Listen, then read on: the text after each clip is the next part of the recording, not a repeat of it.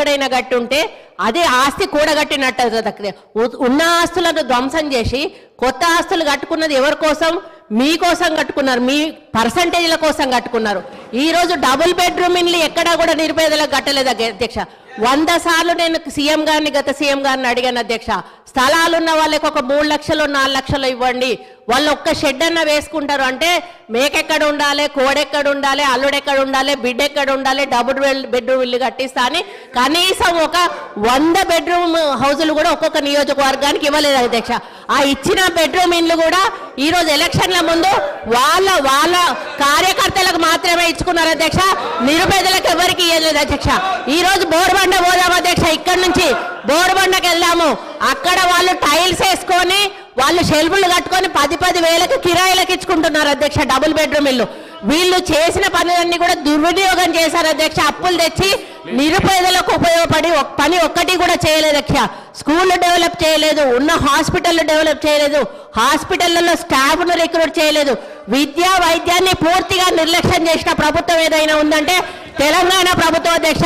మనం తెలంగాణ తెచ్చుకున్నది నీళ్లు, నిధులు, నియామకాలు. ఈరోజు నీళ్లు కృష్ణా జలాలను ఆంధ్రాకు అమ్ముకుంటున్నారు అధ్యక్ష. ఒక్కటి నేను అడుగుతా అధ్యక్ష, పక్క రాష్ట్రాలు అన్నప్పుడు ఫ్రెండ్షిప్ గా ఉండాలి అధ్యక్ష. సీఎం కేసీఆర్ కుటుంబం అయ్యో జగన్మోహన్ రెడ్డి ఇంట్లో భోజనం చేస్తారు అధ్యక్ష, జగన్మోహన్ రెడ్డి కుటుంబం వచ్చో సీఎం కేసీఆర్ ఇంట్లో భోజనం చేస్తారు అధ్యక్ష. వాళ్ళ వెనకాలనేమో కేటీఆర్ గారు వెళ్తారు అధ్యక్ష. మామూలుగా ఇద్దరు సీఎంలు కూర్చున్నప్పుడు తప్పకుండా వాళ్ళ చీఫ్ సెక్రటరీ వీళ్ళ చీఫ్ సెక్రటరీ ఉండాలి. ఇద్దరి సీఎంల మధ్యలో ఏం సంభాషణ జరిగిందన్నది ప్రజలకు తెలియదు అధ్యక్ష. ఇన్నిసార్లు వీళ్ళు కలిసినా కూడా వీళ్ళు ఏం మాట్లాడుకున్నారు అనేది ప్రజలకు తెలియదు అధ్యక్ష. మళ్ళీ వచ్చినాక ఆంధ్ర మీద బయట తిడతారు అధ్యక్ష, లోపల మాత్రం భోజనాలు చేసుకుంటారు. కేటీఆర్ గారు ఏం మాట్లాడుకున్నారంటే వాళ్ళు ఏదో అభివృద్ధి గురించి మాట్లాడుకుంటున్నారు, నాకు సంబంధం లేదని వచ్చి ఈయన ప్రెస్ ముందర చెప్తాడు అధ్యక్ష. ఈ రోజు సెంట్రల్లో నీటి వనరుల గురించి మీటింగ్ పెట్టినప్పుడు ఎంతమంది ఇక్కడ నుంచి పోయారు, ఎవరెవరు పోయారు, ఎప్పుడు సీఎం పోయారు, అదొకసారి చెప్పమని అధ్యక్ష. ఈరోజు కేంద్రాన్ని ఎందుకు బద్నాం చేస్తున్నారు అధ్యక్ష? ఈ రోజు మోడీ గారితో మీరు సత్సంబంధాలు ఎందుకు పెట్టుకోలేదు? ఈ రోజు యాదాద్రి విషయంలో చిన్నజీయర్ స్వామిని ఎంకరేజ్ చేశారు. ఈ రోజు ఆయన ఎక్కడో ఒకటి కట్టుకుంటే అక్కడ మోడీని పిలిచిండని ఈరోజు మోడీని పక్కకు పెట్టేసి మోడీతో సంబంధాలు లేకుండా సెంట్రల్ ఫండ్స్ తెచ్చుకోకుండా ఈరోజు కేంద్రం ఇవ్వడం లేదని బద్నాం చేయడం తప్ప అధ్యక్ష. ఈ రోజు కేంద్రాన్ని దూరం పెట్టింది వీళ్ళు, కేంద్రం ఫండ్స్ ఉపయోగించుకోండి వీళ్ళు. చాలా ఫండ్స్ ఈ రోజు రిటర్న్ పోయినాయి అధ్యక్ష, కేంద్ర ప్రభుత్వ నిధులు. దాని వైఫల్యం పూర్తిగా గత ప్రభుత్వాన్ని నేను చెప్తా ఉన్నాను అధ్యక్ష. దయచేసి ప్రగల్భాలు పలగకండి. ఈరోజు తెలంగాణ లాభాల బాటలో ఉన్న తెలంగాణను కాంగ్రెస్ పార్టీ మీకు అప్పచెప్పింది. నష్టాల బాటలోకి వెళ్ళి నిరుపేదల జీవితాలు మీరు బాగు చేయలేదు, కేవలం పెద్దవాళ్ళని బాగు చేశారు, పేదోళ్ళని ఎక్కడున్న వాళ్ళని అక్కడ ఉంచారు. ఈ వాస్తవాలను ఒప్పుకోవాల్సిన బాధ్యత మీ మీద ఉందని సందర్భంగా గుర్తు చేస్తా ఉన్నాను అధ్యక్ష. ఏంది అధ్యక్ష ఇట్లా ఇంతమంది మంత్రులు మధ్యలో వేస్తే మేము ఎట్లా మాట్లాడగలుగుతాం అధ్యక్ష? వాట్ ఈస్ దిస్ అధ్యక్ష? సరే ఎనీహౌ ఏం చేస్తాం అధ్యక్ష? ప్లీజ్ హరీష్ రావు గారు ప్లీజ్. అధ్యక్ష కానీ మీరు ఈసారి ఇప్పుడు 5 మంత్రులకు అవకాశం ఇస్తారు సార్. మీరు శ్రీధర్ బాబు గారు, ఉత్తమ్ కుమార్ రెడ్డి గారు, పొన్నం ప్రభాకర్ గారు, సీతక్క మన కొండా సురేఖ గారు, జూపల్లి గారు, ఇంతమంది మంత్రులకు ఇచ్చి నన్ను మధ్యలో ఇన్నిసార్లు డిస్టర్బ్ చేసి నా ఫ్లో డిస్టర్బ్ చేసే ఇది ఒక కుట్ర సార్. ఇది కూడా అన్యాయం సార్ ఇది అధ్యక్ష. మా సోదరిమణి సరే ఒక విషయంలో ప్రజలు కూడా చూస్తున్నారు అధ్యక్ష. మా సోదరిమణి సురేఖ గారు ఒక మాట అన్నారు, హాస్పిటల్ ఊరవతలు ఉండాలన్నట, జైలేమో నడి ఊళ్ళు ఉండాలన్నట. ఇది ఏం ప్రేమ అధ్యక్ష? ప్రజలు ఇబ్బంది పడొద్దు, వరంగల్ నడిబొడ్డున ప్రభుత్వ ఆసుపత్రి ఉంటే ప్రజలకు మేలవుతుందని ప్రజల కోసం నడిబొడ్డున మేము ఆసుపత్రి కడితే దాన్ని కూడా మా సోదరిమణి తప్పుపడితే నేను అది వారి విజ్ఞత వదిలేస్తా అధ్యక్ష. ఇకపోతే వైద్యం కూడా నిర్లక్ష్యమైందని సోదరిమణి చెప్పారు. బయట ఉంటే ఆరోగ్యకరంగా ఉంటారు పేషెంట్స్. పురాతనమైన జైలు భవనాన్ని పడగొట్టాల్సిన అవసరం ఏమొచ్చింది? ఎందుకు పడగొట్టాల్సి వచ్చింది? ఈ రోజు చెట్టుకొక్కరు పుట్టకొక్కరు అయిన అధ్యక్ష. వాళ్ళ భార్యలకు వాళ్ళు ఎక్కడున్నారో కూడా తెలియనటువంటి పరిస్థితి ఉన్నది. హరీష్ రావు గారు సార్ ఏం సార్ ఇది? వారు మాట్లాడితే నేను సమాధానం చెప్పాలి కదా అధ్యక్ష. ముగించండి. ఎట్లా ముగించాలి సార్? మీరు 8 మంది 1/2 డజన్ మంది మంత్రులకు మధ్యలో ఇంటరప్ట్ చేస్తే నేను ఎట్లా మాట్లాడాలి సార్? అధ్యక్ష మా సోదరిమణి వైద్యం నిర్లక్ష్యమైందన్నారు. ఆనాడు కాంగ్రెస్ ప్రభుత్వ హయాములో నేను రాను బిడ్డో సర్కారు దవాఖానకనే పాటలు వస్తే మా హయాములో పోదాం పద బిడ్డ సర్కారు దవాఖానకనంత గొప్పగా ప్రభుత్వ ఆసుపత్రులు చేశాం. ఆ రోజు ప్రభుత్వ ఆసుపత్రుల్లో డెలివరీలు 30% అయితే ఈ రోజు 78% ప్రభుత్వ ఆసుపత్రుల్లో డెలివరీలు జరుగుతూ ఉన్నాయి. ఇది మా ప్రభుత్వ పనితీరు నిదర్శనం. సో నేను మాటకు చెప్పగలుగుతాను కానీ I don't want to deviate.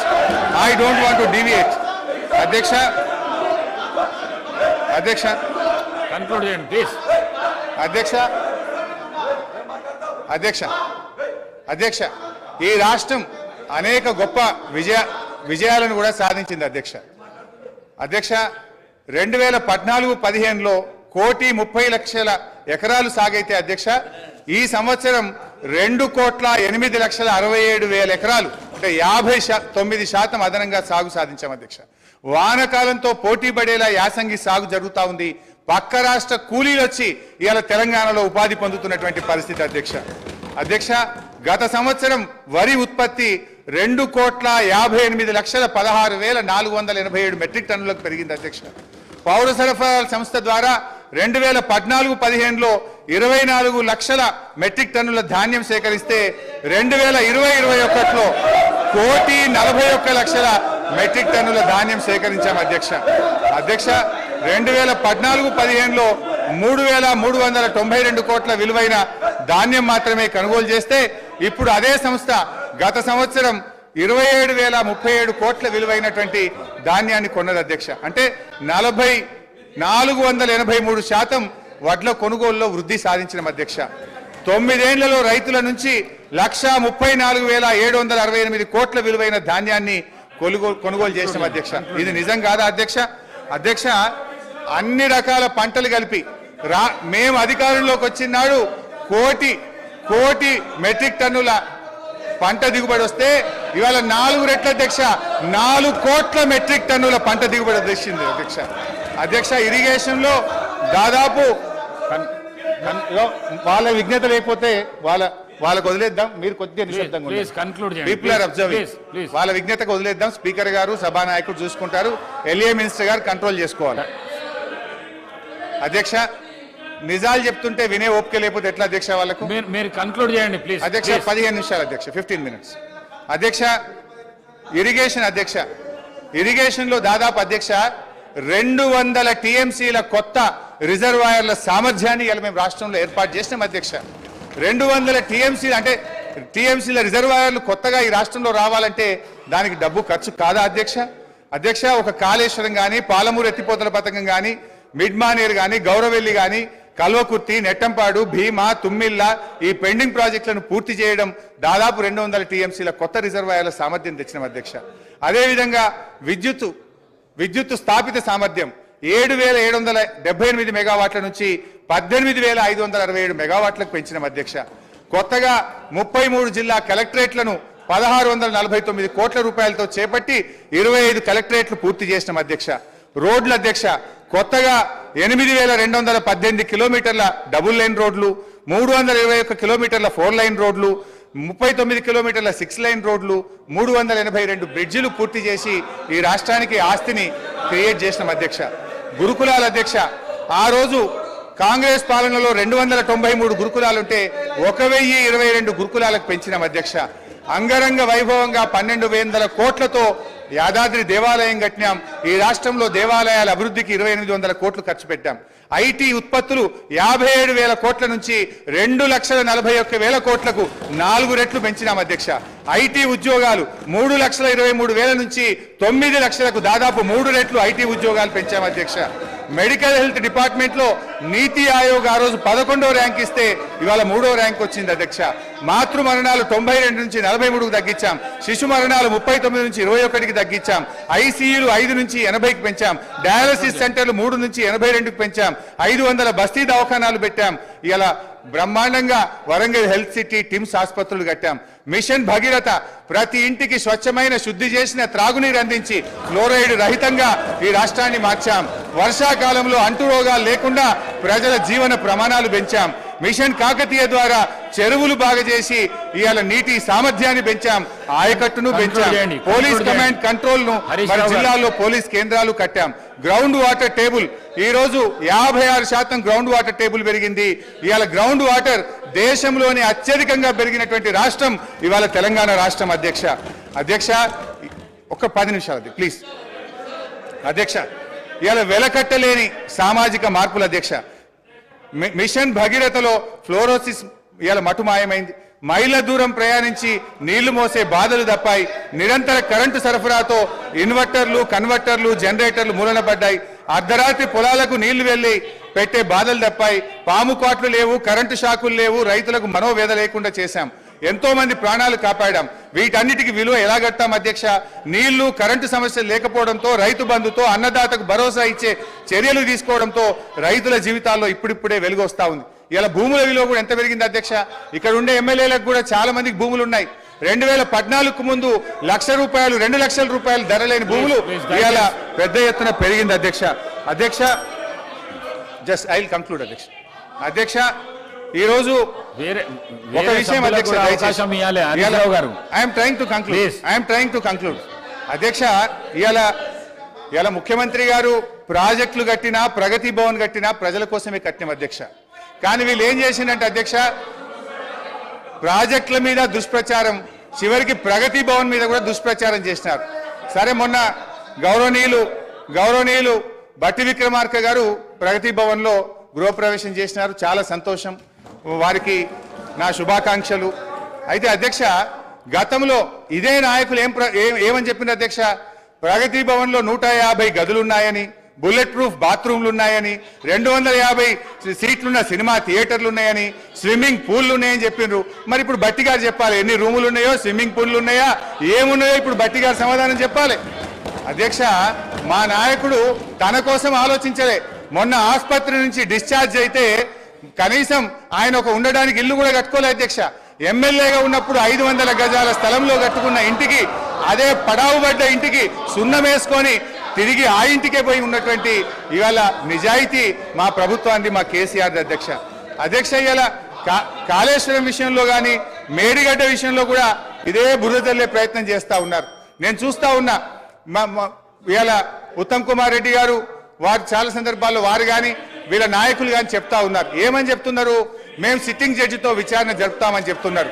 అధ్యక్ష, ఐ డిమాండ్ వెంటనే సిట్టింగ్ జడ్జితో విచారణ జరపండి అధ్యక్ష. బంగారాన్ని నిప్పుల్లో దానికి కాల్చితేనే దాని మేలిమి బయటపడుతుంది. నిజమేందో ప్రజలకు తెలవాలి, బంగారం ఏందో కంచేందో ప్రజలకు అర్థమవుతుంది. నేను ఒకటే కోరుతా ఉన్నా ఇలా, ఎందుకంటే అధ్యక్ష గతంలో ఒక నిమిషం అధ్యక్ష, దయచేసి కంక్లూడింగ్ జస్ట్ 3 minutes అధ్యక్ష. దాదాపు 80,000 కోట్లు ఖర్చయిన కాళేశ్వరానికి 1,00,000 కోట్లకు ఇలా అవినీతి జరిగిందని చేసిన వీళ్ళ అవినీతి ప్రచారం గోబల్స్ గా పెద్ద ఎత్తున ప్రచారం చేశారు అధ్యక్ష. దురదృష్టవశాత్తు ప్రజలు కూడా కొంత నమ్మిండ్రు అధ్యక్ష. ఇవాళ నిజం నిలకడమే తెలుస్తుంది. తప్పకుండా ఇవాళ మీరు మేడిగడ్డ మీద వేస్తారా, సుందిల మీద వేస్తారా, సిట్టింగ్ జడ్జితో విచారణ తక్షణమే వేయండి. మేము రెడీగా ఉన్నాం.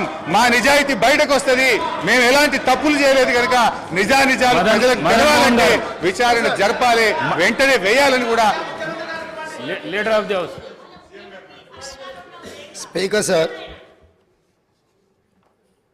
మాజీ మంత్రివర్యులు హరీష్ రావు గారు 5 సార్లు శాసనసభ్యుడిగా, నా తెలిసక్క లెక్కలు 5 సార్, ఆయన ఏదో దొంగ లెక్కలు కలుపుకొని వేయడని చెప్తుంటాడు. కానీ ఆయన ఎన్నికైందే 2005లో, 2005, 2009, 2014, 2018, 2023.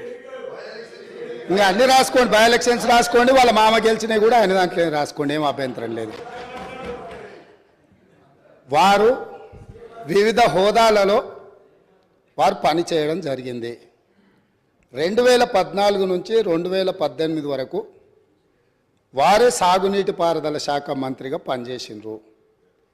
వారి తర్వాత మాజీ ముఖ్యమంత్రి గారు చంద్రశేఖరరావు గారు సాగునీటి పారుదల శాఖ మంత్రిగా పనిచేసిండ్రు.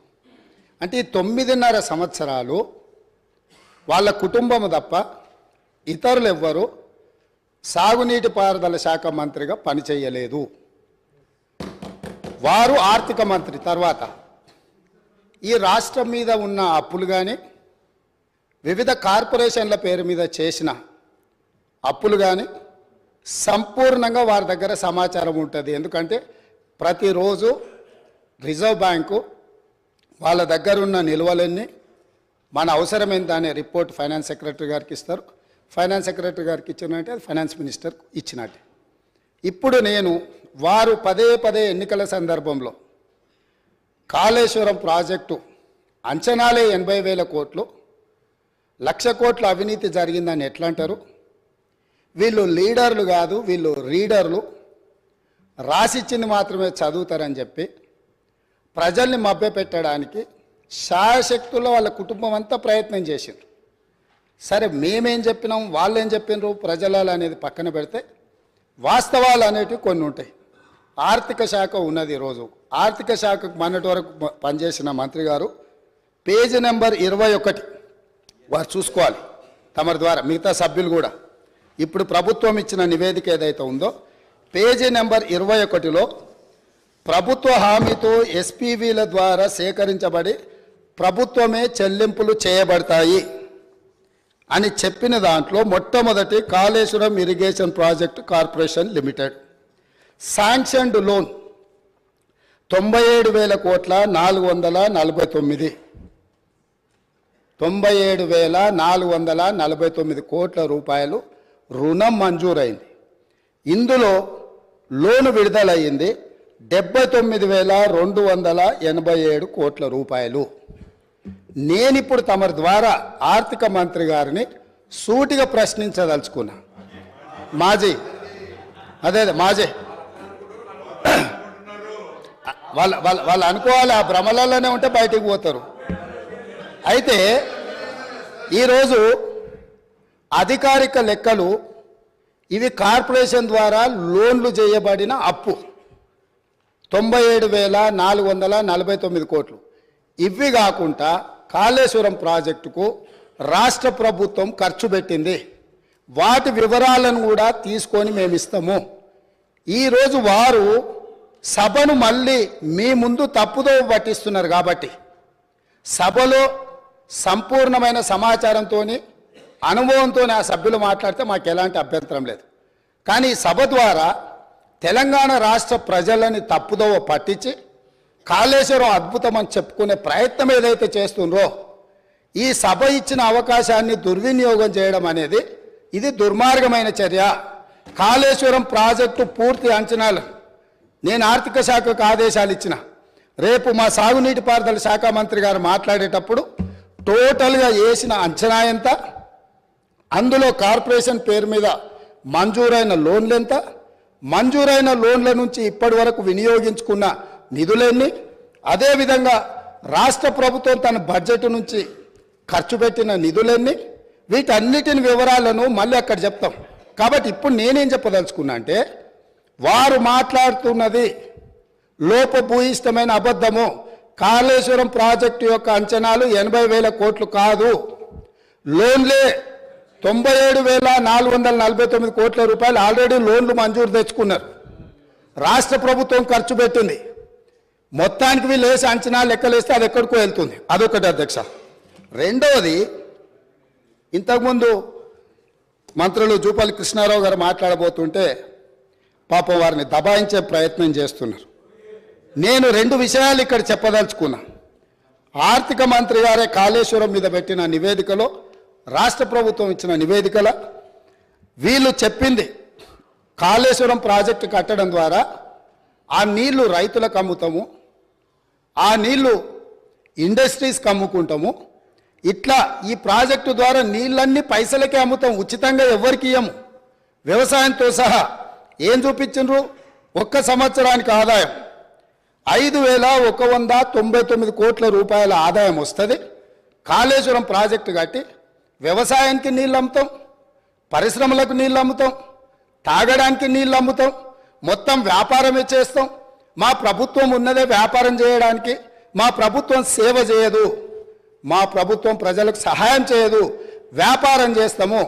ఆ వ్యాపారం ద్వారా 5,199 కోట్ల రూపాయల ఆదాయం వస్తుందని చూపించి వీళ్ళు ఈ అప్పులు చేసింది. ఈ సంతకాలు పెట్టింది ఎవరు? ఈరోజు అక్కడ కూర్చొని మాట్లాడుతున్న మాజీ ఆర్థిక మంత్రి గారు. ఇది మొదటి విషయం. రెండవది, మిషన్ భగీరథ. మిషన్ భగీరథ మీద కూడా ఈరోజు మేము ఇంటింటికి నల్లాలు ఇచ్చినాం. అసలు మీరు పుట్టినప్పుడు ఇటు ఉన్నోళ్ళని అందరిని అడుగుతున్నాం, వారిని కూడా అడుగుతున్నా, 2014 కంటే ముందు మన మంచినీళ్ళు తాగలేదా అధ్యక్ష? మన గ్రామాలలో నల్లా లేవా? మన గ్రామాలలో నీళ్ళ ట్యాంకులు లేవా?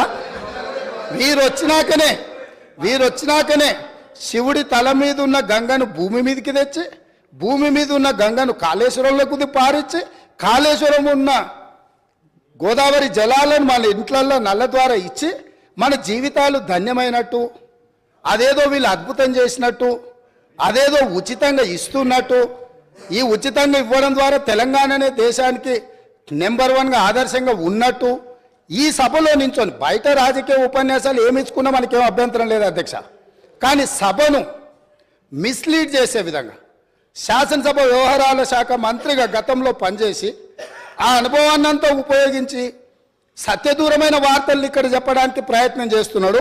అందుకే మిషన్ భగీరథ మీద కూడా నేను చెప్పదలుచుకున్నా అధ్యక్ష.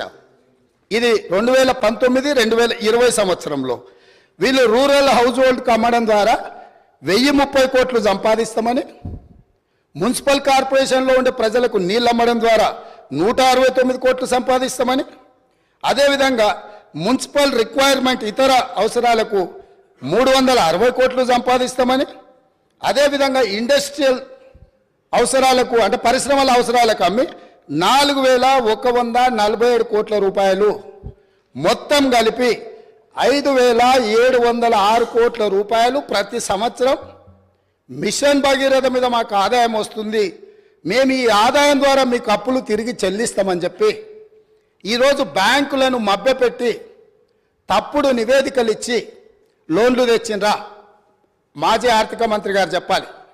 లేదు, నిజంగానే ప్రజల దగ్గర వసూళ్లు చేసి తాగునీళ్లను సాగునీళ్లను వ్యాపారంగా మార్చి, వ్యాపార ఆట వస్తువుగా నీళ్లను మార్చి ప్రజల సెంటిమెంటును, తెలంగాణ ఉద్యమంలో వాళ్ళ పార్టీ చెప్పింది నీళ్లు నిధులు నియామకాలు, నీళ్లే మొదటి సింహభాగం వాళ్ళ ఉద్యమం, వాళ్ళ నాడు వాళ్ళ పార్టీ చెప్పుకున్నది. ఆ నీళ్ల ద్వారా వ్యాపారం చేసి దాదాపుగా ఒక్క కాళేశ్వరం ద్వారానే 5199 కోట్లు, మిషన్ భగీరథ ద్వారా 5706 కోట్లు, అంటే 10,800 కోట్ల రూపాయలు రైతులను పేద ప్రజలను ముక్కువిండి వసూలు చేస్తామని ఈ నివేదికలు ఇచ్చి అడ్డగోలుగా 1000 కోట్ల రూపాయల అప్పులు తెచ్చి ఇప్పుడు ఈ అప్పులను బయట పెట్టినప్పుడు అవును మా చేతగానితనం వల్ల, మా నిస్సహాయత లేకపోతే అవగాహన లోపం వల్ల ఈరోజు ఇట్లా తప్పు జరిగింది, కాబట్టి దీన్ని సరిదిద్దుకోవడానికి ప్రధాన ప్రతిపక్షంగా ప్రభుత్వానికి సహకరిస్తామని ముందుకు వస్తాము అని మాట్లాడాల్సిన విషయాలను పక్కన పెట్టి ఈరోజు దబాయిస్తున్నారు. ఇంకొకటి అధ్యక్ష, ఇంతకుముందే వారు మాట్లాడుతూ తెలంగాణ టీఎస్ఐఐసి ద్వారా ఏవైతే లోన్లు ఉన్నాయో వాళ్ళే కట్టుకుంటారు, మాకేం సంబంధం లేదు అని, అసలు మేము కట్టాల్సిన పనే లేదని మాజీ ఆర్థిక మంత్రి గారు ఇదే సభలో అక్కడి నించొని చెప్పారు. వారు ప్రవేశపెట్టిన నివేదిక అధ్యక్ష, ఇది నేను ఎక్కడి నుంచి తీసుకురాలే, 31 జనవరి 2023 టీఎస్ఐఐసి హడ్కో లోన్లకు వీటన్నిటికీ మేము గ్యారంటీ ఇచ్చి మేము కడతామని చెప్పి వాళ్ళు ఇచ్చిన నివేదిక. అంటే ఈరోజు ఏ కార్పొరేషన్ల ద్వారా లోన్లు తెచ్చినా పర్టికులర్గా వారు టీఎస్ఐఐసికి సంబంధించిన నిధులు మేము చెల్లించాల్సిన అవసరం లేదు, ప్రభుత్వానికి సంబంధం లేదు, వాళ్ళే చెల్లిస్తారనేది అయితే చెప్పిండో వారు సత్యదూరమైన అంశాలను ఇక్కడ ప్రస్తావించారు. కాబట్టి ఈరోజు వారు ఇచ్చిన నివేదికనే ఇతరులు ఎవరో ప్రవేశపెట్టిండ్రు, వారికి సంబంధం లేదు, వారు చూడలేదు, వారికి అవగాహన లేదు అని అంటే మనకెవరికి అభ్యంతరం లేదు. కానీ వారు ఇచ్చిన నివేదికనే తప్పుదోవ పట్టించి ఈరోజు వారు లేదు నేను మాట్లాడిందంతా గతంలో చెప్పింది ఒక రకము, ఇప్పుడు చెప్తున్నది ఇంకొక రకం అని చెప్పి వారు మాట్లాడే ప్రయత్నం చేస్తారు.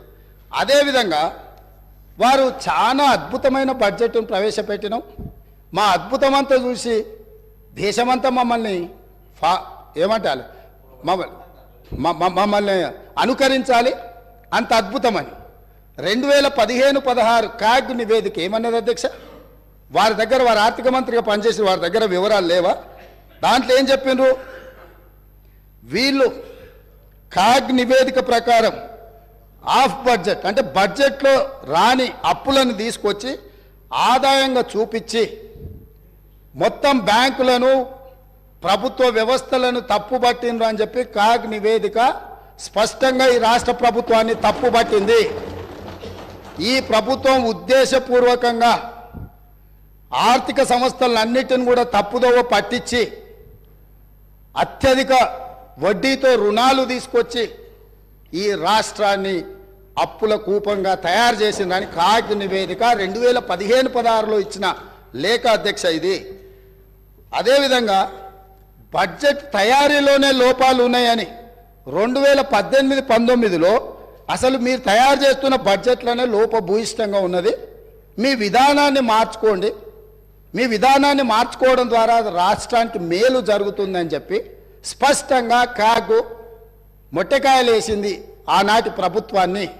ఇన్ని రకాల వాస్తవాలు ఉన్నా వారికి ఉన్న అనుభవాన్ని అంతా కూడా వినియోగించి అబద్ధాలు చెప్పి ఈ సభను ఈ రాష్ట్ర ప్రజల్ని తప్పుదోవ పట్టించాలనే ప్రయత్నం చేస్తుండ్రో ఇది శాసనసభ వ్యవహారాలు నిర్వహించే మా శ్రీధర్ బాబు గారికి సూచన చేస్తున్నా. సభను తప్పుదోవ పట్టించే విధంగా సభ్యులు ఎవరైనా మాట్లాడితే ఆధారాలు లేని వివరాలను అన్నిటిగా ఆధారాలుగా ఉన్నట్టుగా చిత్రీకరించి సభలో తప్పుడు సమాచారాన్ని ఒకవేళ ప్రవేశపెడితే శాసనసభ వ్యవహారాలలో ఏ రకమైన చర్యలు తీసుకోవాలనో వాటిని ఒక్కసారి పరిశీలించాల్సిందిగా తమరి ద్వారా వారికి నేను విజ్ఞప్తి చేస్తున్నా అధ్యక్ష. మదన్ మోహన్ గారు.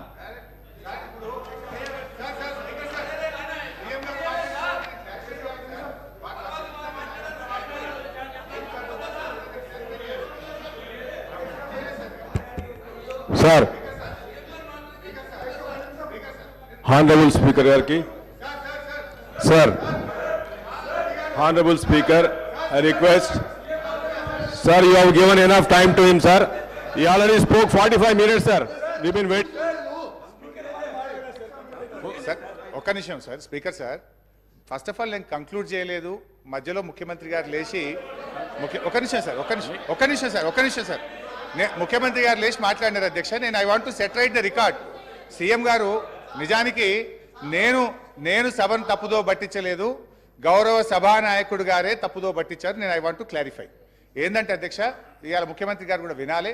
నేను అఫ్కోర్స్ వాడిని తప్పనను, కొత్తగా ముఖ్యమంత్రి అయినట్టు టైం పడుతుంది విషయాలు తెలుసుకోవడానికి, నేను తప్పనట్లేదు.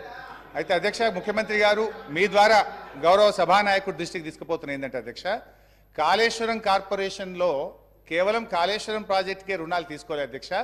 పాలమూరు లిఫ్ట్ ఇరిగేషన్కు కూడా కాళేశ్వరం కార్పొరేషన్ ద్వారా తీసుకున్న రుణాలను ఖర్చు పెట్టాము.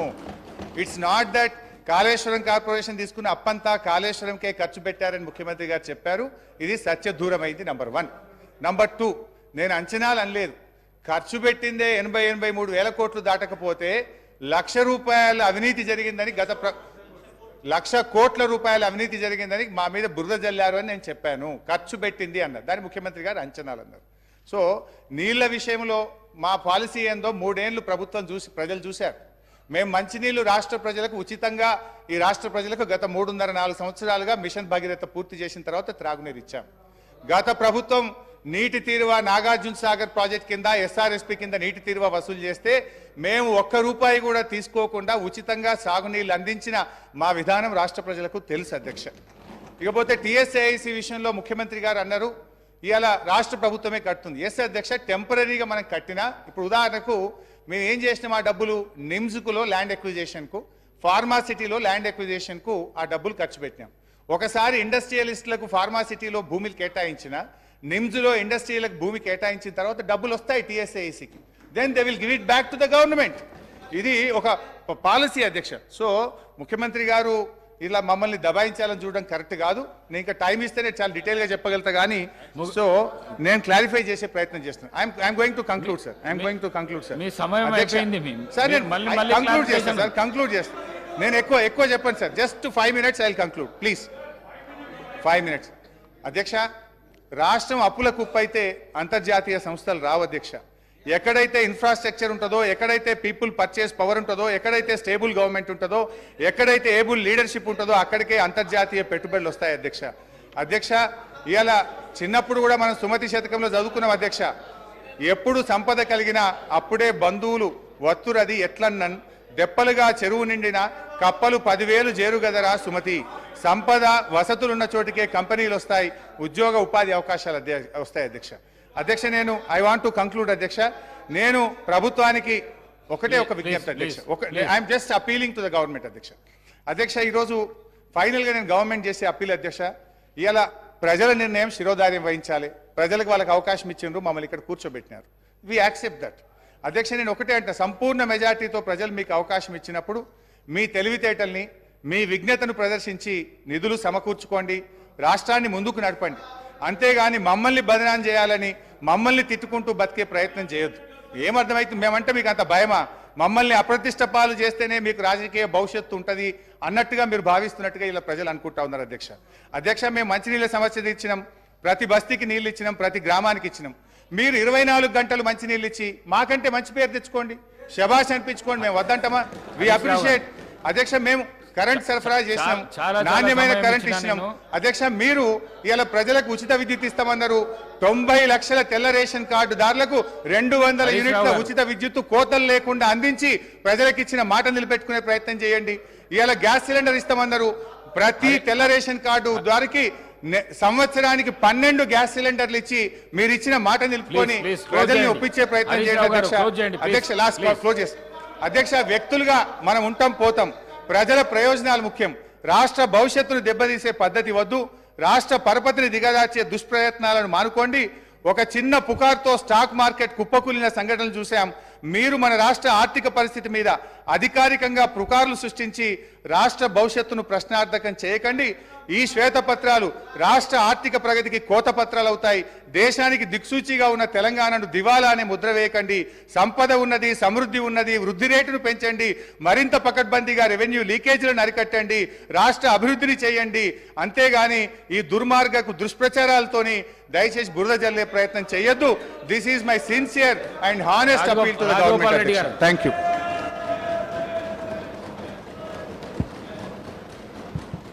అధ్యక్ష అబ్బా అదే అధ్యక్ష అధ్యక్ష అధ్యక్ష కూర్చొని చెప్తాను అధ్యక్ష. మన హరీష్ రావు గారికి గంట సమయం ఇచ్చినా కానీ హరీష్ రావు గారికి గంట సమయం ఇచ్చినా కానీ సమయం సరిపోలేదని అంటున్నారు అధ్యక్ష. సార్ కూర్చో సార్. హరీష్ రావు గారు హరీష్ రావు గారు హరీష్ రావు గారికి గంట సమయం ఇచ్చినా ఆయన తృప్తిగా లేరు అధ్యక్ష. ఎందుకంటే వాళ్లకు మన ఊర్లలో ఏమంటారు అధ్యక్ష, మేనమామ సాలు వచ్చిందంట అధ్యక్ష. అంటే ఆయనకు మాటలు చెప్పడంలా, అబద్ధాలను నిజం మాట్లాడట్లా. ఆ కేసీఆర్ గారు ట్రైనింగ్ మాత్రం కేసీఆర్ కుటుంబ సభ్యులకు మేనల్లునికి మాత్రం చాలా పోలికలు వచ్చినాయి అధ్యక్ష. ఇంత సమయం ఇచ్చిన తర్వాత కూడా మరి గవర్నమెంట్ని ఇట్లా మాట్లాడడం అంటే ఏంటి అధ్యక్ష ఇదంతా?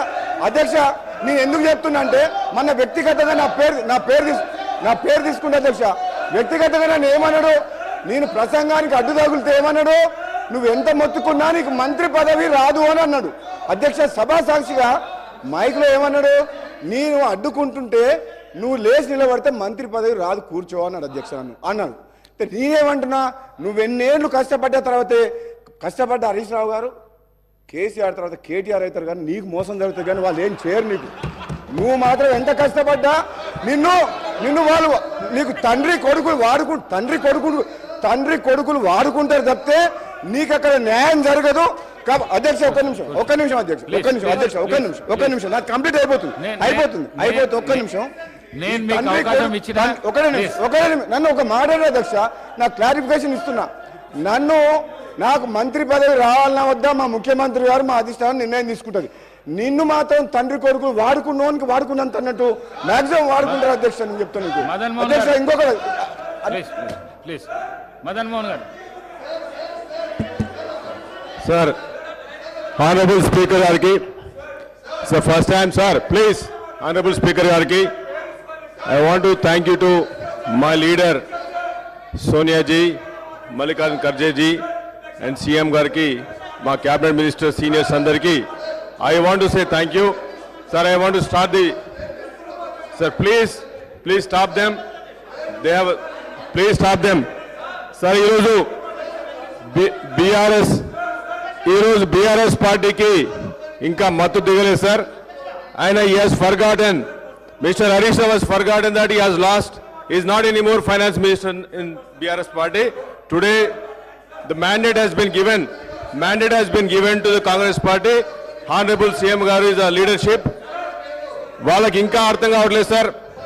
సార్ ఏం మాట్లాడుతా ఉన్నారు? ప్లీజ్ దయచేసి 2014 లో మరి నేను ఇస్తా అవకాశం 2014లో హరీష్ రావు గారికి ఇస్తా, నేను అవకాశం ఇస్తా. Sir please stop. 2014లో వాళ్ళు మాట్లాడుతున్న దయమైన పరిస్థితి ఉందని చెప్తున్నారు. ఇది మంచి ప్రాక్టీస్ కాదు, వెళ్ళక రావద్దు. నేను అవకాశం ఇస్తా హరీష్ రావు గారికి. 45 minutes ఇస్తా అవకాశం ఇస్తా హరీష్ రావు గారికి అవకాశం ఇస్తా. రావద్దు దయచేసి మీ సీట్లకు వెళ్ళండి. సార్ మీ సీట్లకు వెళ్ళండి. The people have given a mandate, sir. Honorable CM గారి లీడర్షిప్ లో the Congress party has been given mandate. వాళ్ళకి అర్థం కావట్లేదు సార్. వాళ్ళకి వాళ్ళ స్టోరీస్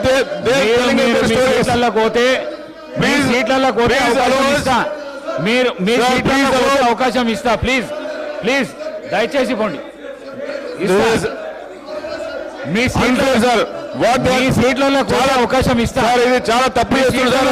అవకాశం సీనియారిటీ ఉండి కూడా అవకాశం ఇస్తా. పద్ధతి ఒక డిసిప్లిన్ వెళ్ళండి సార్. మాట్లాడేమండి సార్ కొత్త వచ్చిన వాళ్ళని. నేను అవకాశం ఇస్తా మీ సీట్ దయచేసి.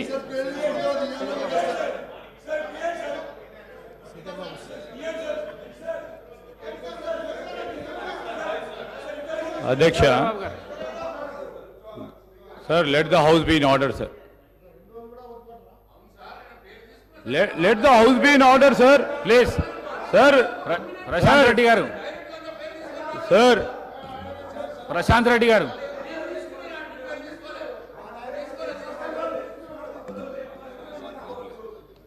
సార్ అనేక సందర్భాల్లో వారి ప్రభుత్వంలో ఉన్నప్పుడు పేర్లు తీసుకున్నారు సార్. తీసుకున్నప్పుడు వీలున్నప్పుడు అధ్యక్ష స్థానంలో ఉన్న పెద్దలు శ్రీనివాసరెడ్డి గారు అవకాశం ఇచ్చేవారు. అనేక సందర్భాల్లో తీసుకున్నప్పుడు ఒకటిసారో రెండోసారి 2 రోజులైంది ప్రభుత్వం ఏర్పాటయ్యి. ఈరోజు ప్రభుత్వంపై ఈ విధంగా ఎదురు దాడి చేయడం, స్పీకర్ చైర్పై అస్పర్షన్ క్రియేట్ చేయడం, స్పీకర్ చైర్ దగ్గరకు వచ్చి స్పీకర్ని ఇబ్బంది పెట్టడం, స్పీకర్ గారి చైర్కు సంబంధించి కొత్తగా ఎంపికైన శాసనసభ్యులు వచ్చి బెదిరించడం, ఇది సరికాదు సార్. ఇది సరికాదు sir. This is against legislative rules procedure sir. మేము కోరుతా ఉన్నాం అధ్యక్ష, హరీష్ రావు గారికి అవకాశం ఇవ్వండి క్లారిఫికేషన్ అప్పుడు. ఎట్లయినా వారు మాట్లాడతారు కదా సార్. క్లారిఫికేషన్ అప్పుడు వారు మాట్లాడతారు sir. Let him speak sir. Already sir record చూడండి, 1 hour 50 minutes మాట్లాడారు sir. 1 hour 50 minutes he spoke sir. నేను దయచేసి చెప్తా ఉన్నాను, పెద్దలు హరీష్ రావు గారిని కూడా కోరుతా ఉన్నాను, క్లారిఫికేషన్ సందర్భంలో వారికి మాట్లాడే అవకాశం ఇవ్వండి. వారు చెప్పదలుచుకునే విషయాలు చెప్పమనండి. కానీ మా సభ్యుడు మాట్లాడుతూ ఉన్నప్పుడు మళ్ళా తిరిగి ఈ విధంగా మొత్తం వారి టీఆర్ఎస్ పార్టీకి సంబంధించిన శాసనసభ్యులు వచ్చి మరి చైర్ పైన ఉన్న మిమ్మల్ని కూడా బెదిరించడం సరిగా సార్. సార్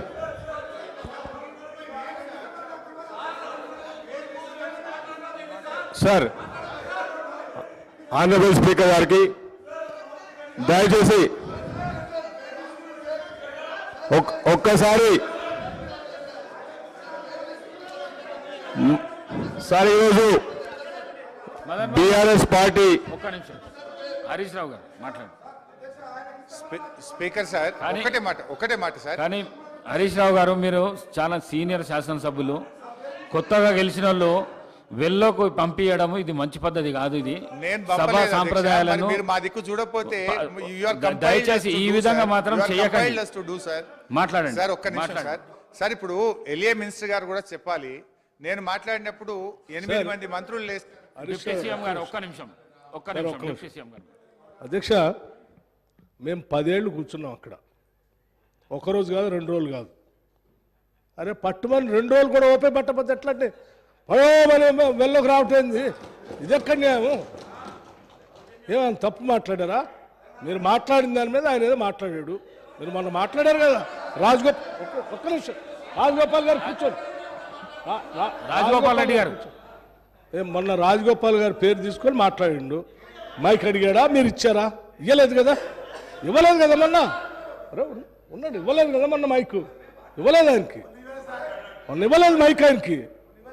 అంటే పేరు తీసుకున్నారు కాబట్టి మైక్ అంటే 10 ఏళ్ళు బస్సు కొన్ని 100 సార్లు మా పేర్లు అన్నీ తీసుకొని ఉంటారు. ఎప్పుడే మైకేమి ఇవ్వలేదు. ఇది బుల్డోజ్ చేసే విధానం, ఇది కరెక్ట్ కాదు. పట్టుమని 2 రోజులు కూడా మీకు ఓపిక లేకుండా మేము వెళ్ళలోకి వచ్చి సభాపతి గారిని బెదిరిస్తూ అడ్డగోలుగా మాట్లాడేది ఇది పద్ధతి కాదు సార్. మీరు దయచేసి వీఆర్ నాట్ హీల్డింగ్.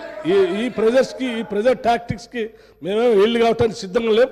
గౌరవ సభ్యులు మాట్లాడేది ఉంది, మాట్లాడించండి. వాళ్ళు ఏమైనా సమాధానం చెప్పాలంటే క్లారిఫికేషన్లో చెప్పాలి. No no no let us not held sir.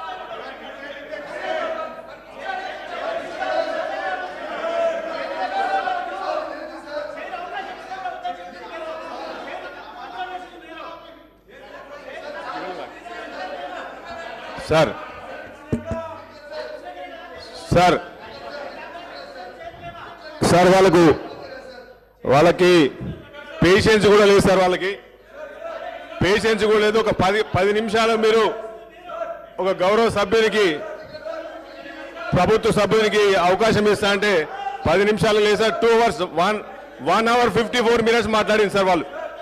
This is unfair sir. 1 hour 54 minutes. ఇదేంటి సార్? ఇది 10 సంవత్సరాలు రూల్ చేశారు కదా సార్, 10 సంవత్సరాలు రూల్ చేశారు కదా.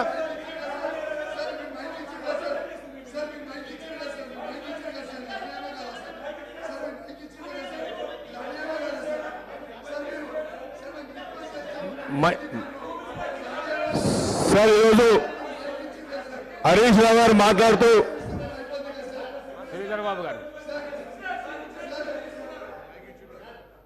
శ్రీధర్ బాబు గారు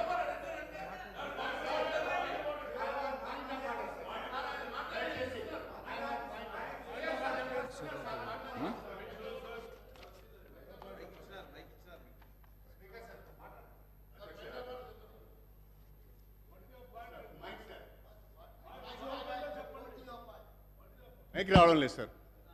అధ్యక్ష అదే చెప్తున్నాడు. పాయింట్ ఆఫ్ ఆర్డర్ వినరా? ఓపిక లేదా? I'm coming to that point. I'm coming to regulate the business. Speaker has every right to regulate the business. That is my point of order. నేనేమంటాను సార్ అంటే, లెజిస్లేటివ్ అఫేర్స్ మినిస్టర్ గారు మాట్లాడుతూ వారు చాలా స్పష్టంగా ఒక సజెషన్ ఇచ్చారు, హరీష్ రావు గారికి టైం ఇవ్వమని. And you are kind enough, మీరు హరీష్ రావు గారికి టైం ఇచ్చారు. మళ్ళీ డిప్యూటీ సీఎం గారు లేచి మిమ్మల్ని డిక్టేట్ చేస్తూ మీరు టైం ఇవ్వద్దు అని అంటే ఇది ఎక్కడ సభ సాంప్రదాయం సార్? లెజిస్లేటివ్ అఫేర్స్ మినిస్టర్ ఒకటి మాట్లాడతాడు. మీరు దయచేసి సభని మిస్గైడ్ చేస్తున్నారు. నేనేం డిక్టేట్ చేయాలి, నేనేం చెప్తున్నంటే no sir, that's not correct. చెప్పారు కాబట్టి మైక్ ఇచ్చారు, అది వదిలిపెట్టి ఏదో మాట్లాడుతూ ఉంటే చాలని చెప్పారు. నో దట్స్ నాట్ కరెక్ట్ అండి. I'm sorry, that's not correct sir. మీరు గౌరవ సభ్యులు, సీనియర్, మీరు అట్లా మిస్గైడ్ చేయకూడదు. నేను చెప్పింది ఒకటి, మీరు మాట్లాడేది ఒకటి. ప్లీజ్. మదన్ మోహన్ గారు.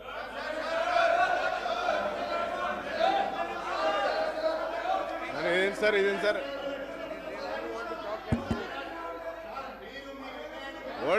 What is this, sir? Sir, what is this, sir? అసలు వాళ్ళకి సీనియారిటీ ఉన్నాయా sir? What is this, sir? They not even allowing me to talk. They not even allowing to talk. ఒక 10 నిమిషాలు ఓపిక పట్టలేదా మీరు? Can't you wait for 10 minutes? మీరు 1 hour 54 minutes మాట్లాడినారు. 10 years you've been ruling. మీరు కూర్చోండి, మీ సీట్లలో మీరు కూర్చోండి. ఆయనకంత ఓపిక లేకపోతే ఎట్లా సార్?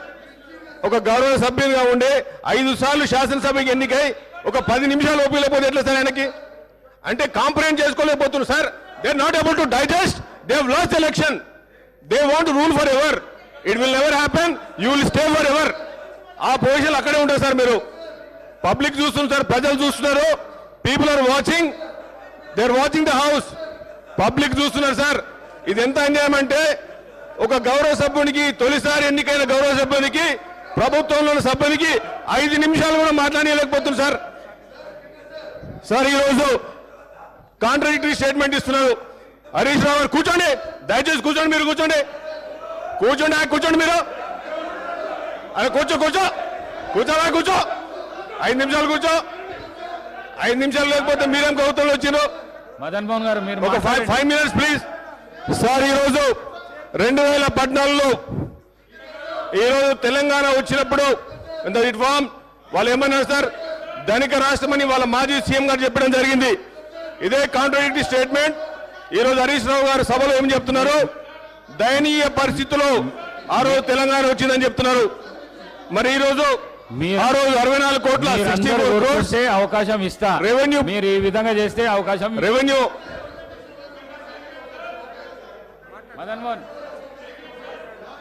మదన్ మోహన్ గారు మాట్లాడండి సార్.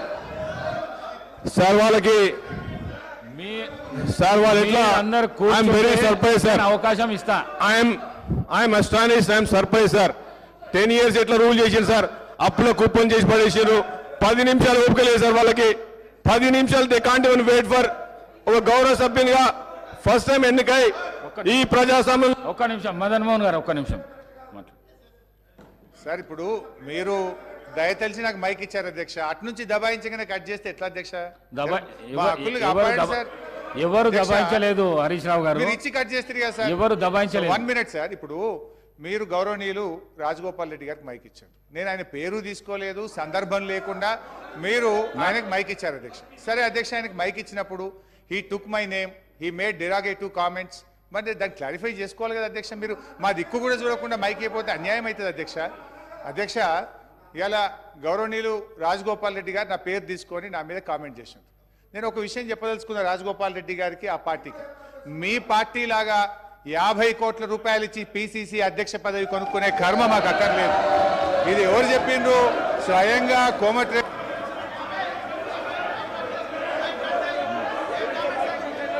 శ్రీధర్ బాబు గారు.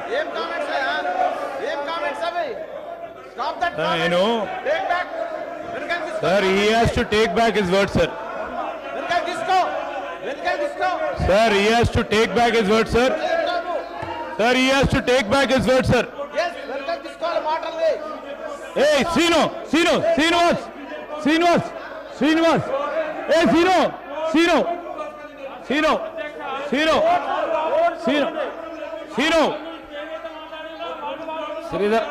శ్రీధర్ బాబు గారు.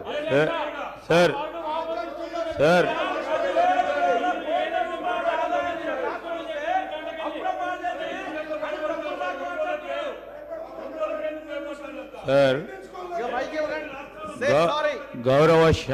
గౌరవ సీనియర్ శాసనసభ్యులు హరీష్ రావు గారికి అవకాశం ఇచ్చారు, వారి పేరు తీశారని. నేను వారిని కోరుతా ఉన్నా, ఎందుకు కొత్తగా వచ్చిన శాసనసభ్యులకి ఒక డైరెక్షన్ ఇచ్చే విధంగా వారి ఆచరణలో ఉండాలి అధ్యక్ష. కానీ వారు మాట్లాడిన తీరు, వారు మాట్లాడిన మాటలు వెంటనే మేము వారిని కోరుతా ఉన్నాం, మీ ద్వారా వారిని కోరుతా ఉన్నాం, వెంటనే వారు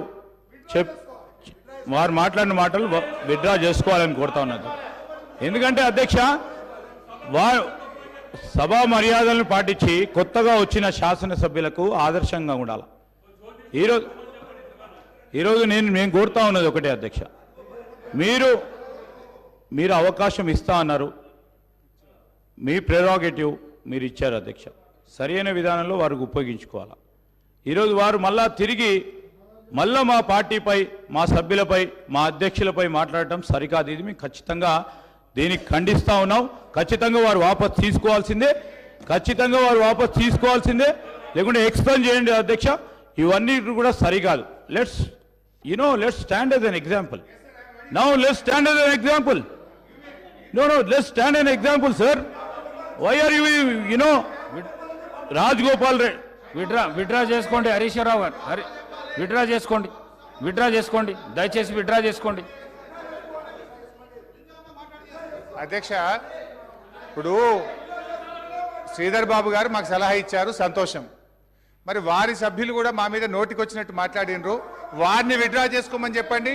ఐఎమ్ రెడీ టు విత్డ్రా. ఇంకోటి, ఈ కామెంట్స్ నేను చేసినవి కావు, వాళ్ళ కోమటిరెడ్డి బ్రదర్సే వీడియో ఫుటేజ్ ఉంది, వారే వారి నాయకుడి మీద ఈ రాష్ట్ర కాంగ్రెస్ పార్టీ ఇన్ఛార్జ్ కు 50 కోట్లు ఇచ్చి పిసిసి అధ్యక్షుడు కొనుక్కున్నారని వారు కామెంట్ చేశారు. నేను చేయలే.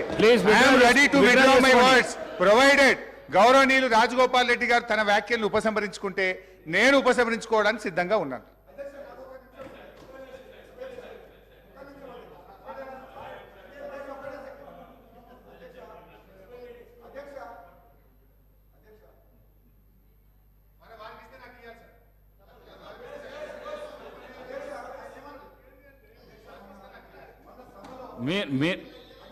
మీకు ఇచ్చిన సమయం 1.5 అవర్ ఇచ్చిన, దాని లోపల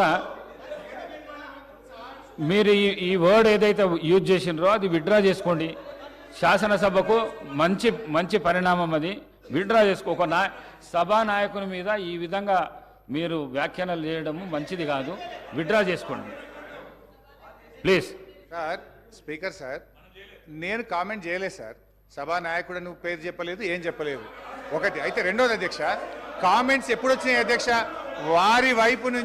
వారి వైపు నుంచి ఇష్టారీతిగా మా మీద కామెంట్ చేసినప్పుడు తప్పనిసరి పరిస్థితుల్లో వారు చేసిన వ్యాఖ్యలు, బయట చేసిన వ్యాఖ్యలు నేను గుర్తు చేసిన తప్ప ఇది నేను సొంత కామెంట్స్ కాదు, నేను నా నోట్ల నుంచి చెప్పింది కాదు. వారు చెప్పిన మాటల్ని నేను గుర్తు చేసి నేనేమంటా సార్, వారిని విత్డ్రా చేసుకోమని, నా మీద మా పార్టీ మీద చేసిన వ్యాఖ్యల్ని వారు విత్డ్రా చేసుకుంటే I'm ready to withdraw. I have no objection. నాకు కూడా ఈ సభ హుందాగా నడవాలని కోరుకుంటున్నా అధ్యక్ష. హరీష్ రావు గారు, నేను ఇంకా చాలా విషయాలు చెప్పాల్సి ఉండే, కానీ హరీష్ రావు గారు, రాజగోపాల్ రెడ్డి గారు మీ మీద ఏమన్నా అభియోగం చేస్తే మీరు వారి మీద చేయండి, కానీ దాన్ని తీసుకొని వారన్నదే చెప్పిన సార్. రాజగోపాల్ రెడ్డి గారు బయట ఏం మాట్లాడిండో అది గుర్తు చేసిన. రాజగోపాల్ రెడ్డి గారు చెప్పిన తప్ప నేను సొంతగా చెప్పలేదు, నేను కొత్త ఆరోపణలు చేయలేదు. బయట మాట్లాడిన మాటలు హౌస్ లో మాట్లాడడానికి ప్రయత్నం చేయకండి. మీరు విత్డ్రా చేసుకోండి. ఈ ప్రాక్టీస్ మంచి ప్రాక్టీస్. విత్డ్రా చేసుకుంటే ఒక పని చేయండి సార్, వారు విత్డ్రా చేసుకుంటారు కదా, ఇద్దరి కూడా మీరు ఎక్స్పెల్ చేయండి. I have no objection. ఇద్దరి మీరు ఎక్స్పెల్ చేయండి. You take a call, you take a decision. అధ్యక్ష, మా పార్టీ మీద అయినట్లు చేయకూడదు కదా అధ్యక్ష. ఇప్పుడు మా నాయకుడి ఇష్టం, మా పార్టీ ఏంది, ఒక మాట మీద ఉంటాం. మా నాయకుడు ఏం చెప్తే అది గీత దాటకుండా ఉండేటువంటి పార్టీ మాది. వాళ్ళలాగా మేము సీల్డ్ కవర్లు, వాళ్ళలాగా హరీష్ రావు గారు చేసిన వ్యాఖ్యలను తొలగించండి. మదన్ మోహన్ గారు మాట్లాడండి. కూర్చో సార్. ఆనరబుల్ స్పీకర్ గారికి,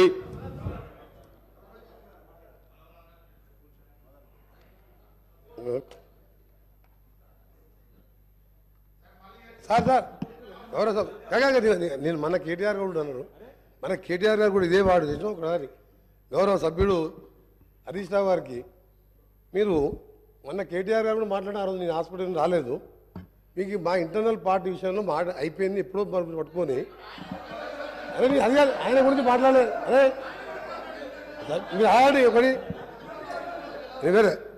చూడండి, ఇప్పుడు మా కాంగ్రెస్ పార్టీ, నేషనల్ పార్టీ ఒక సిద్ధాంతం, నాయకుని ఎన్నుకున్నాం. ముఖ్యమంత్రి గారు రేవంత్ రెడ్డి గారు ఉన్నారు, ఆయన నాయకత్వంలో ఇలా మంత్రివర్గం ఏర్పడి గవర్నమెంట్ ఏర్పడింది. మీకేం పని లేదా? మీరు ఏం చేసిన 10 ఏళ్లలో ఏం ఎగబెట్టిను, ఎట్లా దోసుకున్నారో ఇవాళ ప్రజల ముందు బయట పెడుతుంటే మీరు పాటు పట్టుకుంటా. నీకేమైనా ఉంటే 10 ఏళ్లలో నువ్వు ఏం చేసినావు? ఒక ఉద్యోగం ఇచ్చినావా, ఒక ఇల్లు కట్టినావా?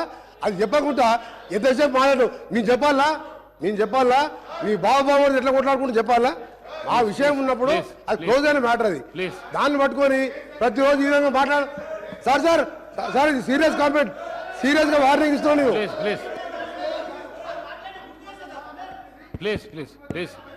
ప్లీజ్ కూర్చోండి. ఆనరబుల్ స్పీకర్ గారికి, మంత్రి గారు కూర్చోండి. సార్, ఈరోజు I want to thank you my senior leader madam గారికి, ఖర్గే గారికి, హానరబుల్ సీఎం గారికి, and my senior ministry, and then all my colleagues. నా ఎల్లారెడ్డి ప్రజలకి అందరికీ I want to thank you. ఈ డెమోక్రసీలో ఇంత పెద్ద గొప్ప హౌస్లో నేను రావడం మాట్లాడడం మరి మా లీడర్కి కూడా థ్యాంక్ యూ చెప్తూ సార్ ఐమ్ వెరీ అన్ఫార్చునేట్. నేను ఎప్పుడు ఇట్లా అనుకోలేదు సార్, ఇంత సబ్జెక్ట్ మాట్లాడుతున్నాం అనుకుంటే మరి ఆయన 5 సార్లు శాసనసభకు ఎన్నికై మీ గురించి మాట్లాడుతున్నాం సార్. మీ గురించి వినండి సార్. మరి మీరు మాట్లాడేది కాంట్రాడిక్టరీ స్టేట్మెంట్ మాట్లాడుతున్నాం సార్. ఆయన ఏం మాట్లాడుతున్నారు సార్? దయనీయ పరిస్థితుల్లో 2014 తెలంగాణ వచ్చిందని చెప్తున్నారు.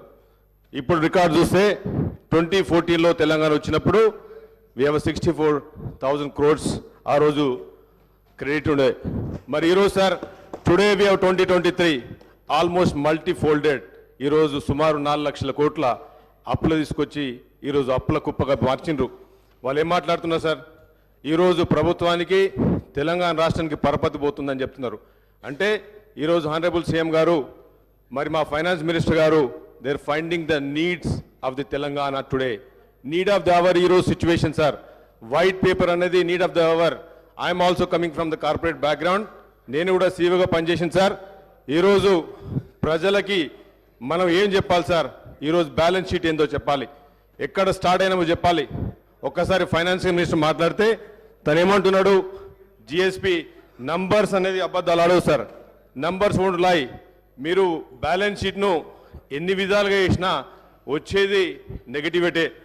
మీకు నేను ఒకటే అడుగుతున్నాను సార్ స్పీకర్ గారు, ఈరోజు తెలంగాణలో ఎంప్లాయీస్కి 1వ తారీఖు నాడు శాలరీ ఎన్నిసార్లు ఇచ్చిందని అడుగుతున్నాను sir. That is the only indication of the performance of the previous government. That is only indication performance of the government sir. Because today నేను మొన్న ఎల్లారెడ్డిలో ఎమ్మెల్యేగా మా ఆనరబుల్ సీఎం గారి వాళ్ళ ఇన్స్ట్రక్షన్తో మేము రివ్యూ పెట్టినప్పుడు sir, one employee was crying. ఈ was saying sir మాకు శాలరీస్ రావట్లేదు, చిన్న ఉద్యోగులము, మా పిల్లగాళ్ళని అమెరికా పంపిద్దాం అనుకుంటున్నాము, లోన్లు తీసుకుందామంటే ఒక్కసారి ప్రీవియస్ ఫైనాన్స్ మినిస్టర్ గారికి నేను అడుగుతున్నాను. మరి సీబల్ అనేది ఒకటి ఉంటుంది సార్, క్రెడిట్ స్కోర్ అనేది ఒకటి ఉంటుంది. ఇవాళ వాళ్ళు శాలరీ కట్టలేక ఈఎంఐలు కట్టలేక ఈరోజు వాళ్ళ సీబల్ స్కోర్ పోయింది సార్. ఇది today's situation of the Telangana. They talking about the best Telangana. మేము #1 తెలంగాణ, మోడల్ తెలంగాణగా మాట్లాడుతున్నారు కదా sir. This is the situation sir. ఉండడానికి ఇల్లు కావాలి, తాగడానికి నీళ్లు కావాలి, తినడానికి 3 పూట తిండి కావాలి సార్. అభివృద్ధి అనేది ఈరోజు మీరు మాట్లాడేది లాజిస్టిక్స్ కాదు కదా సార్. మీరు మాట్లాడేది 4 కార్పొరేట్ కంపెనీలు తీసుకొచ్చినంత మాత్రాన అభివృద్ధి కాదు సార్ అది. ఇలా మీరు రండి, ఎల్లారెడ్డి నియోజకవర్గం రండి సార్, తినడానికి తిండి లేదు, ఉండడానికి ఇల్లు లేదు. ఇట్లాంటి పరిస్థితి. They were talking about mission Bhagiratha. How many loans they have taken sir? ఈరోజు మాట్లాడుతున్నారు మా జూపల్లి కృష్ణ గారు మాట్లాడారు. He made a very good point sir. When you are in responsible position, when you are in government, మీరు గవర్నమెంట్లో ఉన్నప్పుడు మీకు కార్పొరేషన్లు కూడా మీ responsibility. How can you detach? మీరేమంటారు? కార్పొరేషన్లు మాది కాదంటున్నారు. ఈరోజు సార్ మరి మనం బ్యాక్ వెళ్తే మీరు 2014 చూస్తే ఈ శ్వేతపత్రం తప్పంటున్నారు సార్. తప్పుల నడక అని చెప్తున్నారు కదా సార్. మరి ఈ శ్వేతపత్రాన్ని ఇదే revenue minister, previous revenue minister గారు అదే ఐఏఎస్ ఆఫీస్తో చేసినారు. ఈరోజు ఏమంటారంటే వాళ్ళే తప్పు చెప్పినట్టు చెప్తున్నారు సార్. మీరు లుక్ చూస్తే total revenue receipts, trends in revenue రిసిప్ట్లో there are state tax returns, share of central taxes, non tax revenue sir. ఇప్పుడు మీరు ఒక ట్రెండ్ చూస్తే, గ్రాఫ్ చూస్తే ఫ్రమ్ 2014 నుంచి sir, if you look at today budget year 2023 తీసుకుంటే 15.3% as per this book. మరి ఇప్పుడు మీరు if you go back to out standing debt sir, this is very important sir. Income versus expenditure. When income is going down, expenditure is going down, up. How can you sustain the party? How can you sustain a family? How can you sustain the government? Today, if you look at the numbers, sir, outstanding debt trends within budget borrowing, sir. This is within budget borrowing. He has to understand. Being a finance minister, previous finance, entasepu 1 hour 50 minutes మాట్లాడండి sir. 1 hour 50 minutes మాట్లాడి and ఆయనకున్న knowledge అనుకుంటుంది sir. He has to understand the basic fundamentals of the mathematics. He has to understand. ఇక్కడ చూడండి sir, 27.8%. This is outstanding debt trend. This is RBI's sir. 14 SPs. వినండి sir, వినండి. మీరు మాట్లాడారు కదా, 1:50 నిమిషాలు మాట్లాడారు కదా. ఎంత ఓపిక లేకపోతే ఎట్లా? 10 ఏళ్ళు రూల్ చేసింది కదా మీరు. మేము వచ్చిన రోజైంది, 1 వీక్ అయింది కదా గవర్నమెంట్కి వచ్చి. మా సీఎం గారు ఇప్పుడే వచ్చింది కదా. ఇప్పుడే వచ్చారు కదా సీఎం గారు, ఇప్పుడు వచ్చారు కదా సార్. ఈరోజు టుడేస్ బడ్జెట్ సార్ అధ్యక్ష, ఈరోజు if look at this number sir, ఈరోజు total I'm just going very summary sir, I don't have much time కనుక మీకు సమ్మరీ చెప్తున్నా సార్. ఈరోజు situation indication of the previous government ఈరోజు ప్రజలకు తెలవాలి సార్. ఇది సీఎం గారు చెప్పినారు, ఈరోజు ప్రజలకు తెలవాలి. వాళ్ళు అంటున్నారు మమ్మల్ని బద్నాం చేస్తున్నారు. తప్పు సార్, అది బద్నాం చేయట్లేదు. మీరు ఒక కంపెనీ టేక్ ఓవర్ చేసినప్పుడు కానీ, ఒక ఫ్యామిలీ బాధ్యతలు తీసుకున్నప్పుడు కానీ, ఒక గవర్నమెంట్ బాధ్యతలు వచ్చినప్పుడు, గవర్నమెంట్ అనేది ప్రజాస్వామ్యంలో మేము ప్రజల సేవకులం, ప్రజల రాజ్యాలు మీలాగా రాజ్యాలు కాదు సార్. అందుకే ప్రజాసేవకు ఉన్నప్పుడు మేము ముందు వైట్ పేపర్ పెట్టి ఇది వీఆర్ స్టార్టింగ్ ఫ్రమ్ ఇయర్ వీళ్ళు చేసింది సార్. ఇప్పుడు లుకెట్ సుమారు 40 కోట్ల అదర్ పెండింగ్ బిల్స్ ఉన్నాయి సార్. ఈరోజు ఎక్స్పెండిచర్ శాలరీ పెన్షన్స్ మీరు చూసుకుంటే సార్, ఇప్పుడు ఆర్బీఐ అనేది ఏదైతే మన బ్యాంకర్స్ నుంచి వచ్చిందో మీకు ways and means of advance sir, ఇది WMA, దీన్ని ఓవర్ డ్రాఫ్ట్ కిందకి వెళ్ళిపోయినాం సార్. ఈరోజు తెలంగాణ వెంట ఓవర్ డ్రాఫ్ట్. మీరు వెరీ ఇంపార్టెంట్ పాయింట్ సార్. ఇది WMA ఎప్పుడైతే ఓవర్ డ్రాఫ్ట్ పోయిందో అది నెగటివిటీ పోయినట్టు సార్. అది ఎవరైనా ఫైనాన్స్ మినిస్టర్ కానీ ఎవరు కానీ WMA నెగటివ్లో ఉన్నప్పుడు sir, it's dangerous for corporation company, dangerous for the government. If you look at sir, ఈరోజు మన ఏం సార్ ఎడ్యుకేషన్ సార్. ఈరోజు నేను ఒక టీచర్ ఉపాధ్యాయ కొడుకుగా ఈరోజు నేను చదువుకునేప్పటికే నేను ఈరోజు మీ ముందు ఈ ప్రజాస్వామ్యంలో మీ ముందు ఉండి మాట్లాడగలిగే శక్తి ఉంది సార్. మా నాన్నేదో పెద్ద ధనవంతుడు కాదు సార్, ఎడ్యుకేషన్ వల్లనే. ఈరోజు ఈ మాజీ ముఖ్యమంత్రి గారు ఏం చేసింది సార్, మీరు ఎడ్యుకేషన్ అయితే 29 రాష్ట్రాల్లో మన స్పెండింగ్ ఎంత sir, 7.6%, totally collapse. Education system is totally collapsed, devastated sir, it was devastation. It is, I can find a better English book లేదని ఉంటే it is a totally failure sir. 7.6% మనం spend చేసినాం sir. ఎందుకు? Because we are already into deficit budget, we don't have money. 5,000 schools have gone sir. If you look at it sir, health sir, next point is health. మనం బతకాలంటే health కావాలి. ఆ రోజు రాజశేఖర రెడ్డి గారు health గురించి Congress party చేసింది. ఈరోజు హెల్త్లో కూడా మీరు ఎంత సార్, మీరు పెట్టే పర్సెంటేజ్ 6.2, ఈ పర్సెంటేజ్ హెల్త్ పెడుతుంది సార్. లాస్ట్ 57 ఇయర్స్లో ఇంత లోయెస్ట్ స్పెండింగ్ ఎడ్యుకేషన్ మీద జరగలేదు సార్. వీళ్ళు మాట్లాడతారు ఆంధ్ర పాలకులు సార్, తెలంగాణ వచ్చినప్పుడే ఎప్పుడైతే బీఆర్ఎస్ పార్టీ కానీ మాజీ పార్టీ కానీ వాళ్ళు నేర్పించింది సార్, హౌ ఫాస్ట్, ఎంత తొందర అప్పులు చేయడం అనే మోడల్ నేర్పించిపోయింది సార్ వాళ్ళు మాకు. ఎంత తొందర అప్పులు నేర్పించమని.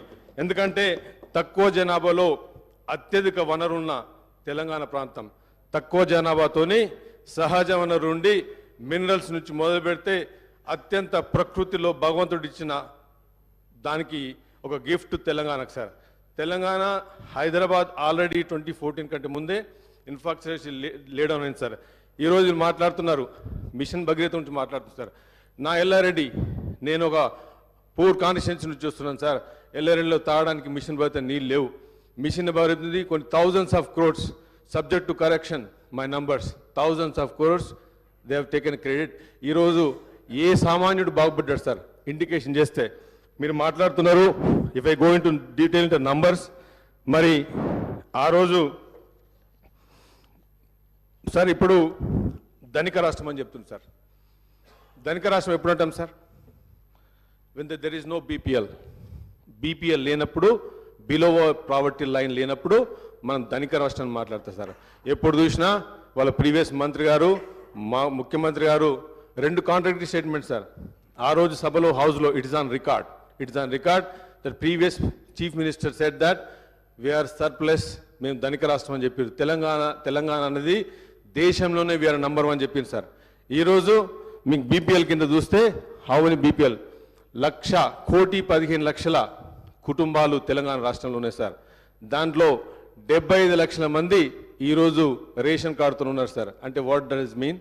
75 లక్షల మంది ఈరోజు రేషన్ కార్డు కింద ఉండి ఈరోజు కొత్త రేషన్ కార్డు లేకుండా గత 4 ఇయర్స్ నుంచి ఈ ప్రభుత్వంలో నష్టాలు పడుతుంది సార్.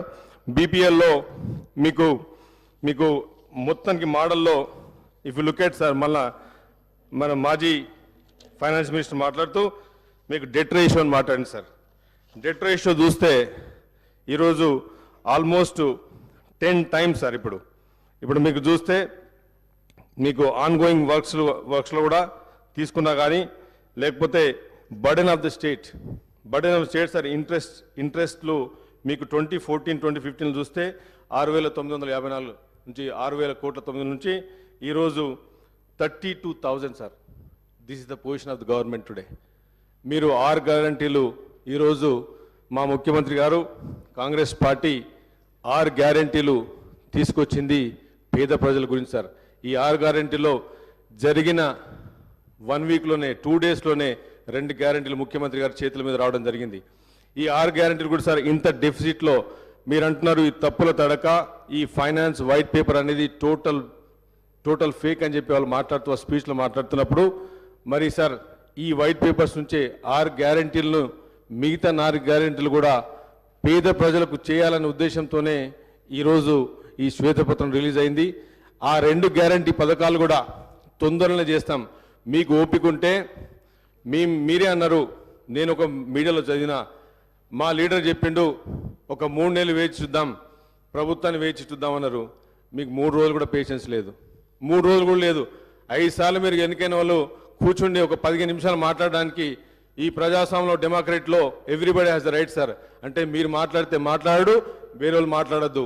మీరు మాట్లాడితే మేము తెలంగాణ ద్రోహులం, మీరు మాట్లాడితే మాత్రం మీరు తెలంగాణ ప్రోస్, మేము యాంటీ తెలంగాణ. ఈరోజు సార్ ధనిక రాష్ట్రం అని చెప్పి ఒక మిత్ క్రియేట్ చేసింది సార్. ఇదంతా టోటల్ మిత్. ఈరోజు ధనిక రాష్ట్రం కాదు సార్, ఇది వాళ్ళ కుటుంబం. ఎవరైతే ధనిక రాష్ట్రం వజ్రాలు వచ్చినాయి సార్, మా కుటుంబంలో రాలేదు. సామాన్యుడిగా మిగిలిపోయింది sir. This is a very unbalance situation, very pathetic situation of Telangana today. 4 బిల్డింగ్లు చూసి, ఫైనాన్షియల్ డిస్ట్రిక్ట్ చూసి తెలంగాణ నంబర్ 1 అని చెప్పుకుంటే మాత్రం it is absolutely ruthless, it's absolutely wrong sir. ఎందుకంటే సామాన్యుడు ఈరోజు నీళ్లు తాగలేకపోతున్నాడు, రోడ్లు లేవు, ఉండడానికి ఇల్లు లేవు సార్. ఈరోజు మీరు మాట్లాడుతుంటే పర్ క్యాపిటా మాట్లాడుతుంది sir. What is GST sir, what is GDP, ఇవన్నీ నంబర్ సార్ పేపర్ మీద. ఇలా సామాన్యునికి రియల్ జీడిపి రానప్పుడు పర్ క్యాపిటా అన్నప్పుడు మాట్లాడుతున్నాం, తెలంగాణ నంబర్ 1 మాట్లాడుతున్నాం. ఇవాళ గ్రామాల్లో ఇవాళ సర్పంచులు ఆత్మహత్య చేసుకుని చచ్చిపోయింది సార్. ఇది వాస్తవం కాదా? Is it on record? Sarpanch ఒక ఫైనాన్షియల్ స్ట్రగుల్తోని, ఫైనాన్షియల్ డిఫికల్ట్తోని ఒక మనిషి చచ్చిపోతున్నాడు అంటే ఆ రోజు పంచాయతీల బిల్లులు లేకుండా, ఈరోజు మీరు టర్న్ చేసిన ఇరిగేషన్ ప్రాజెక్టులు కానీ ఇవన్నీ డిపార్ట్మెంట్లు కానీ డెఫిసిట్లో ఉండి మీకు ఈరోజు ఫైనాన్సెస్ నుంచి ఇంట్రెస్ట్ రేట్స్, ప్రిన్సిపల్స్ అన్ని బర్డెన్ అయిపోయింది సార్. ఈరోజు ఈ పొజిషన్లో కాంగ్రెస్ పార్టీ తీసుకోవడం, హానరబుల్ సీఎం గారు ఈరోజు తీసుకోవడం, మరి ఈ పార్టీ మేము వచ్చింది ప్రజల గురించి. 10 సంవత్సరాలు మేము వెయిట్ చేసినాం సార్. 10 సంవత్సరాలు వెయిట్ చేసిన తర్వాత కూడా మమ్మల్ని పెసులుబాటు లేనియకుండా హౌస్లో కానీ మేము చెప్పలేకుండా సార్ ఈరోజు ఈ సభను ప్రజలు వినాలి సార్, ప్రజలు చూడాలి, ప్రజలకు అర్థం కావాలి. నథింగ్ ఈజ్ రాంగ్ సార్, తప్పేం లేదు. ఏ గవర్నమెంట్ మీద ఫాల్స్ అలిగేషన్ చెప్పినప్పుడు ఎవ్రీ రైట్ మాకుంది సార్ ప్రజెంటేషన్ ఇచ్చి. ఈరోజు మీరు అనుకుంటున్నారు కార్పొరేట్స్ కంపెనీస్ రావు, వాళ్ళ స్పీచ్లో మాట్లాడుతున్నారు, మీరు తప్పుడు చేస్తున్నారు, కావాలని అలిగేషన్ చేస్తున్నారు, మమ్మల్ని పక్క పెట్టడానికి ట్రై చేస్తున్నారు, మీకు చాలా ఇబ్బంది, చాలా కార్పొరేట్స్ కంపెనీస్ రావు, ఐటీ ఎక్స్పోర్ట్స్ రావు. సార్ 2014లో I'm also coming from IT background, I have done IT sir, 25 years of IT experience. 54,000 crores నుంచి ఈరోజు మీరు అంటున్నారు 2.5 crores, 2.5 lakhs crores ఎక్స్పోర్ట్స్ అంటున్నారు sir. It is like, overall expansion, sir. Overall world has increased their exports, sir. Not only Hyderabad definitely has done. But మీరు చెప్పేది 2.5 lakhs crores అనేది ఈరోజు పేదవాడికి అంతలేదు సార్. ఈరోజు పేదవాడికి లేదు. సర్పంచ్ ఆత్మహత్యలు చేసుకుంటున్నాడు. ఇలా 80%, 75% నుంచి 80% వరకు గ్రామాల్లో ఉంటున్నారు సార్. మీరు చూస్తుంటే ఈ డెఫిసిట్లో, ఇంత డెఫిసిట్లో 32,000 crores sir. How you can survive with the 32,000 crores? Me principal income versus expenditure is behind the expansion, sir. You are not in a negative, you are in red. You are in negative. ఈరోజు మేము 6 guarantee తీసుకొచ్చాం sir, పేద ప్రజల గురించి తీసుకొచ్చినాం sir. ఈరోజు మేము రైతులు ఆత్మహత్య చేసుకుంటారని కాంగ్రెస్ పార్టీ ఆలోచించి 2 లక్షల రుణాల మాఫీ తీసుకొచ్చింది సార్. ఈరోజు మహిళలకు గ్రామాల్లో రెవెన్యూ సిస్టమే లేదు సార్. పంట వండుతూనే నీళ్ళు ఇచ్చినాము, ఇరిగేషన్ ఇచ్చినాము అంటే మా ఎల్లారెడ్డిలో సార్ పోయిన సీఎం గారు 1,00,000 ఎకరాలకు నీళ్ళు ఇస్తా అని చెప్పి 22 ప్యాక్ ఇంతవరకు ఒక తట్టెడు మట్టి కూడా జరగలేదు సార్. అక్కడ రెవెన్యూ సిస్టమే లేదు సార్. ఊర్లలో మహిళలకు వేరే దిక్కు దివానా లేదు సార్. ఎక్కడ డెవలప్ అయినాం సార్? ఎక్కడ అభివృద్ధి జరిగింది సార్? ఎక్కడ నంబర్ 1 తెలంగాణ అయింది సార్? మీరు మనిషికి ఉండడానికి తినడానికి ఒక రెవెన్యూ సిస్టమ్ క్రియేట్ కాలేదు సార్. మీరు నీళ్ళు ఇచ్చినామంటున్నారు సార్. నీళ్ళు ఇచ్చినామని చెప్తున్నారు. ఎక్కడ నీళ్ళు వచ్చిన మిషన్ భగీరథ వాళ్ళు అగ్రిమెంట్లో నేను అగ్రిమెంట్ చూసినాను sir. I have seen SPV bank agreements నేను ఇంటర్నెట్లో చూశాను. They have clearly return commercialise projects అని చెప్పారు సార్. It's absolutely wrong. ఈరోజు హౌస్లో ఆన్ రికార్డ్ చెప్తున్నాను, వాళ్ళు అబద్ధం ఆడి ఇట్స్ నాట్ వాళ్ళు మేము డబ్బులు తీసుకొచ్చి పెడతామని చెప్పి ఇంట్రెస్ట్ పే చేస్తాము అని బ్యాంక్స్కు ప్రూవ్ చేసింది సార్. మరి మిషన్ భగీరథ నుంచి ఎన్ని డబ్బులు ఈరోజు వాళ్ళు కలెక్ట్ చేసింది సార్. బ్యాంక్స్ కూడా వాళ్ళు ఈరోజు వచ్చిన గవర్నమెంట్కి మాకున్న సార్. ఇప్పుడు మీకు చూస్తే సార్ టోటల్ రెవెన్యూస్లో ఇప్పుడు మీరు నంబర్ ఇక్కడ sir 2021-22 shortfall in the state's revenue in comparison with its expenditure was nearly 5 times the shortfall in fiscal year 2014-2015 sir. Very dangerous sign. ఒక 5 times shortfall ఉంది సార్ ఈరోజు బడ్జెట్. మీరు మాట్లాడితే వాళ్ళు మాట్లాడుతున్నారు, మీరు డెట్ రేషియో మాట్లాడలేదు, FD టు GSDP మాట్లాడుతున్నారు. ఇది తప్పంటున్నారు సార్. సార్ నంబర్స్ను ఏ విధంగా వేసినా కానీ మీరు లెఫ్ట్కి వేసినా రైట్కి వేసినా GSDP వేసినా OST వేసినా డెట్ రేషియో చేసినా కానీ it's basically the shortfall is 5 times which is dangerous. If it's not negative sir. ఇది ఇప్పుడు మీరు చూస్తే అకౌంటింగ్ ఇర్రెగ్యులారిటీస్లో the state understand its physical deficit is 7,636 crores sir in 2015-21. మరి ఈరోజు మీరు ఏ పర్సెంటేజ్లో మనం ఇంక్రీజ్ చేసినాం ఈరోజు మీరు చూసే sir. If you go back to ఈ వైట్ పేపర్లో సార్ గవర్నమెంట్ గ్యారంటీ లోన్స్ తీసుకున్నారు సార్. 14 SPVC తయారు చేసింది సార్ ఇన్స్టిట్యూషన్స్. ఈ 14 SPVలో they have raised around 1,18,000 crores 557 crores sir of budget. ఇది కూడా of budget borrowing sir. As of today total outstanding debt in this category is 95,000 crores sir. This is 97 crores. This is the non-guaranteed loans which are raised and serviced by SPVC corporations institutions. ఇదే ఇంతకుముందు మా మంత్రి గారు మాట్లాడుతున్నారు sir. దీని గురించి మాట్లాడుతున్నప్పుడు మరి అప్పుడు వాళ్ళు క్వశ్చన్ చేసిండ్రు. ఈరోజు సార్ ఈ టోటల్ 17 SPVsలో దే హ్యావ్ రేస్డ్ మళ్ళీ 1,85 lakhs sir. Outstanding debt trend sir. Rising expenditure in Telangana not matched by a proportionate increase in revenues have led to increasing fiscal deficit. Sir ఇప్పుడు మీకు చూస్తే ఇంతకంటే ఇంకా మీరు ఎంత ఆర్గ్యూ చేసినా సార్, ఎంత ఆర్గ్యూ చేసినా కానీ మీకు రెవెన్యూ కంటే మీ ఫిజికల్ డెఫిసిట్ ఇక్కడ కనిపిస్తుంది సార్. ఈరోజు మాట్లాడుతూ ఉంటే మరి sir debt to GSDP ratio state was one of the lowest in the country. ఎప్పుడు సార్? 2015లో మన రేషియో సార్ 15.7%. టుడే మీ ఇప్పటికే 27%కి వెళ్ళిపోయింది సార్. సో ఇది టుడేస్ ది సిచ్యువేషన్. అండ్ ఈరోజు మరి కాంగ్రెస్ పార్టీ ఆనరబుల్ సీఎం గారి ఆధ్వర్యంలో మరి మినిస్టర్ గారు మరి ప్రతి డిపార్ట్మెంట్లో కూడా ఏం జరుగుతుంది ఏం జరిగింది అనేది కూడా మేము దీన్ని ఒక శ్వేతపత్రంగా పెట్టి మరి రాబోయే ఈ 3 నెలల్లో కూడా మరి సమ్మరిగా మరి పేద ప్రజలకి. ఇంకోటి సార్ ఈరోజు unemployment how many times sir? ఎన్నిసార్లు నోటిఫికేషన్ వచ్చింది, నోటిఫికేషన్ పోయింది సార్. ఎన్నిసార్లు కోర్టులో పోయి స్టే తెచ్చుకున్నారు. వాళ్ళ పిల్లల జీవితాల మీద స్టే ఇచ్చారు సార్. వీళ్ళు 10 సంవత్సరాల పిల్లల జీవితాల మీద స్టే ఇచ్చింది సార్. ఏది ఈరోజు కాంగ్రెస్ పార్టీ ఈ స్టేను రిలీజ్ చేయబోతున్నారు సార్. అన్ఎంప్లాయ్మెంట్ రిలీజ్ చేయబోతున్నాం. We are going to release the unemployment. The Congress party is going to release the stay. Sir 16 question papers leak అయిపోయినాయి సార్. ఈరోజు తెలంగాణ ఎందుకు వచ్చిందిరా బాబు అన్న పొజిషన్కి వచ్చింది సార్. ఈరోజు పరిస్థితి గ్రామాల్లో మేము ఎందుకు తెచ్చుకున్నాం? నిధులు అని చెప్పిండ్రు, నియామకాలు అని చెప్పిండ్రు. మరి నిధులు ఎక్కడ పోయినాయి, నియామకాలు ఎక్కడ పోయినాయి, నీళ్ళు ఎక్కడ పోయినాయి? ఎప్పుడు మాట్లాడితే సస్యశాలం అని చెప్తున్నారు సార్. మరి పిల్లల ఉద్యోగాలు ఎక్కడైనా సార్. ఈరోజు ఇదే హరీష్ రావు గారిని కేటీఆర్ గారు నేను అడుగుతున్నాను, నాతో మీరు ఉస్మాన్ యూనివర్సిటీకి వస్తారని అడుగుతున్నాను. మేము కాంగ్రెస్ పార్టీ అందరం తీసుకెళ్తాం సార్. మేమందరం తీసుకెళ్తాం సార్. సార్ ఈరోజు మరి మాట్లాడుతుంటే సార్ మనం అప్పుడు మాట్లాడిన ఏవైతే 6 గ్యారంటీస్ ఉన్నాయి సార్, తప్పకుండా 6 గ్యారంటీస్లో మేము తీసుకున్నది ఇప్పుడు మళ్ళీ హెల్త్ గురించి మాట్లాడితే ప్రైమరీ హెల్త్ సెంటర్స్ గురించి నా కాన్స్టిట్యూన్సీలో అయితే ఇట్స్ కంప్లీట్లీ డిస్ఫంక్షన్ సార్.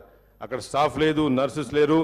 మరి నాకైతే తెలియదు sir. I'm the new MLA, I will just joint the house. నాకైతే తెలుసు సార్. పిహెచ్సి సార్ మరి ఇంతకుముందు మాజీ మంత్రి గారు మాట్లాడుతూ ఉన్నారు.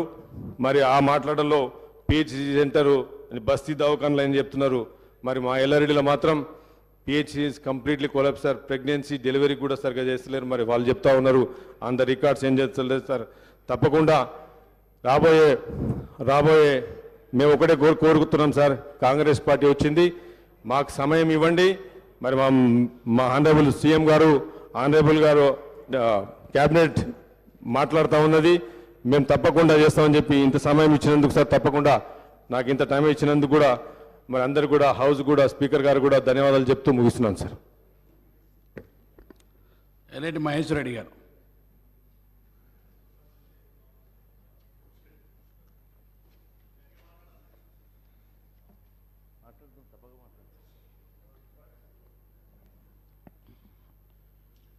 ఆనరబుల్ స్పీకర్, గతంలోనే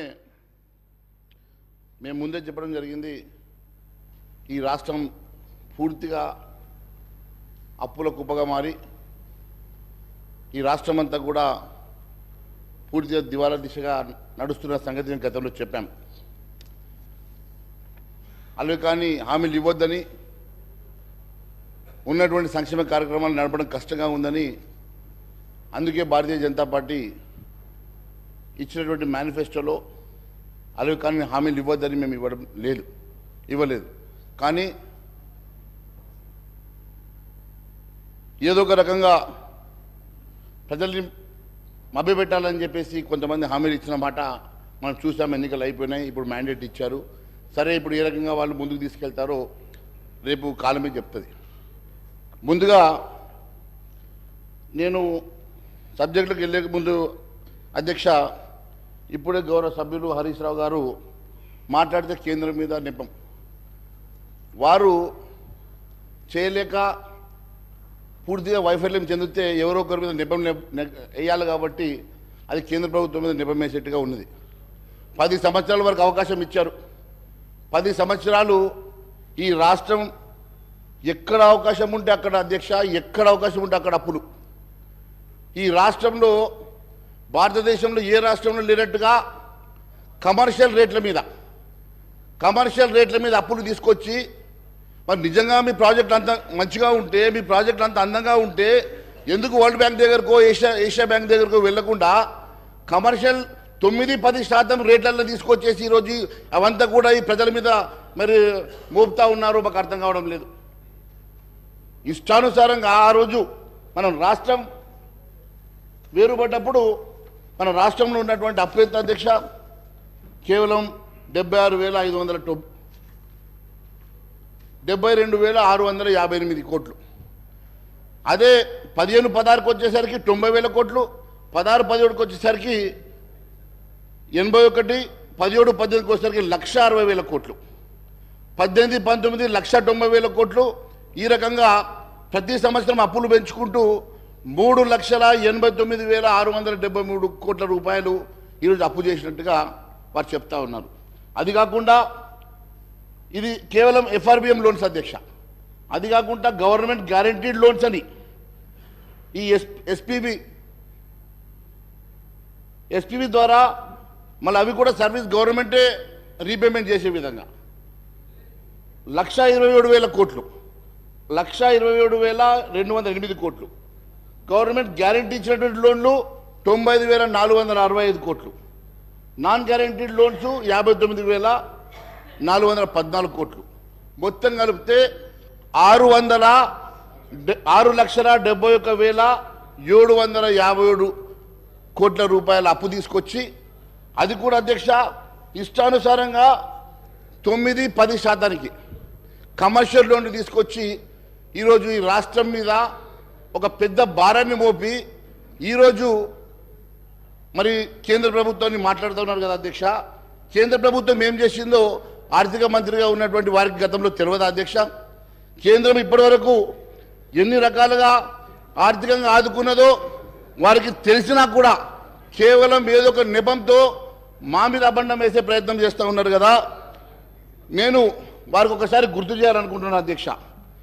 కేంద్ర రాష్ట్ర అభివృద్ధి కోసం అందించినటువంటి సహకారాన్ని అధ్యక్ష పన్నుల వాటా పంపిణీలో తెలంగాణకు కేంద్రం అందించింది 1,78,000 కోట్ల అధ్యక్ష. అదే మాదిరిగా రాష్ట్ర అభివృద్ధి ప్రజా సంక్షేమం కోసం నిధులు ఇచ్చింది 4,99,000 కోట్ల అధ్యక్ష. వివిధ వర్గాల ద్వారా ప్రజలకు అందించినటువంటి వ్యక్తిగత రుణాల అధ్యక్ష 9,80,904 కోట్ల అధ్యక్ష. ఎంపీ లాడ్స్ ద్వారా తెలంగాణ ఎంపీలకు కేటాయించిన నిధుల అధ్యక్ష 983 కోట్ల అధ్యక్ష. 2014 రాష్ట్ర పునర్వ్యవస్థీకరణ చట్టం ప్రకారం అందించినటువంటి సాయం అధ్యక్ష 2,250 కోట్ల అధ్యక్ష. రామగుండంలో కొత్త పవర్ ప్లాంట్ నిర్మాణం కోసం అందించిన సాయం అధ్యక్ష 10,998 కోట్ల అధ్యక్ష. మన రాష్ట్రంలో ప్రధానమైనటువంటి వ్యవసాయ రంగం కోసం కేంద్రం ఇచ్చినటువంటి నిధుల అధ్యక్ష 1,58,000 కోట్ల అధ్యక్ష. 11 సాగునీటి ప్రాజెక్టుల కోసం 2,302 కోట్లు ఇచ్చింది అధ్యక్ష. రైతులకు ఇప్పటిదాకా ఎరువుల సబ్సిడీ కింద 33,000 కోట్ల రూపాయల అందించింది అధ్యక్ష. అదే మాదిరిగా మోడీ గారి ప్రభుత్వం ప్రతి యూరియా బస్తాకు 2,236 రూపాయల చొప్పున, డిఏపి బస్తాకు 2,422 చొప్పున సబ్సిడీ కూడా ఇస్తుంది అధ్యక్ష. ప్రతి రైతుకు ఏటా ఒక పంట పండించడానికి ఒక ఎకరానికి అవసరమైనటువంటి బస్తాకి సబ్సిడీ రూపంలో 9,316 రూపాయలు. ఒక ఏడాదిలో ఒక రైతు 2 పంటలు పండిస్తే ఆ లెక్కన 18,632 రూపాయలు కిసాన్ సమ్మాన్ యోజన నగదు బదిలీ కింద 6,000 రూపాయలు. ఈ రకంగా ఆర్థిక సాయం మొత్తం కలిపితే అధ్యక్ష ఒక్కొక్క రైతుకు ఒక ఎకరానికి 24,632 రూపాయలు అందిస్తుంది అధ్యక్ష. ఈ రకంగా రాష్ట్రంలో 39,50,000 మంది రైతులు లబ్ధి పొందిన సంగతి నేను తెలియజేస్తా ఉన్నా అధ్యక్ష. అలాగే వరి సేకరణ కేంద్రం గతంలో కన్నా 6 రెట్లు పెంచి 1,24,000 కోట్లు ఖర్చు పెట్టి 2014 నుంచి జాతీయ సహకార అభివృద్ధి సంస్థ ద్వారా తెలంగాణకు 23,948 కోట్లు పంపిణీ చేసింది అధ్యక్ష. బీఆర్ఎస్ ప్రభుత్వం గొప్పగా ప్రచారం చేసుకున్నట్టు గొర్రెల పథకం కూడా అధ్యక్ష అప్పట్లో దానికి కావాల్సినటువంటి 4,533 కోట్లు కూడా కేంద్రం నుంచి వచ్చిన సంగతి వారికి నేను గుర్తు చేస్తా ఉన్నాను అధ్యక్ష. లోనే కదా చెప్తా ఉన్నాను అధ్యక్ష, లోనే చెప్తా ఉన్నాను, అన్ని చెప్తా ఉన్నాను, లోన్ చెప్తా ఉన్నాను, మీకు ఇచ్చిన సహకారం చెప్తా ఉన్నాను, మీకు ఇచ్చిన నిధులు చెప్తా ఉన్నాను, అన్ని చెప్తా ఉన్నాం. ఆత్మనిర్భర్ భారత్ భాగంగా రామగుండంలో 5,338 కోట్లతో రామగుండం ఎరువుల కర్మాగారాన్ని పునరుద్ధరించింది కూడా కేంద్ర ప్రభుత్వం అధ్యక్ష. కరోనా మహమ్మారి నుంచి తెలంగాణ ప్రజలను కాపాడడానికి 7.8 కోట్ల కరోనా టీకా డోసులు కూడా ఉచితంగా ఇవ్వడం కోసం 1,800 కోట్లు కేంద్ర సాయం చేసిన సంగతి గుర్తు చేస్తున్నాం అధ్యక్ష. రాష్ట్రానికి ఆక్సిజన్ ప్లాంట్లు కేంద్రం ముందే మంజూరు చేసి రాష్ట్ర ప్రభుత్వం నిర్లక్ష్యం వ్యవహరిస్తే ఆ రోజు కేంద్రం శ్రద్ధ తీసుకొని గాంధీ తదితర ఆసుపత్రుల్లో యుద్ధ ప్రతిపాదక మీద 50కి పైగా ప్లాంట్లు ఏర్పాటు చేసిన మాటను గుర్తు చేస్తా ఉన్నాను అధ్యక్ష. కేంద్ర ఆయుష్మాన్ భారత్ పేరుతో ఒక్క కుటుంబానికి 5 లక్షల దాకా వైద్య సేవల కోసం అందిస్తోంది. ఈ పథకం కింద రాష్ట్రంలో ఇప్పటికే 5.88 లక్షల మంది దాదాపు 2,342 కోట్ల విలువైన వైద్య సాయాన్ని కూడా అందజేసిన సంగతి. ఈ రకంగా అధ్యక్ష ఇన్ని రకాలుగా సహాయ పొంది కూడా వారికి ఏమీ తోయక కేంద్రం మీద ఏదో ఒక రకంగా మరి అపవాద చేసే ప్రయత్నం చేస్తూ ఉన్నారు అధ్యక్ష. కేంద్రం ఎప్పుడు కూడా తెలంగాణ మీద ప్రేమతోటి, తెలంగాణ మీద అభిమానంతో ఎప్పుడు కూడా అభివృద్ధి చేయాలని చెప్పి అత్యధిక నిధులు ఇచ్చే సంగతి కూడా నేను గుర్తు చేస్తా ఉన్నాను అధ్యక్ష. ఎన్ని రకాలుగా నిధులు ఇచ్చినా, ఎన్ని రకాలుగా వారికి లోన్ల కోసం అవకాశాలు ఇచ్చిన, పర్మిషన్స్ ఇచ్చినా కూడా ఎప్పుడు కూడా వాటిని ప్రాపర్గా యూటిలైజ్ చేయలేక, ప్రాపర్గా వాళ్ళు ఇన్వెస్ట్ చేయలేక ఈరోజు ఏదో ఒక రకంగా కేంద్రాన్ని నిందించేటువంటి ప్రయత్నం చేస్తున్నందుకు నేను వారికి ఇవన్నీ చెప్పాల్సి వస్తుంది అధ్యక్ష. ఇంకా ఇలాంటి ఎన్నో సంక్షేమ కార్యక్రమాలు అధ్యక్ష చదువుతూ పోతే స్వచ్ఛ భారత్ కానీ, నిరుపేదలకు PM గరీబీ కళ్యాణ్ కింద ఇచ్చేటువంటి 18.52 లక్షల కోట్ల ఆహార సబ్సిడీ కానీ ఈ రకంగా కొన్ని లక్షల కోట్ల రూపాయలు కేంద్ర ప్రభుత్వం సాకారం చేసినప్పటికీ కూడా వారు మర్చిపోవడం అనేది చాలా బాధాకరంగా ఉంది అధ్యక్ష. ఎక్కడ తక్కువ చేయలేదు, అన్ని ఇచ్చినారు. మీకు ఇంకా కావాలంటే ఇప్పిస్తాం, డోంట్ వరీ. మీకు కావాలంటే చెప్పండి, ఎన్ని కావాలంటే ఇప్పిస్తాం మేము. రైల్వే వ్యాగన్ ఫ్యాక్టరీ కోసం మీకు తెలుసు, దానికోసం కూడా దాదాపు 3,000 మందికి ఉపాధి కలిగే విధంగా మరి అక్కడ మన రాష్ట్రంలో ఏర్పాటు చేసుకున్న సంగతి కానీ, ఈ రకంగా గ్రామీణ అభివృద్ధి భాగంగా 12,769 గ్రామ పంచాయతీలకు 14 ఆర్థిక సంఘం సిఫార్సు ప్రకారం 5,380 కోట్లు కానీ, ఈ రకంగా వేల కోట్లు లక్షల కోట్ల రూపాయలు ఈ ప్రభుత్వానికి మరి కేంద్రం సాయం చేసిన సంగతి నేను గుర్తు చేస్తూ, ఇంకా చాలా ఉంది అధ్యక్ష. కానీ నాకు ఇచ్చిన సమయంలో మరి ఇవన్నీ చదవడం కన్నా నేను ముఖ్యంగా వారు చెప్పినటువంటి పవర్ దాని మీద నేను చెప్పాలనుకుంటున్నాను అధ్యక్ష. ఇప్పుడే గౌరవ సభ్యులు హరీష్ రావు గారు మాట్లాడుతూ ఇందాక మీటర్లు పెట్టాలని చెప్పి కేంద్ర ప్రభుత్వం చెప్పిందని. ఇంత శుద్ధ అబద్ధం అధ్యక్ష, ఇంత అబద్ధం ఒక సీనియర్ లెజిస్లేటరు 5 సార్లు గెలిచిన లెజిస్లేటర్ ఈ రకంగా అబద్ధాలు చెప్పడము, సభలో అబద్ధాలు చెప్పడం ఎంతవరకు సమంజసం అధ్యక్ష? ఈ రకంగా కేంద్రం ఎక్కడన్నా మీటర్లు పెట్టమని అంటే దాన్ని ఒకసారి చూపించమనండి అధ్యక్ష. ఎక్కడన్నా అలాంటి నోట్ ఇచ్చినా, జీవో ఇచ్చినా, సర్క్యులేషన్ ఇచ్చినా కూడా ఒకసారి చూపించమనండి అధ్యక్ష. కేవలం బూటక మాటలు, అబద్ధ మాటలతోటి ఇంతకాలం 10 సంవత్సరాలు పబ్బం గడిపినటువంటి వీళ్ళు మళ్ళీ ఈరోజు హౌస్ను కూడా మిస్లీడ్ చేయడం చాలా బాధాకరంగా ఉంది అధ్యక్ష. సెప్టెంబర్ 15వ తారీఖు రోజు కేంద్ర మంత్రివర్యులు ఆర్కే సింగ్ గారు హైదరాబాద్లో ప్రెస్ మీట్ పెట్టారు అధ్యక్ష. దాంట్లో కిషన్ రెడ్డి గారితో నేను కూడా ప్రెస్ మీట్లో పార్టిసిపేట్ చేశాను అధ్యక్ష. ఆ రోజు ఇచ్చినటువంటి ప్రెస్ మీట్లో వారు చెప్పిన మాట చెప్తా ఉన్నాను అధ్యక్ష. కేంద్ర ప్రభుత్వం రైతుల వ్యవసాయ మోటార్లు మీటర్లు పెడుతుందని చెప్పి దుష్ప్రచారం చేస్తూ ఉన్నారు, విద్యుత్తును ప్రైవేట్ పరం చేస్తున్నదని చెప్పి బీఆర్ఎస్ ప్రభుత్వం దుష్ప్రచారం చేస్తూ ఉన్నది. కానీ ఆర్పి సింగ్ గారు చెప్పిన మాట, రాష్ట్రానికి అన్ని విధాలుగా సహకరిస్తున్నాం, చాలా విషయాల్లో ఈ ప్రభుత్వం అబద్ధాలు ఆరోపణలు చేస్తూ ఉన్నది. పవర్ ప్రాజెక్టులో మేము ఇన్ని కోట్ల రూపాయలు లోన్లు ఇచ్చాం, ఇన్ని లక్షల కోట్ల లోన్లు ఇచ్చాం, అంతేకాకుండా ఈ రకంగా మా మీద అబద్ధం చెప్తా ఉన్నది. మేము ఎక్కడ కూడా మీటర్లు పెట్టమని చెప్పి ఎక్కడ కూడా ఆదేశాలు ఇవ్వలేదు, అలాంటి లెటర్ కానీ సర్క్యులర్స్ కానీ పంపలేదు. బీజేపీ అధికారంలోకి వస్తే వ్యవసాయ మోటార్లకు మీటర్లు పెడతారు అని చెప్పి ఏదైతే వీళ్ళు అబద్ధం ప్రచారం చేస్తూ ఉన్నారో అది శుద్ధ అబద్ధం అని చెప్పేసి ఆ రోజు వారు చెప్పడం జరిగింది. అంతేకాదు అధ్యక్ష, తెలంగాణ రూరల్ ఎలక్ట్రిఫికేషన్ కార్పొరేషన్ ద్వారా గత తెలంగాణ ప్రభుత్వానికి 1,57,000 కోట్ల రూపాయలు మంజూరు చేశాం.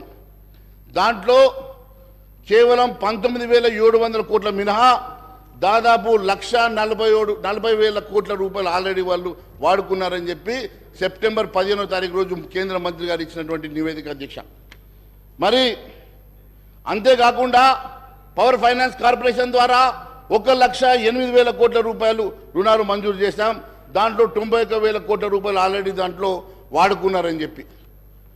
మరి ఇన్ని లక్షల కోట్ల రూపాయలు కేంద్ర ప్రభుత్వం ద్వారా సహాయ పొంది కూడా కేంద్ర ప్రభుత్వం మీద ఈ రకంగా నెపం పెట్టడం, కేంద్ర ప్రభుత్వం మీద అబద్ధాలు చెప్పడం, ఇది ఎంతవరకు మరి సమంజసమని చెప్పి అడుగుతా ఉన్నాను. కేంద్ర ప్రభుత్వం ఎక్కడ కూడా మీటర్ల విషయం చెప్పలేదు, కేంద్ర ప్రభుత్వం ఎక్కడ మీటర్ బిగిస్తామని చెప్పలేదు. కానీ కేంద్ర ప్రభుత్వం మీద, భారతీయ జనతా పార్టీ మీద ఈ రకమైనటువంటి అబద్ధ ప్రచారాలు చేయడం మానుకోవాల్సిందిగా నేను మీ ద్వారా వారిని సూచిస్తూ ఉన్నాను. అంతేకాకుండా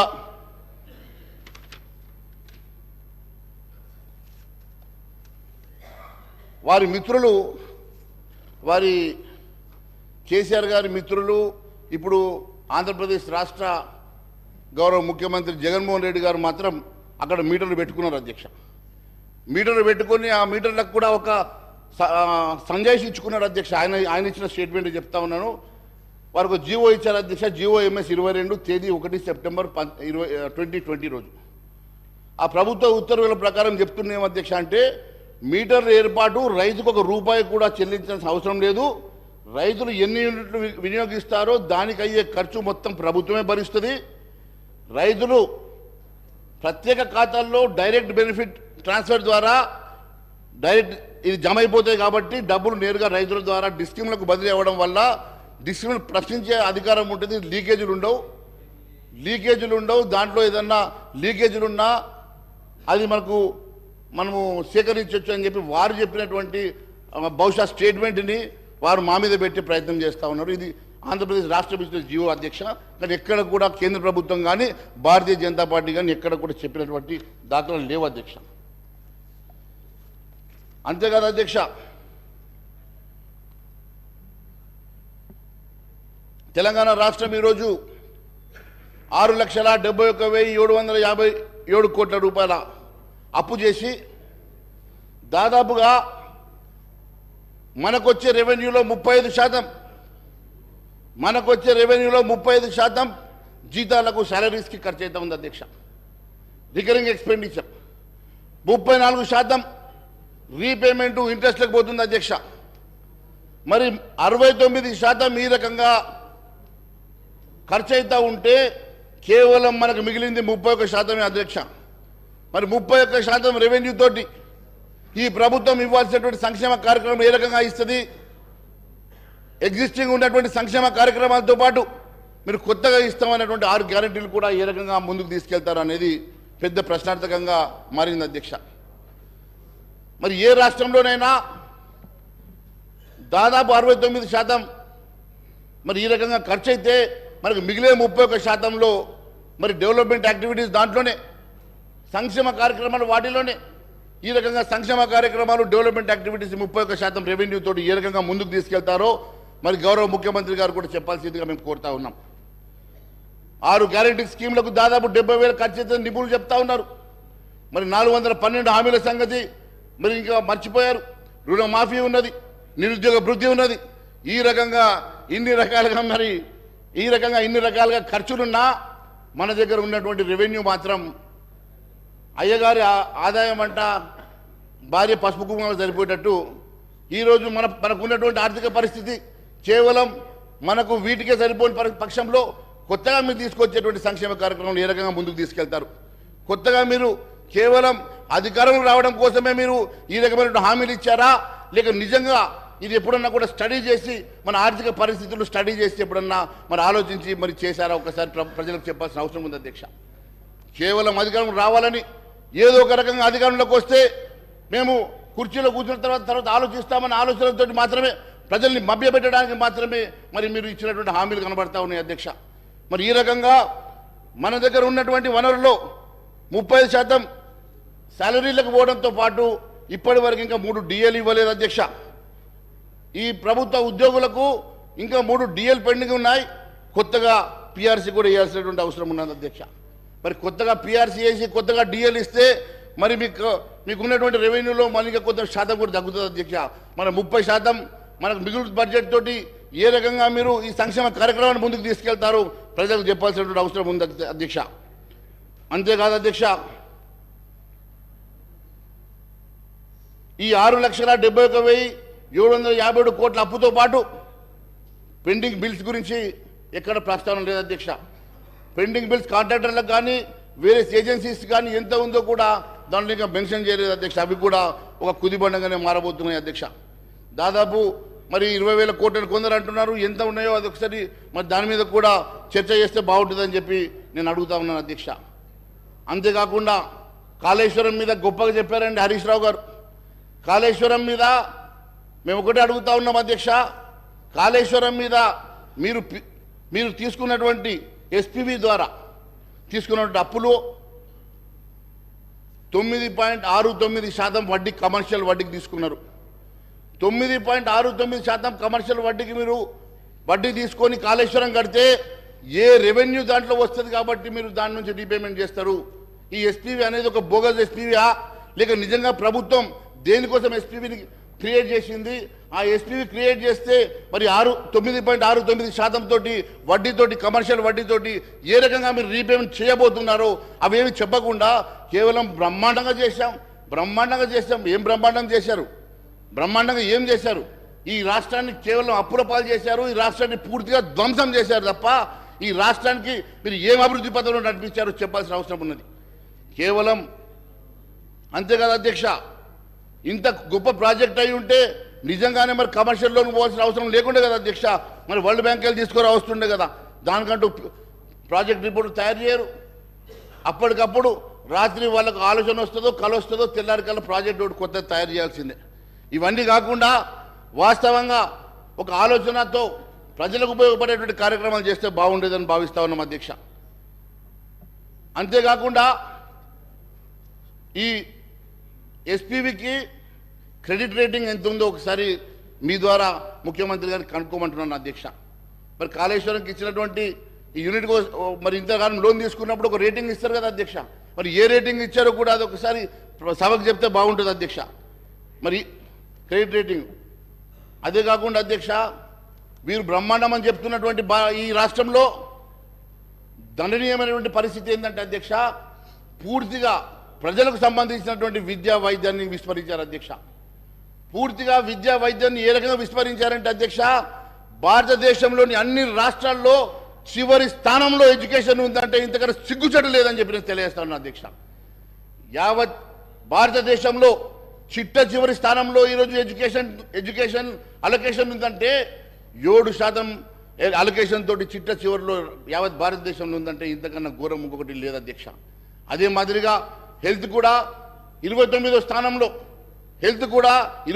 స్థానంలో, చివరి నుంచి 4వ స్థానంలో ఉంది అధ్యక్ష. ఈ రకంగా పూర్తిగా మరి ప్రజలకు మరి సంబంధించినటువంటి విద్యా వైద్యాన్ని పూర్తిగా విస్మరించిన సంగతి నేను గుర్తు చేస్తా ఉన్నాను అధ్యక్ష. మరి ఈ రకంగా అంతేకాదు అధ్యక్ష, వీళ్ళు గొప్పగా చెప్పుకుంటున్నారు. కాగ్ గురించి చెప్పారు కదా అధ్యక్ష. అదే కాగ్ చెప్పినటువంటి నేను విషయం మీకు తెలియజేస్తా ఉన్నాను అధ్యక్ష. CAG expresses concern over Telangana government utilising borrowed amounts for repayment of public debts. ఎంత ఘోరం అధ్యక్ష అంటే అప్పులు కట్టడానికి కూడా అప్పులు తీసుకొచ్చి అప్పులు చేసిన డబ్బుతోటి అప్పులు కట్టేటువంటి దుర్భరమైనటువంటి స్థితిలో గత ప్రభుత్వం నడిపించిందంటే ఇంతకన్నా ఘోరం ఇంకొకటి లేదు అధ్యక్ష. వాళ్ళు చెప్తా ఉన్నారు అధ్యక్ష, చాలా గొప్పగా బ్రహ్మాండంగా చేశాం, బ్రహ్మాండంగా నిర్మాణం చేశాం. ఏం నిర్మాణం చేశారు అధ్యక్ష? బ్రహ్మాండంగా ధ్వంసం చేశారని చెప్తే బాగుండేది. బ్రహ్మాండంగా ధ్వంసం చేశారని చెప్తే బాగుండేది అధ్యక్ష. పూర్తిగా ఈ రాష్ట్రాన్ని అప్పుల పాలు చేసి, ఒక పథకం ప్రకారం ఈ రాష్ట్రాన్ని అప్పుల పాలు చేసి వాళ్ళ కాంట్రాక్టర్ల జేబులు నింపుకున్నట్టు అవపడుతుంది అధ్యక్ష. ఇది తెలంగాణ రాష్ట్ర ప్రజానికం కోసం, తెలంగాణ ప్రజల కోసం మాత్రం ఇది ఏ ఉపయోగపడే కార్యక్రమమే చేయలేదు అధ్యక్ష. పూర్తిగా 10 సంవత్సరాలు ఈ రాష్ట్రాన్ని ధ్వంసం చేసి ఒక నియంత పాలనలో ఈ రాష్ట్రం నలిగిపోయిందన్న సంగతి నేను తెలియజేస్తా ఉన్నాను అధ్యక్ష. ఒక నియంత పాలనలో ఈ రాష్ట్రం పూర్తిగా అప్పుల పాలైపోయింది అధ్యక్ష. ఏ ఒక్క సంక్షేమ కార్యక్రమం కానీ అట్టడుగు బడుగు బలైన వర్గాలకు చెందినటువంటి వారికి ఏ ఒక్క ఉపాధి కల్పించలేని ఈ ప్రభుత్వం అధ్యక్ష. గత ప్రభుత్వం కూడా ఈ రకంగానే నిరుద్యోగ భృతి ఇస్తామని చెప్పారు అధ్యక్ష. మరి ఇప్పుడు దాన్ని పెంచి 4,000 ఇస్తామని కొత్త ప్రభుత్వం చెప్తా ఉంది.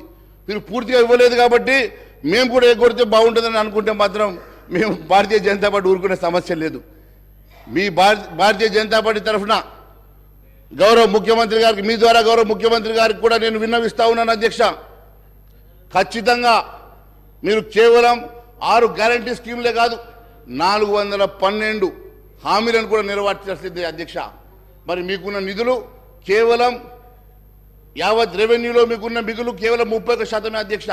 35% సాలరీస్కి పోగా 34% రీపేమెంట్స్ అండ్ ఇంట్రెస్ట్కి పోయిన తర్వాత మిగిలే 31%లో ఏ రకంగా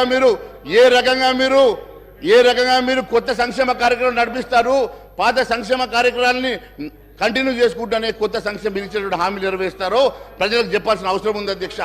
కేవలం అదే మీరు ముందే అడిగితే బాగుండేది కదా. మీరు ముందు అడగకపోతే మీరు మేనిఫెస్టో తయారు చేసేప్పుడు అడిగి ఉంటే మా అందరం కలిసి కేవలం ఈ రకంగా కేవలం అధికార దాహంతో మాత్రమే మరి కాంగ్రెస్ వాళ్ళు కూడా ఇలాంటి హామీలు ఇచ్చినట్టుగా మేము భావిస్తున్నాం అధ్యక్ష. ఎట్టి పరిస్థితుల్లో వారికి 100 రోజుల సమయం ఇవ్వాలని చెప్పి ముందే చెప్పాం. 100 రోజుల సమయం ఇస్తాం. 100 రోజుల తర్వాత వీరు ఇచ్చినటువంటి హామీలు నెరవేర్చకపోయినా, ప్రజా సంక్షేమ కార్యక్రమం ముందుకు నడిపేయకపోయినా ఖచ్చితంగా ప్రజా గొంతుకై భారతీయ జనతా పార్టీ నిలబడుతుందని తెలియజేస్తా ఉన్నాం అధ్యక్ష. చేస్తే మంచిదే కదా, చేయాలని కోరుకుంటున్నాం. మీరు చేస్తే మంచిదే అన్న, చేయాలని కోరుకుంటున్నాం మేము కూడా. అంతే కదా అధ్యక్ష. మరి వీటితో పాటు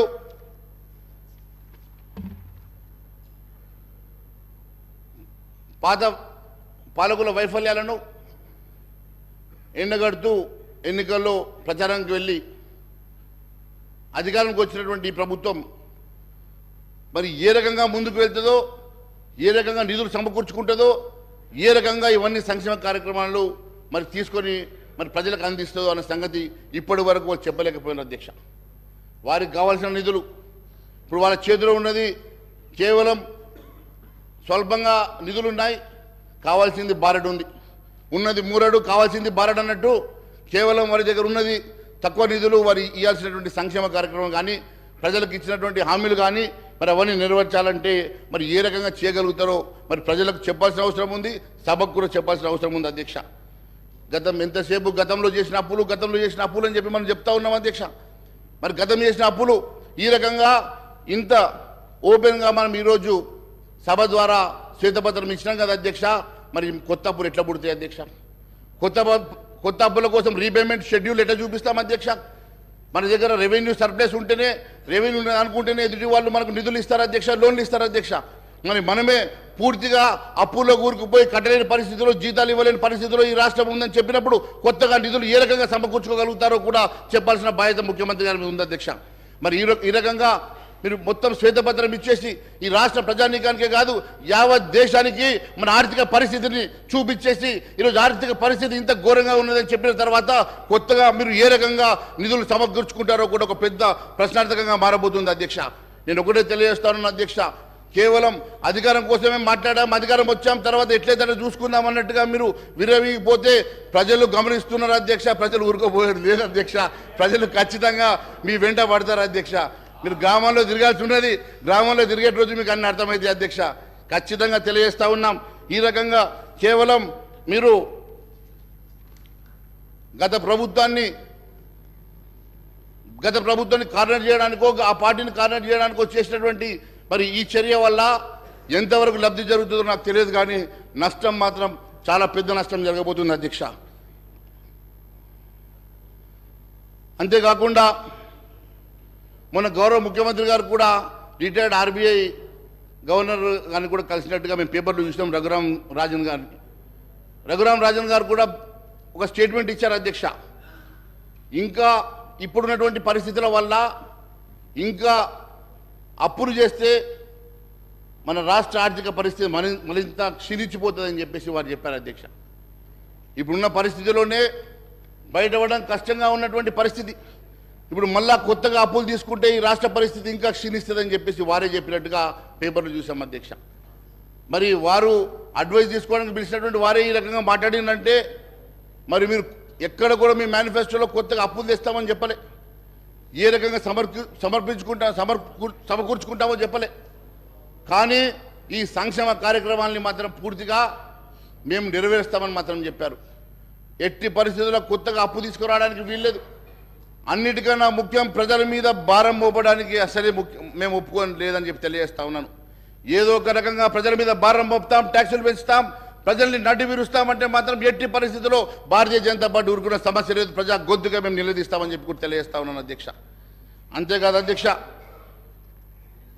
ఎక్కడ కూడా మీ మేనిఫెస్టోలో పెట్టలేదు, పెట్టకుండా కూడా మీరు అన్ని రకాలుగా హామీలు ఇచ్చారు. మేము కూడా ధైర్యం ఉంది, మీకు ధైర్యం ఉంది కాబట్టి, కానీ చేయాలి కదా, ధైర్యం అందరికీ ఉంటుంది, ధైర్యంతో పాటు చేయాలి, చేస్తే సంతోషం కదా. ఎన్ని ప్రజెంటేషన్లు ఇచ్చినా, ఎన్ని చర్చలు చేసినా దానివల్ల లాభం లేదు అధ్యక్ష. కేవలం ఏ రకంగా మీరు దీన్ని అధిగమిస్తారు, ఏ రకంగా ముందుకెళ్తారని సభకు చెప్పాలి అధ్యక్ష. మీరు ఏ రకంగా అధిగమిస్తారో, ఏ రకంగా ముందుకెళ్తారో చెప్పకుండా కేవలం ఒకరినొకరు దుంపెత్తు పోసుకోవడం కాదు అధ్యక్ష. మీరు కూడా మీ ద్వారా నేను స్పీకర్ గారికి కూడా నేను చెప్తా ఉన్నాను అధ్యక్ష, కేవలం ఒకవైపు అటువైపు చూడకండి అధ్యక్ష, మధ్యలో మేము కూడా ఉన్నాం, మా వైపు కూడా చూడమని. అప్పుడు కూడా నేను మరి మధ్యలో లేచి అడిగినాను అధ్యక్ష, నేను క్లారిఫికేషన్ ఇస్తానంటే మరి నాకు అవకాశం రాలేదు. సరే, ఏదైనా వాళ్ళిద్దరు కొట్టాట కోసం ఈ సభ లేదు అధ్యక్ష, వాళ్ళిద్దరు ఈగోస్ కోసం ఈ సభ లేదు అధ్యక్ష. ప్రజలు మొత్తం 3.5 కోట్ల ప్రజలు మన వైపు చూస్తూ ఉన్నారు అధ్యక్ష, సభ వైపు చూస్తూ ఉన్నారు, సభలో జరిగే చర్చను చూస్తూ ఉన్నారు అధ్యక్ష. ఖచ్చితంగా ఇక్కడ జరిగేటువంటి చర్చ ఒక అందరికి ఉపయోగపడే చర్చగా మారాలి. దీనికి కావాల్సినటువంటి ఏ అంశమైనా కూడా మీరు పారదర్శకతోటి ఏ రకంగా ఈ సమస్యను పరిష్కారం చేస్తారో, ఏ రకంగా ఈ సమస్య పరిష్కారానికి మీ దగ్గర ఉన్నటువంటి ప్లాన్ ఏందో, మీ దగ్గర ఉన్నటువంటి ప్రణాళిక ఏందో చెప్పకుండా కేవలం చూస్తామంటే కుదరదు అధ్యక్ష. ఖచ్చితంగా సభకు తెలియజేయాల్సిన అవసరం ఉందని చెప్పి తెలియజేస్తాను అధ్యక్ష. ఇంకా గత ప్రభుత్వం కూడా ఆ ₹1,00,000 రుణమాఫీ 5 సంవత్సరాలైనా చేయలేకపోయింది. మరి మీరు ఇంకా ఉన్నాయి, బ్యాలెన్స్ ఉన్నాయి సార్, బ్యాలెన్స్ ఉన్నాయి, చేయలేదు. ₹7 చేస్తామన్నారు, 5 ఏళ్ళైనా చేయలేకపోయింది, ఇంకా బ్యాలెన్స్ ఉన్నది, అందుకే చెప్తున్నా. కాబట్టి మీరు 2 లక్షల రుణమాఫీ 9వ తారీఖు డేట్ ఇచ్చిండ్రు అధ్యక్ష, 9వ తారీఖు డేట్ ఇచ్చిండ్రు. మరి ఫైనాన్స్ మంత్రి గారు లేరు ఇప్పుడు, మరి ముఖ్యమంత్రి గారు లేరు, ఫైనాన్స్ ఇద్దరు అదృష్టవంతులు లేరు అధ్యక్ష హాల్లో. మరి ఇద్దరు ఏ ఒక్కరున్నా కూడా సమాధానం చెప్తురేమో కానీ పాపం ఒక అదృష్టవంతుడు అంటే పాపం ముఖ్యమంత్రి రాకపోయినా ముఖ్యమంత్రి భవనం వచ్చింది కదా, అందుకే అంటున్నా అదృష్టవంతుడు అని. ఏదో ఒకటైతే వచ్చింది అధ్యక్ష. నేను ఒకటి అడుగుతా ఉన్నాను అధ్యక్ష, మీ ద్వారా గౌరవ ముఖ్యమంత్రి గారిని, గౌరవ ఉప ముఖ్యమంత్రి గారిని కూడా, మాకు ఇంకా సభ ఎన్ని రోజులు నడుస్తుందో తెలియదు కానీ నడిచేటువంటి సభలో మీరు సమకూర్చుకునేటువంటి సోర్సెస్ ఏమున్నాయి, ఏ రకంగా సమకూర్చుకొని మరి ఈ డెప్స్ని మీరు కంట్రోల్ చేయగలుగుతారు? ఏం అధ్యక్ష నేను మాట్లాడింది ఎంతసేపు అధ్యక్ష? అరే అక్కడ గంటన్నర ఇస్తారు, మీరు మాట్లాడుకుంటారు, సభ అంతా మీకోసం అధ్యక్ష. మేము కూడా 8 మంది ఉన్నాం ఇక్కడ. This is third largest party అధ్యక్ష, థర్డ్ లార్జెస్ట్ పార్టీ. మేము మళ్ళీ అక్కడ కూర్చుంటామే రేపు, డోంట్ వరీ. మా పార్టీ వచ్చి అక్కడ కూర్చుంటుంది రేపు. అంతేకాదు అధ్యక్ష,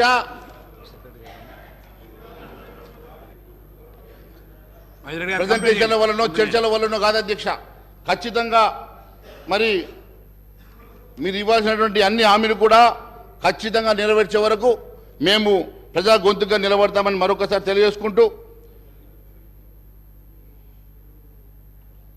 అంతేకాదు అధ్యక్ష, వీటితో పాటు ఇంకా చాలా ప్రజా సమస్యలు కూడా ఉన్నాయి అధ్యక్ష. ప్రజా సమస్యలను విస్మరించి ఒకవైపు రైతుల సమస్యలు ఉన్నాయి, రైతులది ప్యాడీ ప్రొక్యూర్మెంట్ జరుగుతూ ఉన్నది అధ్యక్ష. రైతుల ప్యాడీ ప్రొక్యూర్మెంట్ జరుగుతున్న దీంట్లో మీరు ₹500 బోనస్ ఇస్తామని చెప్పి మర్చిపోయారు అధ్యక్ష. మరి ₹500 బోనస్ గెలిచిన వెంటనే ₹500 బోనస్ ఇస్తామని చెప్పండి, డైరెక్షన్స్ ఇవ్వండి అయ్యా మంత్రి గారు. నో ప్రాబ్లం, నేను ఇంకా 5 నిమిషాలు ఎక్కువ మాట్లాడాను, 5 నిమిషాలు ఇవ్వండి సమయం. ఇప్పుడు వారి డైరెక్షన్ ఇస్తా ఉన్నారు కదా. మరి నేను ఒకటి అడుగుతా ఉన్నాను అధ్యక్ష, ₹500 బోనస్ గెలిచిన వెంటనే ఇస్తామన్నారు కదా. మరి ఇప్పుడు గెలిచి దాదాపు 2-3 వారాలు అవుతుంది, 3వ తారీఖే మీరు గెలిచారు. మరి ఈ రోజుకి 3 వారాలు అవుతున్నది. మరి ₹500 బోనస్ ఎప్పటికల్లా ఇస్తారు? మరి ఇప్పటికీ దాని గురించి క్లారిటీ లేదని చెప్పి నేను తెలియజేస్తా ఉన్నాను. మరి ఆ ₹15,000 కూడా కరెక్ట్ చెప్పామన్నా, అదే 15,000 సంగతి కూడా ₹15,000 ఇస్తామని చెప్పి కేవలం 10,000 ఇచ్చారు. మిగిలిన ₹10,000, మిగిలిన ₹5,000. గౌరవ మంత్రి గారు సార్, నేను గౌరవ సభ్యులు మహేశ్వర్ రెడ్డి గారు మాట్లాడుతూ ఉన్నారు అధ్యక్ష. ₹500 బోనస్ గురించి మాట్లాడుతున్నారు. వారు కూడా వాణిజ్యం వ్యాపారం చేసే వ్యక్తి, వారికి తెలుసు అధ్యక్ష, బిజినెస్ పెట్టిన తర్వాత కొద్ది సమయం పెడుతుంది. ఒక క్రమం మేము 100 రోజులు కాదు సార్, 100 రోజులు 100 రోజుల లోపల మేము అమలు చేస్తామని చెప్పాం. కానీ మేము అడుగుతా ఉన్నాం అధ్యక్ష, ప్రతి వ్యక్తికి, ఈ భారతదేశంలో ఉన్న ప్రతి వ్యక్తి అకౌంట్లో 15 లక్షల రూపాయలు వేస్తామన్న ఈ బీజేపీ పార్టీ ప్రభుత్వం కనీసం ఒక్క పైసన్న వేసిందా? దాని గురించి మాట్లాడమని చెప్పండి అధ్యక్ష. మహేశ్వర గారు కంప్లైంట్ చేయండి. చూడండి మంత్రి గారు ఇక్కడ బిజినెస్ అంటే ఈ సభని ఒక బిజినెస్తో పోలుస్తున్నారు అధ్యక్ష. ఈ సభని ఒక కార్పొరేట్ కంపెనీతో పోలుస్తున్నారు అధ్యక్ష. ముందు ఆయన మీద చర్యలు తీసుకోండి అధ్యక్ష, మరి ఇలాంటి వాళ్ళు సార్ ఇలాంటి వాళ్ళు మంత్రి గారిని ఎట్లా సార్? నిండు సభలో బిజినెస్ తోటి పోల్చి మీరు అపహాస్యం చేస్తా ఉన్నారు ఈ సభని. మీరు దయచేసి ఇంకోసారి ఇలాంటి మాటలు మంచిది కాదు అధ్యక్ష. అధ్యక్ష, రెండో విషయం 15 లక్షల విషయం చెప్పారు కదా అధ్యక్ష. ఖచ్చితంగా ప్రతి వ్యక్తికి వినండి, అరే మా జీడిపి పెంచడానికి దాని ఉద్దేశం ఏంటంటే అందరి అకౌంట్లో 15 లక్షలు వేస్తామని కాదు, ప్రతి వ్యక్తికి 15 లక్షల వర్త్ మనిషిగా మారాలంటే రేపు జీడిపి పెరగాలంటే దానికి కావాల్సినటువంటి నల్లధనం బయటకు రావాలని చెప్పి ఆ రోజు 1000 రూపాయల నోట్లను 2000 రూపాయల నోట్లను పూర్తిగా రద్దు చేసి నల్లధనాన్ని బయటకు తీసుకొచ్చి ఈరోజు యావత్ ప్రపంచంలోనే ఐదో రిచెస్ట్ కంట్రీగా బలమైనటువంటి ఎకనామికల్ కంట్రీగా మేము ఎదిగినామంటే అది కేవలం నరేంద్ర మోడీ గారి ద్వారానే జరిగిందని చెప్పి నేను తెలియజేస్తా ఉన్నాను అధ్యక్ష. అంతేకాదు మీరు ఇవ్వాల్సినటువంటి ముందు దయచేసి మీ ద్వారా అడుగుతా ఉన్నాను, మీరు ఇవ్వాల్సినటువంటి బోనస్ కానీ మీరు ఇవ్వాల్సినటువంటి రుణమాఫీ కానీ మొన్న అధ్యక్ష ఎన్నికలకు ముందు పాపం వాళ్ళు ఈ ప్రభుత్వం వాళ్ళు ఉన్నప్పుడు 5,000 రూపాయలు వాళ్ళు వేస్తామని చెప్పి అకౌంట్లో వేస్తా ఉంటే ఎలక్షన్ కమిషన్ ఆపింది కదా, గా డబ్బన్నా ఇప్పటికి పూర్తి చేయలేకపోతున్నారు అధ్యక్ష. అవి ముందు వేయండి, తర్వాత మీరు వేస్తాన డబ్బులు వేద్దాం. ముందు ఆ డబ్బులు మహేష్ రెడ్డి గారు కంప్లీట్ చేయండి. ముందు జార్ఖండ్ ఎంపీ గారి దగ్గర ఉన్న 300 కోట్లు బయట తీయద్దా? అవి తీయండి. యాడికి దేనికోసం పెట్టారు అధ్యక్ష? అవి తెలంగాణ పంపుదాం అనుకుంటే అవి ఆగిపోయినట్టున్నాయి అధ్యక్ష. లేకుంటే వీళ్ళకి సర్ప్లస్ ఉన్నాయి కాబట్టి ఆగిపోయినట్టున్నాయి, కాబట్టి అవి దొరికినాయి అధ్యక్ష. కంక్లూడ్ చేయండి. మీరు అన్నారు కంక్లూడ్ చేస్తున్నా సార్. అరే ఇంతేం సార్ మా మీద ఏం సార్ మీరు మా మీద పడతారు? అరే మేము 8 మంది ఉన్నాం sir, third largest party in the house sir. You to look at us. వేరే వాళ్ళకి ఎంత నిన్న కూడా మాకు క్లారిఫికేషన్ టైం ఇవ్వలేదు అధ్యక్ష. ఈ రోజు కూడా ఈ రకంగా మా గొంతులు నొక్కితే ఎట్లా అధ్యక్ష? ఇది కంప్లీట్ అంటే ఎట్లా అధ్యక్ష? చాలా సబ్జెక్ట్స్ ఉన్నాయి. హరీష్ రావు గారు మాట్లాడే హెల్త్ మాట్లాడాలా, హరీష్ రావు గారు మాట్లాడినటువంటి ఎడ్యుకేషన్ మాట్లాడాలా, గతంలో నేను ఇచ్చిన చార్జ్ షీట్లు అన్ని ఉన్నాయి అధ్యక్ష, తీసుకొచ్చిన చాలా సందర్భాలు మాట్లాడుతున్నారు. అన్ని కూడా క్లారిఫై చేయాలి కదా అధ్యక్ష. మీరు కంప్లీట్ చేయండి. అందుకనే ఏంది టీ బ్రేక్ ఇచ్చాక మళ్ళీ మాట్లాడదాం. మీకు ఆగరైతే చెప్పండి, టీ బ్రేక్ ఇద్దాం, మళ్ళీ మాట్లాడదాం. మాకేం పని లేదు అధ్యక్ష. రాత్రి 12 గంటల దాకా కూడా కూర్చోబట్టే మేము మాత్రం ఖచ్చితంగా మీరు మాట్లాడండి, మీరు కంక్లూడ్ చేయండి. సార్ నేను కంక్లూడ్ చేస్తున్నా సార్. నాకు టైం ఇవ్వాలి కదా సార్. వీళ్ళకి 1.5 అవర్ ఇస్తారు, వీళ్ళకి 1 అవర్ ఇస్తారు, వాళ్ళకి 2 గంటలు ఇస్తారు సార్. మాకు టైం ఇవ్వకుండా థర్డ్ లార్జెస్ట్ పార్టీ సార్. మీకు సరిపోని సమయం ఇచ్చినాం కానీ కంప్లీట్ అయిపోయింది. మీ సమయం ఇప్పటికీ ఎక్కువైపోయింది కానీ అదే సార్ మేము చెప్పేది ఏం చెప్తున్నాం సార్. మరి రుణమాఫీ 9వ తారీఖు మొన్న అంటారు, 100 రోజులు అంటారు. మంత్రి గారు అబద్ధం చెప్పడం కాదు సార్, హౌస్కి అబద్ధం చెప్పడం తప్పు కాదు సార్. ఆయన మేనిఫెస్టోలో 9వ తారీఖు రాసిండా లేదా సార్?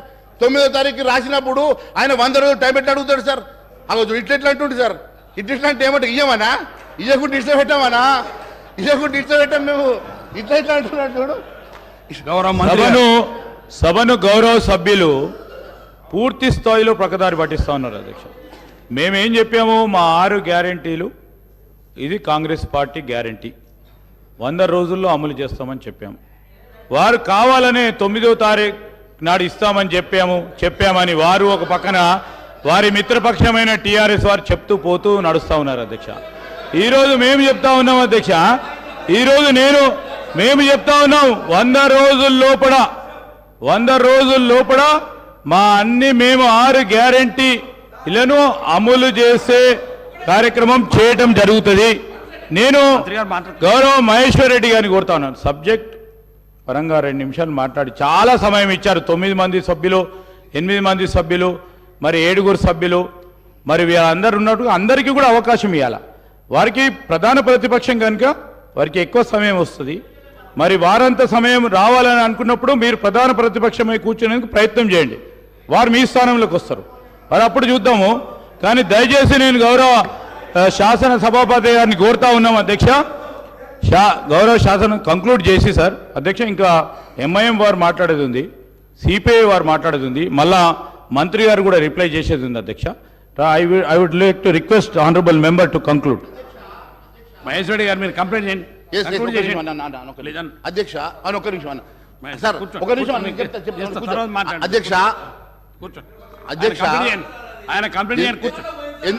ఎందుకు అధ్యక్ష ఎందుకు అధ్యక్ష మంత్రి గారు ఉలికి పడుతున్నారు నేనంటే నేను మాట్లాడితే లేస్తాడు ఎందుకు అధ్యక్ష ఆయన గంటన్నర మాట్లాడితే లేవలే అధ్యక్ష నేను మాట్లాడితే లేస్తాడు ఎందుకు అధ్యక్ష ఎందుకు నన్ను టార్గెట్ చేస్తున్నా అధ్యక్ష ఇది పర్సనల్గా నన్ను టార్గెట్ చేస్తుంటే అనిపిస్తుంది అధ్యక్ష నాకు సమయం ఇవ్వద్దు అని నేను ఒకటే అడుగుతా ఉన్నాను అధ్యక్ష వారు పాపం మాట్లాడలేరు అధ్యక్ష 2 లక్షల రుణమాఫీ అని గట్టిగా మాట్లాడలేరు ఎందుకంటే అధ్యక్ష వాళ్ళు కూడా ₹1,00,000 పూర్తిగా రుణమాఫీ చేయలేకపోయారు కాబట్టి మాట్లాడలేరు అధ్యక్ష నిరుద్యోగ వృత్తి వాళ్ళు మాట్లాడలేరు అధ్యక్ష నిరుద్యోగ వృత్తి వాళ్ళు మాట్లాడలేరు ఎందుకంటే వాళ్ళు నిరుద్యోగ వృత్తి ఇవ్వలేదు కదా కాబట్టి మాట్లాడగలిగేది మేమే కదా అధ్యక్ష మేము అక్కడ కూర్చుంటే అవసరం లేదు అధ్యక్ష మొన్న 1కెళ్ళి 8 వచ్చాం 8కెళ్ళి 80 అక్కడికే వస్తాం అధ్యక్ష నేరుగా ఇది గుర్తుపెట్టుకోండి అధ్యక్ష మేము ఇక్కడ కూర్చోవాల్సిన అవసరం లేదు అధ్యక్ష మాకెవరు మిత్రపక్షాలు కారు అధ్యక్ష ఏమైనా మిత్రపక్షాలు గతంలో పోటీ చేసుకున్న స్నేహం పాత స్నేహం ఉంటే మీ మధ్యలో ఉంది అధ్యక్ష పాతది ఇంకా ఫ్లేవర్ పోనట్టుంది వాళ్ళ బంధుత్వం కానీ స్నేహం కానీ పాత స్నేహం అట్లే ఉండట్లేదు చాలా సమయం నన్ను డిబేట్ చేస్తున్నా అధ్యక్ష మీరు కంప్లీట్ చేయండి ఇప్పుడు మీకు ఒక్క నిమిషంలో కంప్లీట్ చేయండి సార్ మేము 8 మంది ఉన్నాం సార్ మాకు క్యాలిక్యులేట్ చేసి టైం ఇవ్వండి మీరు నిన్న ఎంఐఎం టైం ఇచ్చారు నిన్న మీరు ఎంఐఎం టైం ఇచ్చారు క్యాలిక్యులేషన్ కూడా రెడీ ఉంది సార్ క్యాలిక్యులేషన్ కూడా రెడీ ఉంది సార్ క్యాలిక్యులేషన్ కూడా రెడీ ఉంది చెప్పమంటే చెప్తాము ఈరోజు బీజేపీ పార్టీ వారికి 60 నిమిషాలు అధ్యక్ష 8 మంది సభ్యులకు కేవలం 4 నిమిషాలే మీరు కేటాయింపు చేయడం జరిగింది చాలా సమయం ఇచ్చిన ఇప్పటికీ మహేష్ రెడ్డి వీరికి ఎంతసేపు ఇచ్చారు సార్ నిన్న మాకు క్లారిఫికేషన్ కూడా ఇవ్వలేదు గారు మీరు మాట్లాడుకొని మీరు లొల్లి పడి బయటపడుతుంది సార్ ఇది అన్యాయం సార్ ఇది మహేష్ రెడ్డి గారు మీరు కంప్లీట్ చేయకపోతే గౌరవ మంత్రి గారు మాట్లాడతారు కంప్లీట్ అంటే ఒక్క నిమిషంలో మీరు కంక్లూడ్ చేసేయండి ఒక్క సెకండ్ లో మీరు కంప్లీట్ చేయండి సార్ ఒక్క నిమిషంలో కంప్లీట్ అయితే సార్ కంక్లూజన్ చాలా సమయం ఇచ్చిన మీ సమయంతో వృధా చేసుకుంటూ మీరు అక్కడ ఇక్కడ మాట్లాడి సార్ నేను ఒకటే తెలియజేస్తాను అధ్యక్ష మరి 9వ తారీఖు గురించి కూడా మిస్గైడ్ చేశారు అధ్యక్ష మంత్రి గారు 9వ తారీఖు మీ మేనిఫెస్టోలో మీరు పెట్టారా లేదా 9వ తారీఖు మేనిఫెస్టోలో 2 లక్షల రుణమాఫీ చేస్తామని చెప్పారా లేదా గెలిచిన వెంటనే చెప్పలేదంటే ఎట్లా నువ్వు 9వ తారీఖు రోజు మీరు చూడండి మీ మేనిఫెస్టో నా కాడ కాపీ ఉన్నది 2 లక్షల రుణమాఫీ అంతేకాదు అధ్యక్ష అంతేకాదు అధ్యక్ష మీరు గెలిచిన వెంటనే ₹500 బోనస్ ఇస్తామని చెప్పారు కదా అధ్యక్ష మరి ₹500 బోనస్ ఎందుకు ఇవ్వలేదు అధ్యక్ష ₹500 బోనస్ ఎప్పుడు ఇస్తారు కొనుగోలు గౌరవ మంత్రి గారు పొన్నం ప్రభాకర్ గారు సార్ ఇప్పుడు మీరు ఇంతకుముందు వాళ్ళు మిమ్మల్ని విమర్శించినప్పుడల్లా మా వాళ్ళు కొద్దిగా కనీసం రిస్క్ వచ్చింది ఎందుకంటే గవర్నమెంట్ మైండ్ సెట్ మారింది అధ్యక్ష మీ ద్వారా సభ్యునికి తెలియజేస్తా ఉన్నాం వాళ్ళేమో కేంద్ర ప్రభుత్వం నుంచి నిధులు తెచ్చుకోవద్దు కేంద్ర గవర్నమెంట్ స్కీమ్స్ని ఇంప్లిమెంట్ చేసుకోవద్దని ఆలోచన ఉంది కానీ ప్రస్తుత కాంగ్రెస్ ప్రభుత్వము కేంద్రంలో ఉన్న ఫెడరల్ సిస్టాన్ని దృష్టిలో పెట్టుకొని కేంద్రం నుంచి నిధులు తేవడానికి సానుకూలంగా ఉన్నాం మీరు వీలైనంత వరకు మీరు కూడా రాష్ట్ర ప్రయోజనాలు దృష్టిలో పెట్టుకొని రాష్ట్ర ప్రజల దృష్టిలో పెట్టుకొని మీరు కూడా కేంద్రం నుంచి నిధులు రావడానికి ప్రయత్నం చేయాలి కానీ మీరేం చేసారు మేమేం చేసినా 10 రోజులుగా ఓపిక పడతలేరు ఎందుకు అధ్యక్ష మీరు 10 సంవత్సరాల కింద 15,000 ఇస్తారే కాదు గ్యాస్ దంచుతుంటే లేకపోతే అనేక రకాలుగా మొత్తం దేశాన్ని అమ్మేస్తుంటే మాట్లాడకుండా ఉగునా కొద్ది మీరు ఇట్లా ఈ విధంగా చెప్పుకుంటే పోతే కాదు కదా అధ్యక్ష ఇలా దేశాన్ని మొత్తం మేమిద్దరము మాకిద్దరు అన్నట్టు అమ్మేస్తూ ఉంటుంటే మీరు ఇలా మాట్లాడితే ఎట్లా అధ్యక్ష మేము అధ్యక్ష ఇలా అడుగుతా ఉన్నాం ఇలా దేశంకు సంబంధించి మొత్తం వ్యవస్థలో కనీసం పార్లమెంట్ మీద దాడి జరిగితే కూడా చట్టసభలో అంతమంది సస్పెండ్ చేసిన చరిత్ర ఎప్పుడైనా ఉందా అధ్యక్ష వీళ్ళు మాట్లాడితే ఎట్లా ప్రజాస్వామ్యం గురించి హామీల గురించి ఓపిక ఉంటుంది వాళ్ళకు కూడా చెప్తున్నాం గౌరవ సభ్యులకు మీకు కూడా చెప్తాం అధ్యక్ష మా ప్రభుత్వం ఇప్పుడే మేము తప్పకుండా హామీలు అమలు చేసే బాధ్యత మాది గత 10 సంవత్సరాలుగా ప్రభుత్వ ఆర్థిక పరిస్థితి ప్రజలకు చెప్పాలని ప్రయత్నం చేస్తా ఉన్నాం పరపతి గురించి మాట్లాడిన గతంలో సభ్యుడు కూడా కాంగ్రెస్ కున్న పరపతి ఈ దేశంలో వేరే పార్టీకి లేదు అధ్యక్ష ప్రభుత్వాన్ని నడపడము పరపతి గౌరవం కాపాడడం అనేటువంటిది కాంగ్రెస్ పార్టీకి సంబంధించిన ప్రతి నాయకుడికి వెన్నెరతో పెట్టే విద్య కాబట్టి ఎక్కడ కూడా ఏ ఇబ్బంది లేదు ఈ ప్రభుత్వాన్ని సమర్థవంతంగా 5 సంవత్సరాలు పరిపాలించి భవిష్యత్తులో కూడా మాకే మళ్ళీ ప్రజలు పట్టం కట్టే విధంగా పరిపాలన కొనసాగితే మీరు పరిశాన్ కాకండి ఆందోళన చెందకండి ఆరోగ్యం కాపాడుకొని కొద్ది రోజులు ఓపిక కొట్టండి నిమ్మలంగా ఉండండి తప్పకుండా 10 రోజులకి టీఆర్ఎస్ పార్టీ ప్రతిపక్ష సభ్యులు కావచ్చు మీరు కావచ్చు కొద్దిగా ఓపిక కొట్టమని కోరుతా ఉన్నా దయచేసి మీ ద్వారా వాళ్ళందరికీ కూడా మహేశ్వర రెడ్డి గారు మీరు ఇచ్చిన సమయం కంటే చాలా ఎక్కువైంది మీరు ఒక్క సెకండ్ లో కంప్లీట్ చేయకపోతే గౌరవ మంత్రి గారికి ఇప్పుడు వారు ఏం మాట్లాడుతున్నారు అధ్యక్ష సంబంధం ఉన్న మీరు కంప్లీట్ చేయండి మీరు సంబంధం ఉన్న సబ్జెక్ట్ మీరు సబ్జెక్ట్ మంత్రి గారు కాబట్టి ఏం మాట్లాడినా మీరు మైక్ ఇస్తారు మంత్రి గారు కాబట్టి ఏం మాట్లాడినా నడుస్తుంది అధ్యక్ష వారు మాట్లాడింది ఏంది అధ్యక్ష సంబంధం ఉన్న అంశం అధ్యక్ష ఇది దాని మీద చర్చ పెట్టమండి మేము చర్చకు సిద్ధం ఉన్నాం దానికి టైం ఇవ్వమనండి, అలకేట్ చేయమండి, దేనికైనా సిద్ధంగా ఉన్నాం. ఇష్టానుసారంగా వారు మాట్లాడితే ఎట్లా? సబ్జెక్ట్ ఏదంటే ఏం మాట్లాడుతుంటారు అధ్యక్ష? నేను సంబంధం లేదు, ఏం మాట్లాడలేదు. నేనేమన్నా ప్రభుత్వం మైండ్ సెట్ మారింది. ప్రభుత్వము కేంద్రం నుంచి కూడా నిధులు తెచ్చుకోవడానికి సానుకూలంగా ఉంది తెలంగాణ ప్రజల ఆకాంక్షలకు అనుగుణంగా. మీరు అందుకేమో సహకరిస్తామంటే నేను తప్పు మాట్లాడినంటారు ఏంది? నేనేం తప్పు మాట్లాడిన అధ్యక్ష? తెలంగాణ ప్రజలు సహకరించారా? మీరు సహకరించమని అడుగుతా కూడా మీరు ఇట్లా మాట్లాడితే ఎట్లా? మీరు చెప్పండి సహకరించమని. మా ప్రభుత్వాన్ని విమర్శ చేయడానికి మీ ప్రభుత్వం చెప్పండి. మేము ఇచ్చిన హామీలు అమలు చేయడానికి కేంద్రం ఏం సహకారం చేస్తాం చేయించు. గ్యాస్ సబ్సిడీ 500 కదా, మీరు 500 ఇచ్చే అవసరం లేదు, కేంద్రమే మేము బరువు మోస్తామని చెప్పండి. అట్లా చేతనవుతుందా? ఆ పార్టీని మీరు ఒప్పియగలుగుతారా కేంద్రంలో ఉన్నటువంటి వాళ్ళను? అసలు మీ దగ్గర మీ పార్టీలో మీకు సంబంధించిన మాటనే లేదు. వీళ్ళకి నిజంగా ఒక చిత్తశుద్ధి ఉంటే నిండు పార్లమెంటులో తెలంగాణ తెచ్చుకున్న విధానాన్ని అవమానపరిచిన వీళ్ళు ఇంకా బీజేపీలు ఉన్నారంటేనే ఈ తెలంగాణ ప్రజలకు అవమానకరం అధ్యక్ష. ఇది దేశానికి అవమానం. తెలంగాణను కిచ్చపరిచారు, తెలంగాణ అమరవీరులకు కిచ్చపరిచారు. వీళ్ళు మాట్లాడితే ఎట్లా అధ్యక్ష? అరే బీజేపీ గురించి మాట్లాడుతున్నాం, రాజ్యసభలో బతికినారు తెచ్చుకుని ఇవాళ బీజేపీ గురించి మాట్లాడు. నేను మళ్ళా ఆర్గ్యుమెంట్ అధ్యక్ష.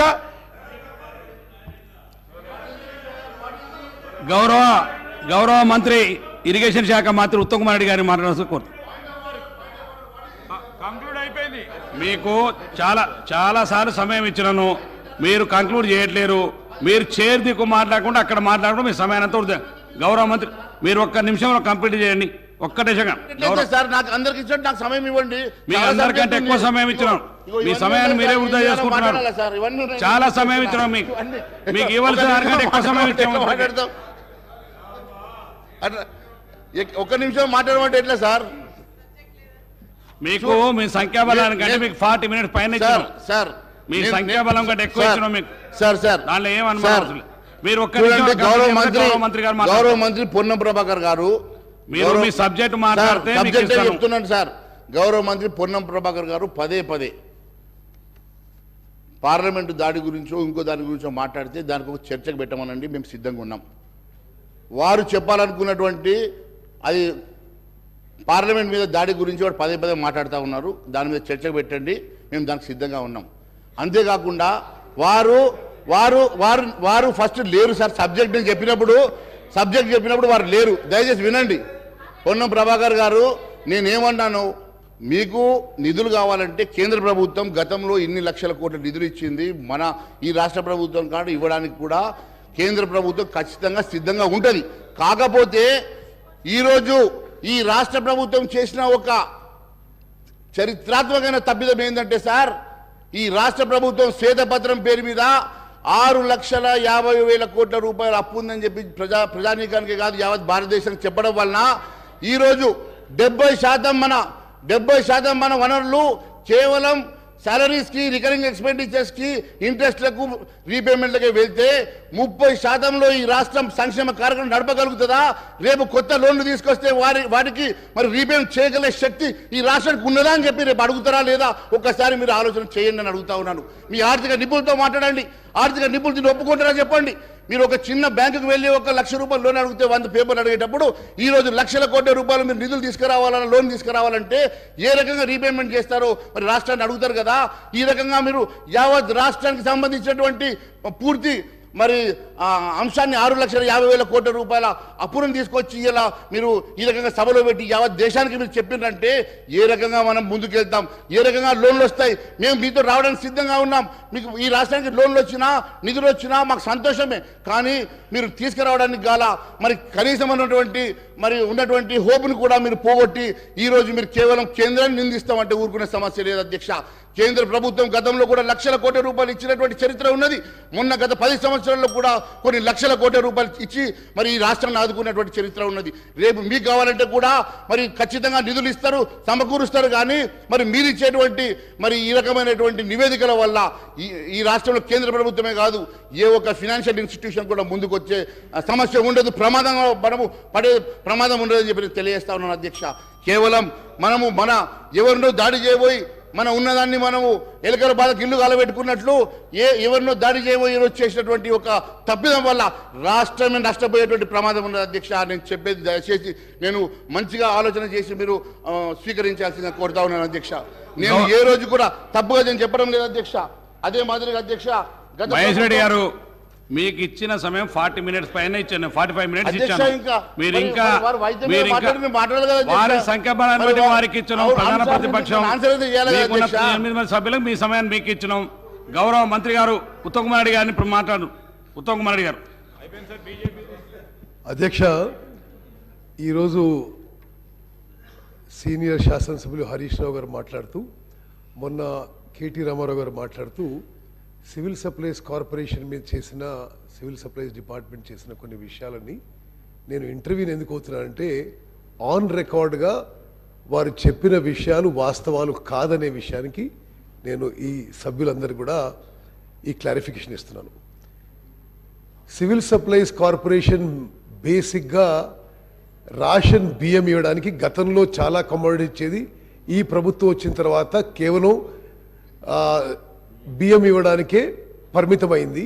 అదేవిధంగా ప్యాడీ ప్రొక్యూర్మెంట్కి ఇదివరకు కొంత ఎక్కువ క్వాంటిటీ ఇస్తుండే. గత 2-3 ఏళ్ల సంది కేవలం గత ప్రభుత్వం 1 కిలో బియ్యంకి పరిమితమైంది. గత 10 ఏళ్లుగా గత ప్రభుత్వం ఈ రేషన్ బియ్యం కింద సబ్సిడీ ఇవ్వనందుకు సివిల్ సప్లైస్ కార్పొరేషన్ యొక్క డెట్ వీళ్ళు అధికారంలో వచ్చినప్పుడు 3,300 కోట్లుంటే ఈరోజు 56,000 కోట్లకు పెరిగిందని చెప్పి నేను మనం చేస్తున్నాను. The det of civil supplies corporation has grown from 3,361 crores to 56,000 crores. కేవలం వీరు ఇవ్వాల్సిన సబ్సిడీ ఇవ్వనందుకే నేను మనం చేస్తున్నారు. మరి అదేవిధంగా నేను పూర్తి చేసినాక వాళ్ళు మాట్లాడమని చెప్పండి. అదేవిధంగా 56,000 కోట్ల అప్పు కాకుండా,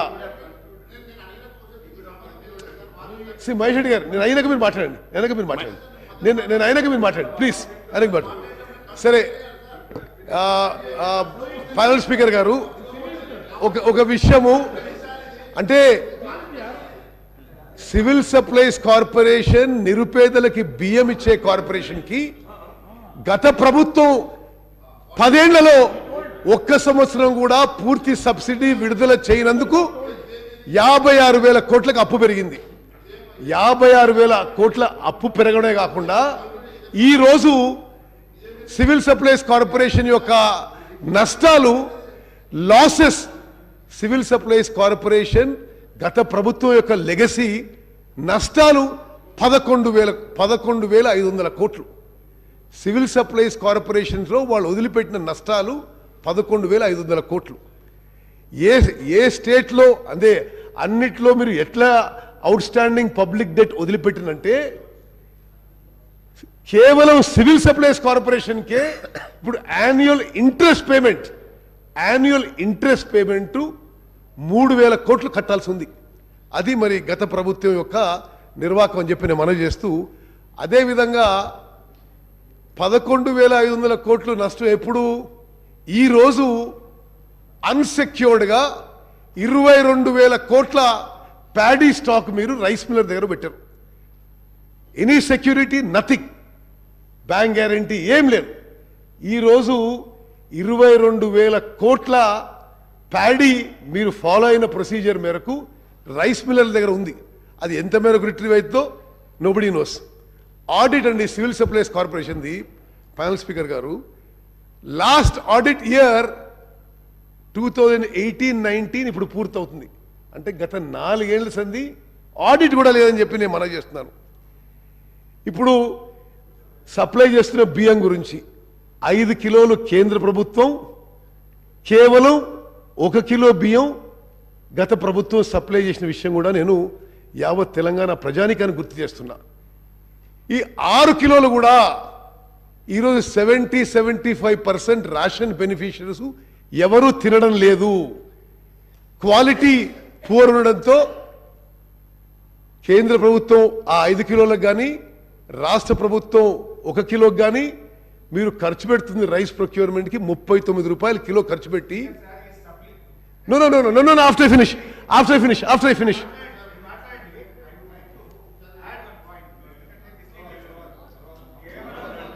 నేను అయిపోయినా మాట్లాడి మీరు గంటలు మాట్లాడుతూ సపరేట్ కూర్చున్నావు. Let me complete. ఈ 6 కిలోల బియ్యం ఏది కేంద్రం మీకు ఇస్తాను వారి మాట్లాడి వారు మీరు మాట్లాడి కూర్చోండి మీకు ఇస్తాను వారు మాట్లాడి మీకు ఇస్తాను కూర్చోండి వారిని మాట్లాడండి తర్వాత మీకు ఇస్తాను కూర్చోండి ఇస్తాను మీకు కూర్చో మీకు ఇస్తారు కూర్చోండి మీకు ఇస్తాను హరీశ్రావు గారు కూర్చోండి. సరే ఇప్పుడు ఈ 6 కిలోల బియ్యం అంటే ఒక్కొక్క కిలో బియ్యం కేంద్ర ప్రభుత్వం కానీ రాష్ట్ర ప్రభుత్వం కానీ 39 రూపాయల కిలోకి ప్రొక్యూర్మెంట్ చేసి ఈ రాష్ట్రంలో ఈరోజు ఆ రైస్ క్వాలిటీ ఎట్లుందంటే 70 to 75% రేషన్ బియ్యం ఈరోజు డైవర్ట్ అవ్వడం మిస్యూజ్ కావడం వేరే యూస్ జరగడం మీ అందరికీ తెలిసిన విషయమే. అది ఇప్పుడు సివిల్ సప్లైస్ డిపార్ట్మెంట్ మరి గత ప్రభుత్వంలో పనితీరు.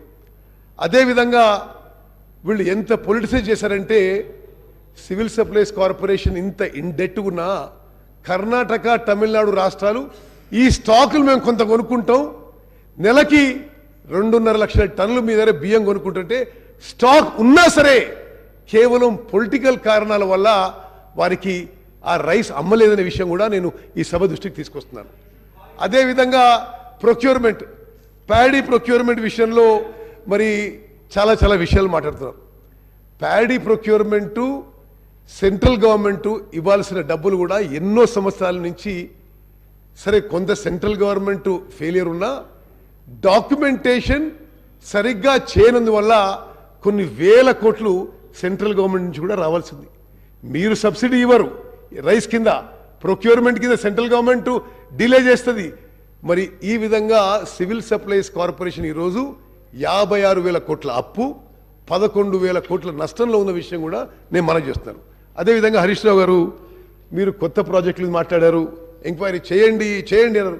తప్పనిసరిగా చేస్తాం, తప్పనిసరిగా చేస్తాము. చేసిన వాళ్ళకి శిక్ష పడుతుందని చెప్పి కూడా మనం చేస్తున్నా. మరి ఒకటి నేను ఒక నిమిషం ప్యానల్ స్పీకర్ గారు ఎంత దుర్మార్గంగా జరిగిందంటే ఇరిగేషన్ శాఖ సరే 81,000 కోట్లు జరిగిందా, 1,00,000 కోట్లు జరిగిందా, 90,000 కోట్లు జరిగిందా, సరే దోస్ ఆర్ డీటెయిల్స్.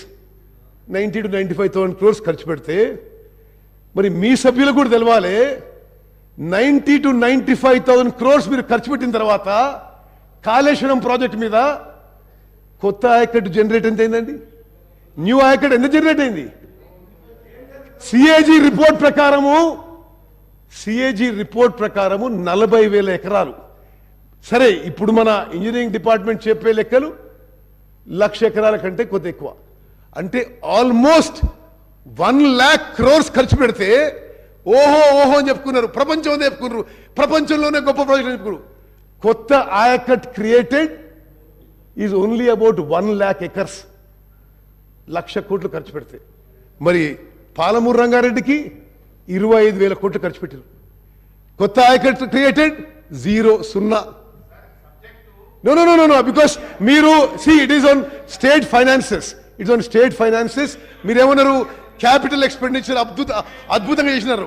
నేనేం చెప్తున్నా మీ క్యాపిటల్ ఎక్స్పెండిచర్ మీరు ఏదైతే ఈ రాష్ట్రాన్ని అప్పుల్లో ముంచినరో ఇట్ ఈస్ ఆల్ బీన్ ఈ క్యాపిటల్ ఎక్స్పెండిచర్ ఇది మీరు జరిగిందని నేను క్లారిఫికేషన్ ఇస్తున్నా. కాళేశ్వరం ప్రాజెక్టుకి 1,00,000 కోట్లు ఖర్చు పెడితే 1,00,000 ఎకరాలు కొత్త ఆయకట్టు.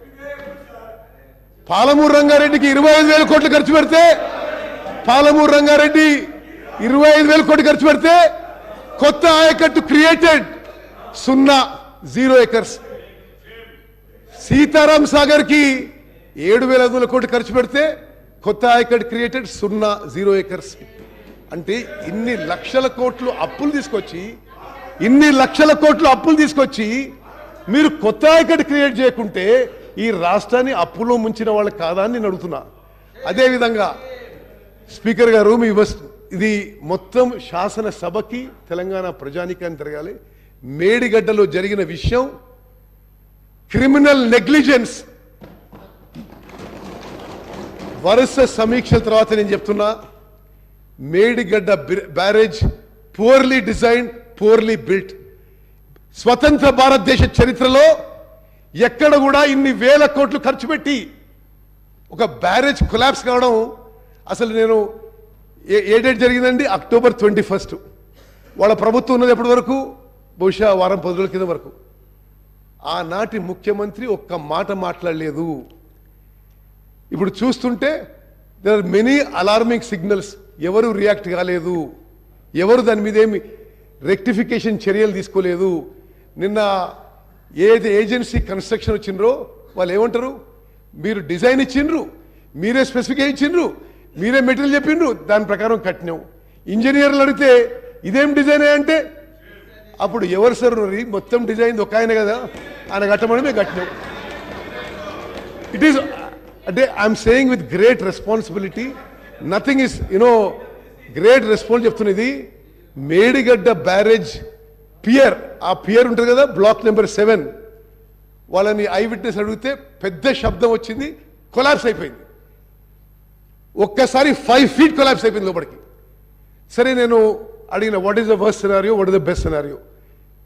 వాళ్ళ అదర్ ఏజెన్సీస్తో as a government is a continuous process. I have tried to protect interest of Telangana people and the government. How do we rectify situation? వాళ్ళు ఏమంటారంటే సరే ఇప్పుడు ఏదో అక్టోబర్ 21 జరిగితే ఈరోజు ఏంది 15th or 16th 17th 18th, ఇప్పటి వరకు సరే ఆ 40 రోజుల్లో వాళ్ళు కంటిన్యూ 40 రోజుల్లో సీరియస్ ఇన్వెస్టిగేషన్ ఎంక్వైరీ కూడా జరగలేదు. ఇప్పుడు ఎల్ఎన్టీ ఎక్స్పర్ట్స్ ఏమంటారంటే మాకు ఉన్న అభిప్రాయంలో జియాలజీ సరిగా చెక్ చేయలేదు, డిజైన్ సరిగా లేదు, కాబట్టి పియర్ యొక్క ఫౌండేషన్ కొలాప్స్ అయింది. మరి ఏం చేయాలి దానికి? మొత్తం బ్లాక్ 7 యొక్క లాంగవిటీ గురించి మరి ఏం చేయగలుగుతామో మరి వాళ్ళు ఇంకా ఇన్వెస్టిగేషన్ చేస్తున్నారు. But it is such a serious lab. మరి హరీష్ రావు గారు, మరి మీరు అందరూ ఇంత పెద్ద పెద్ద మాటలు మాట్లాడినరు, మేము అద్భుతంగా ప్రాజెక్ట్ కట్టినాం. మీరు కట్టిన మీ మాటల్లో అతి అద్భుతమైన ప్రాజెక్టు పరిస్థితి ఇది.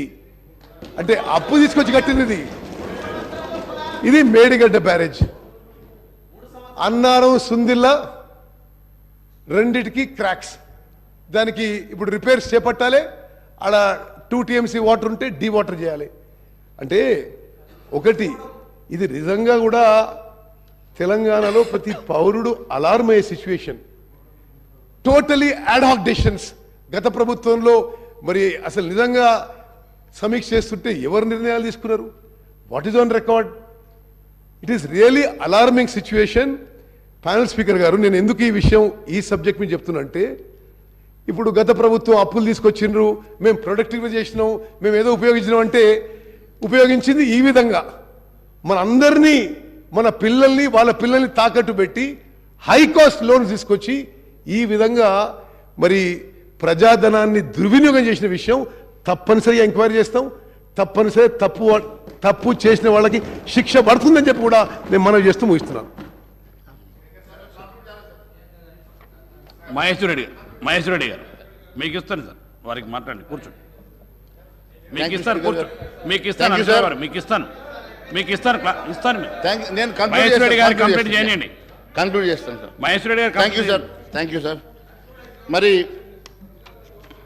అధ్యక్ష, చివరిగా నేను కంక్లూడ్ చేసే ముందు మీరు ఇచ్చినటువంటి హామీల ప్రకారమే రైతు బంధు ఎప్పటికీ పూర్తి చేస్తారు. రైతులకు ఇవ్వాల్సినటువంటి 500 రూపాయల బోనస్ మరి ఇప్పుడు ఇమీడియట్గా ఈ సీజన్లో స్టార్ట్ చేస్తారా? 9వ తారీఖు, ఈ నెల 9వ తారీఖు మీరు ఇస్తామన్నటువంటి 9వ తారీఖు ఇస్తామన్నటువంటి రుణమాఫీ ఎప్పటిలో గల చేస్తారు? మరి ప్రభుత్వం ప్రజలకు క్లారిఫికేషన్ ఇవ్వాల్సినటువంటి అవసరం ఉంది అధ్యక్ష. అంతేకాదు అధ్యక్ష మహేశ్వర రెడ్డి గారు, మరి మీ ఒక్కొక్క ఎంపీ దగ్గర 300 కోట్లు ఉన్నాయి కదా, అవన్నీ తీసుకొచ్చి అన్ని వస్తాం మేము, ఫిగర్ పడకండి. మహేశ్వర రెడ్డి గారు, మరి అధ్యక్ష ఈ రకంగా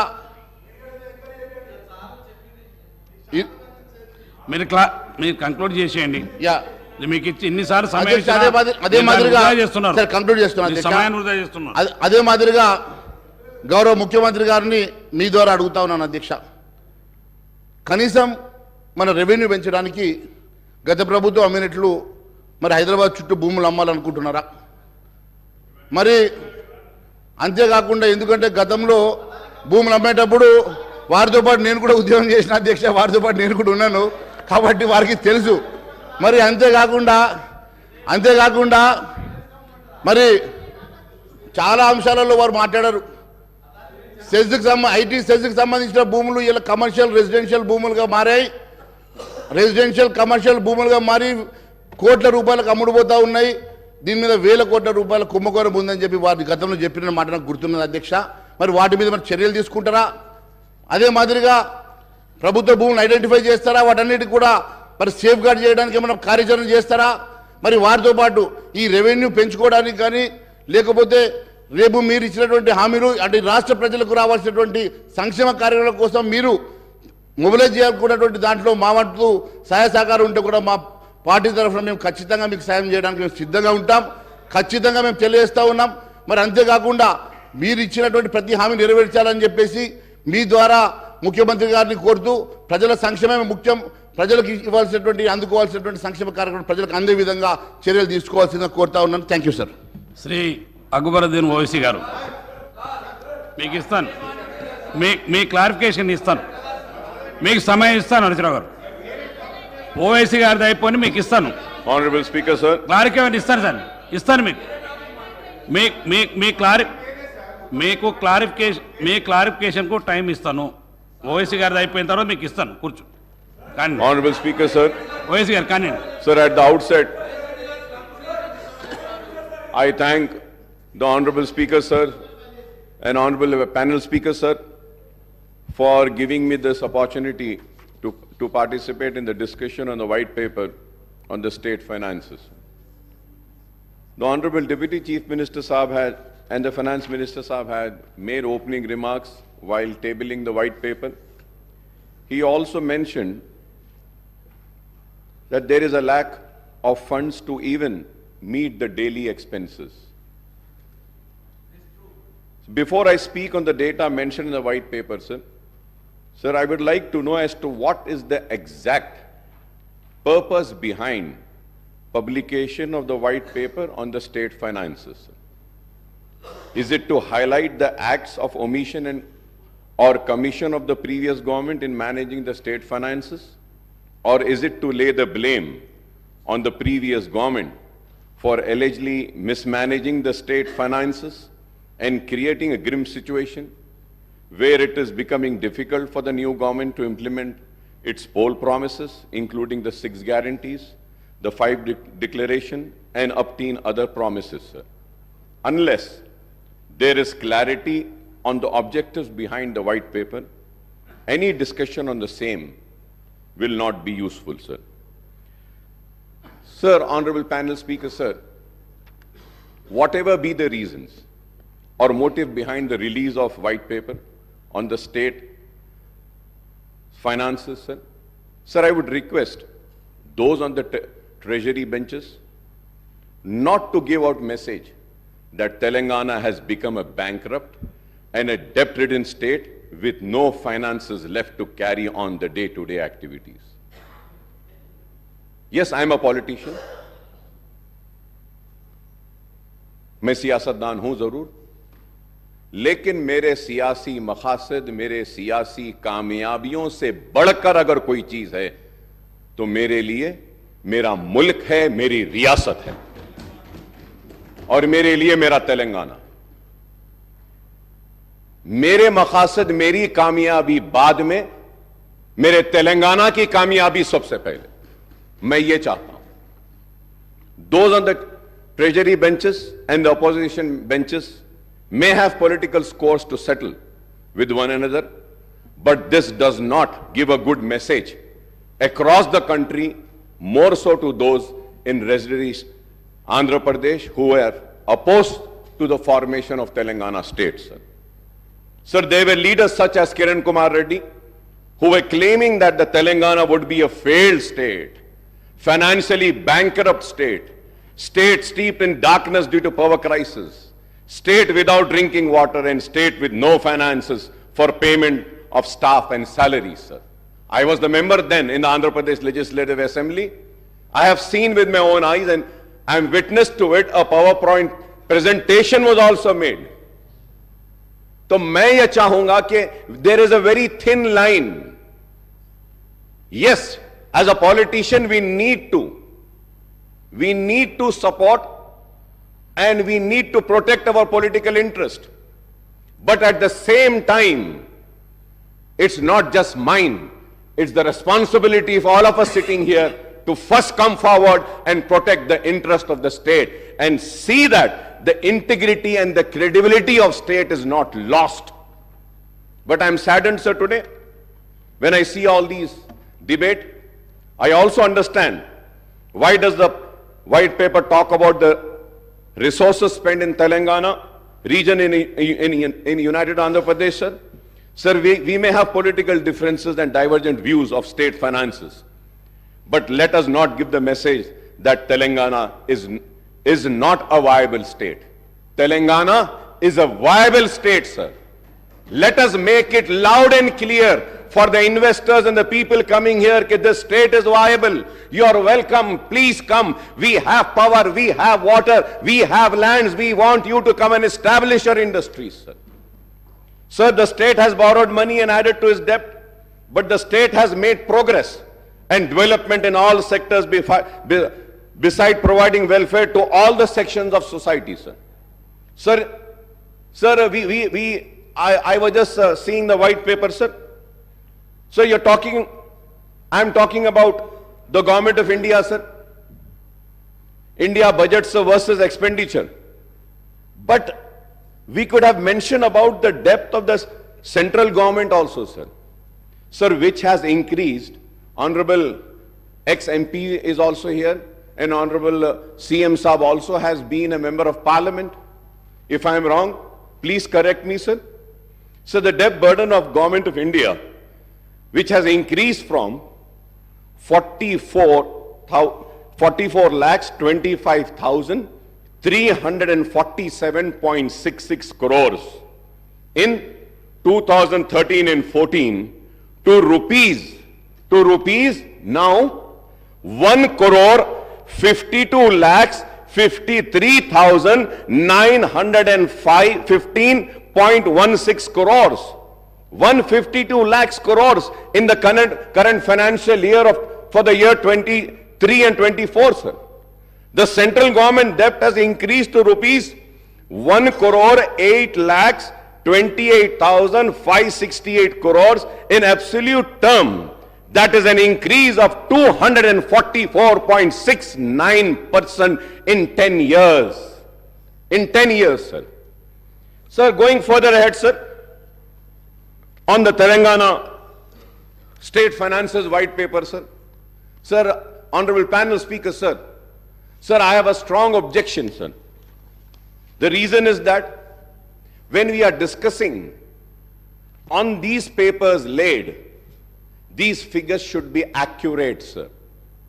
It cannot be a difference of 0.01 also. But it is so unfortunate, sir. So I have gone through each and every page, sir. Sir, I would like to bring to your notice, sir, page number 4, where we say that the expenditure, we are talking about expenditure, 1,21,735. We are talking about the expenditure for the year 2016 and 17. When we go to 17 and 18, sir, we are talking about expenditure of 1,20,000. And then we are talking about for the 2018 and 19, the expenditure of 1,35,000, sir. For the year 19 and 20, the expenditure is mentioned here in this book is 1,42,000, sir. And it has been said, sources, finance account, CAG, sir. Right. Sir, I have the CAG report with me, sir. The CAG report, here they are saying 62. The CAG report says 63,323, sir. Sir, here in the book it says 97,811 for the year 15 and 16, sir. And here the CAG says is 90,818, sir. Sir, I really fail, sir. If you have to see 16 and 17 and 17, 18 also, it is the same situation, sir. Sir, if we see again page number 14, We are talking about the actuals, sir. When we talk about the actuals also, sir, in page number 14, if we see, there also the mistakes are there, sir. Sir, for the year as per the CAG report, which I downloaded just now, sir, just now I downloaded. And that CAG report, it says about the receipts, sir. Again, about the receipts also, if we say for the year 14 and 15, it was 63,323, 15 and 16, 96,051, 2016 and 17, 1,17,799.50, and 17 and 18, 1,44,986.52. And then the actuals are 1,15,587.35, sir. Sir, I really fail to understand, sir. Sir, again we go to the page number 3, sir. Page number 3, sir. Sir, it is written about Karnataka, budget estimate, actual expenditure, and actual expenditure of budget, sir. Sir, now I got the CAG report, sir, I just downloaded. It says the estimate, sir, and the actual expenditure. If we have to see, sir, the actual expenditure mentioned in the white paper laid in this house says 2,61,000. But the CAG report says about Karnataka is 2,49,506.52. So I just want to know, shall I believe this book? Shall I trust this white paper? I'll go further ahead, sir. Sir, I'll go further ahead, sir. On page number 7, sir, United Andhra Pradesh budget versus expenditure, sir. So the budget estimates for the year 2004 and 5, 51,142. Sir, for 2005 and 6, budget estimate 55,331, sir. Sir, I got the books, and the books are saying it is 38,077. Sir, for the 2006 and 7, this white paper is saying 63,528, but the actual is 48,653, sir. Sir, I'll go further ahead, sir. मैं और आगे बढ़ता हूं, sir. Sir, when I see this, resources spent in Telangana region in United Andhra Pradesh, sir. Sir, इस पे मैं तफसील से बोलने से पहले, sir. Sir, now, अगर हम देखते हैं, sir, combined state का, if we have to see for 2004 and 5 and 5 and 6, यहीं पर आपकी किताब में in the same book, the figures are not matching. I just read the figures earlier and I turn the page and see the figures for the same year. Now what I see is that the combined state total expenditure for the year 2004 and 5, it is again saying 47,153. For 2005 and 6, it is saying 48,306. Sir, and again, combined state 2006 and 7, 56,648, that is wrong. 2007 and 8, 74,875, that is wrong. 2008 and 9, 80,804, that is wrong. 2009 and 10, 85,075, that is wrong. 2010 and 11, 1,06,36, that is also wrong.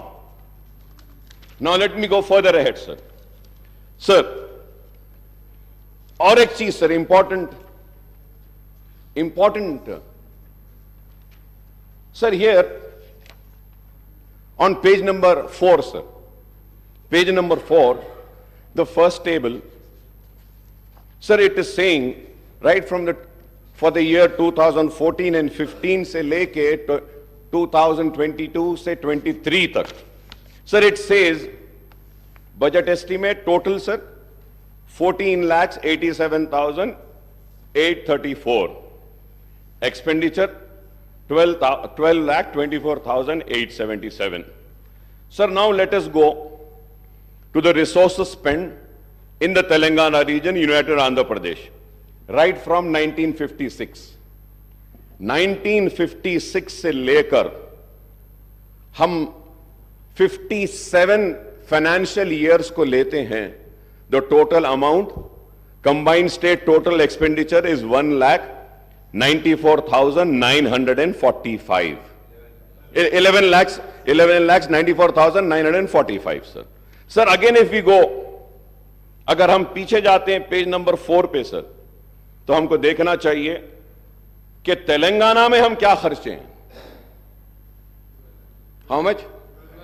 That's what. जो आंध्र प्रदेश में नहीं हुआ 10 साल में तेलंगाना में हो गया, जो 57 इयर्स में नहीं हुआ. अब अगर हम फिर अगर देखते हैं सर कि Telangana, sir I am telling you कि आपके फिगर्स कुछ सही नहीं है साहब इसमें.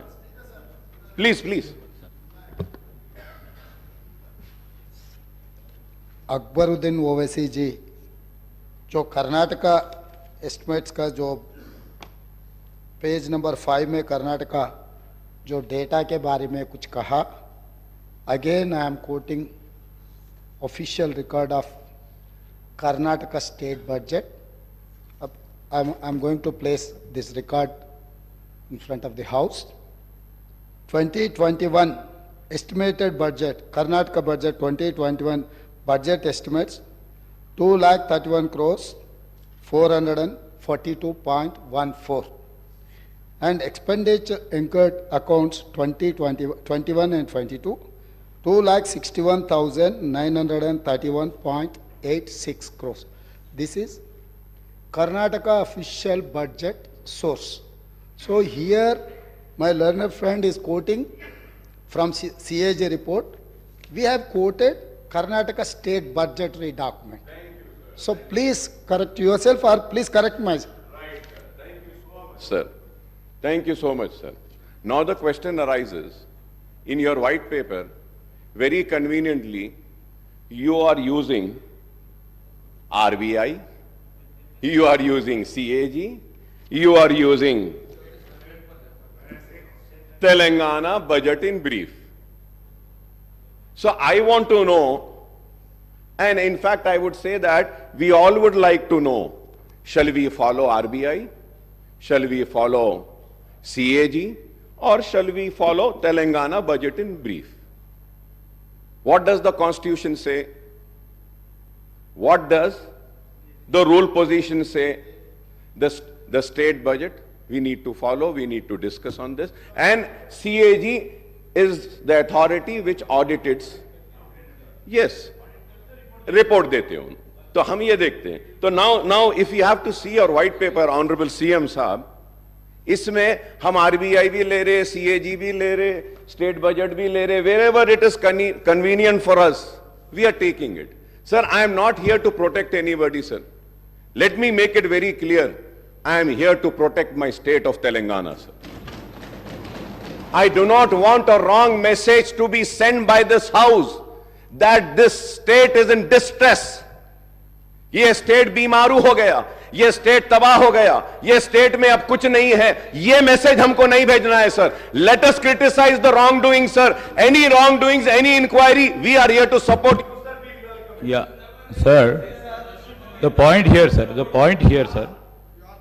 Sir, ఇక్కడ ఈరోజు వైట్ పేపర్ పెట్టడానికి కారణము స్టేట్ ఏదో డెఫిసిట్గా పోతుందని, స్టేట్ రేపొద్దున రాబోయే కాలంలో ఏం చేయలేని పరిస్థితిలో ఉందని, ఈరోజు స్టేట్ ఫినాన్సెస్ బాగాలేవని అని ఫోకస్ మొత్తం గ్లోబల్ లెవెల్లో చేయడానికి కాదు. ప్రోగ్రెస్ రిపోర్ట్ అధ్యక్ష, simple progress report of 10 years of their rule. Simple progress report. అప్పులు ఏంది సార్? అప్పులు చేయండి ఏ రాష్ట్రం ముందుకు పోలేదు. అప్పులు సరియైన విధానంలో ఖర్చు పెట్టినరో లేదో చెప్పడానికే ఈ రాష్ట్ర జనాభాకి, ఈ రాష్ట్ర ప్రజలకు చెప్పడానికి ఉన్నాం. రేపొద్దుగాల కూడా, రేపొద్దున tomorrow we stand here not to show case, here we are here to see our state and put forward state as a developed state tomorrow. Sir, here I would like to tell you, and honorable member who is a senior member too, we are here to put a progress report of the last 10 years, sir. We will take this state from here as the first state of India in terms of developmental statistics. We will prove it after 5 years. This is, honorable speaker, sir. Sir, I thank Legislative Affairs Minister Saab for his words. This was what I want, sir. This was what I was wanting. I am not wanting a wrong message to go out of this house. Thank you very much. And we are also there. We will support you to make the state #1 state in the country. We will lend our support. Our criticism is going to be constructive. If I am criticizing this book, it is not that I am coming for TRS or BRS, sir. No, sir. I am just trying to correct this. From last 25 years, sir, I stand and I scream and I shout and I say that for God's sake, for heaven's sake, give us the right figures. But the bureaucrats sitting there who are supposed to be very learned, very educated, they fail to give proper information. They fail to give us the right figures. And action should be initiated on those such bureaucrats who mislead this house. We are led by the information provided by the bureaucrats and the department. Let it be the Honorable Chief Minister, let it be the leader of the opposition, let it be any floor leaders, let it be any legislatures. We follow the book and what has been tabled in the house. So let us make sure that whatever is being tabled is accurate and right. And any time if it is found to be wrong, an action will be initiated against those officers. This is what I want, sir. This is what I want. But it is so sad, sir.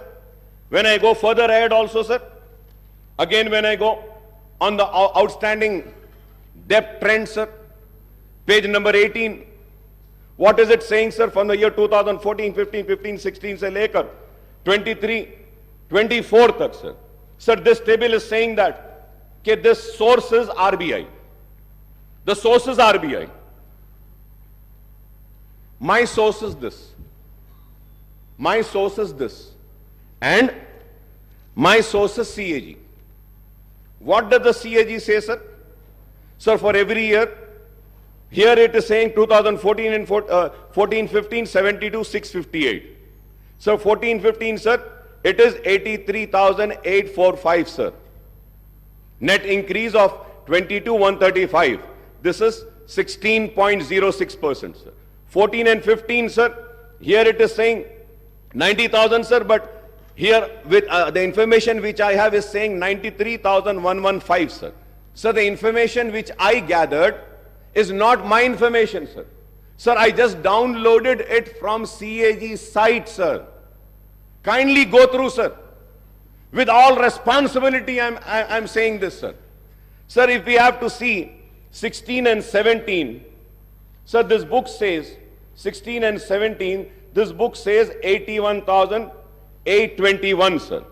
But as per my information, sir, the actual is 1,27,828, sir. Sir, 17 and 18, 1,60,269 is in the book. And CAG says 1,27,000, sir. 17 and 18, sir. 17 and 18, 1,60,000. The CAG says 1,52,000 and change, sir. 18 and 19, the white paper says 190, sir. The CAG says 1.75 change, sir. And 19 and 20, if you have 20 and 21, sir, the outstanding debt in this white paper is saying 2,71,000, sir. 2021. The CAG is saying 2,44,019, sir.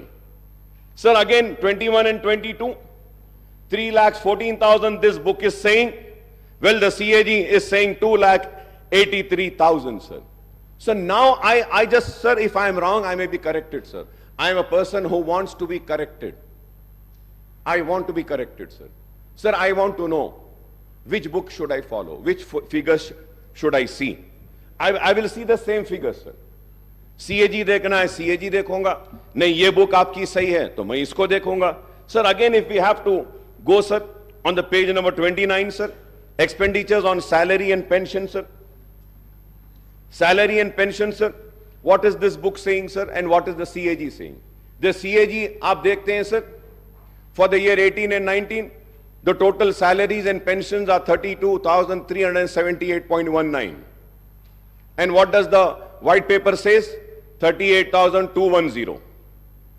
Sir, CAG says for the year 19 and 20, total salaries and pension 34,289. The white paper says 39,147. For the year 2021, salaries and pensions, the CAG says 36,161.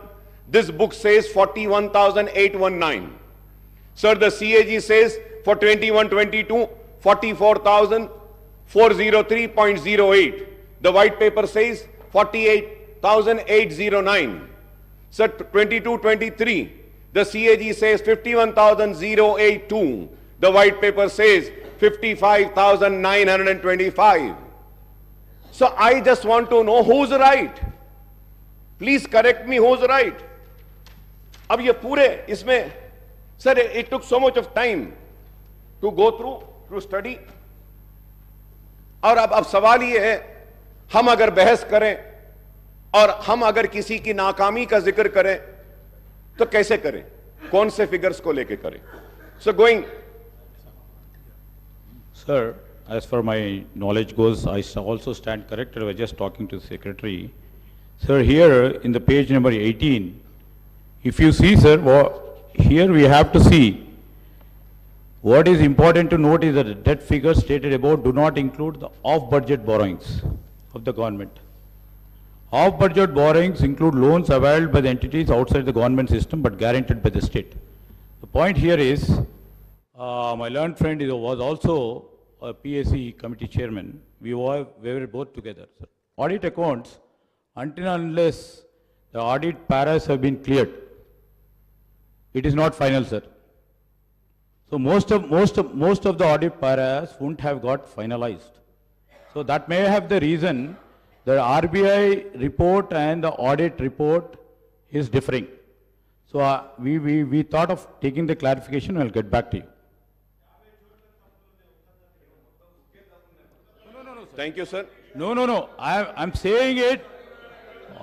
No, CAG reports, CAG audit reports will be finalized after the audit has been done.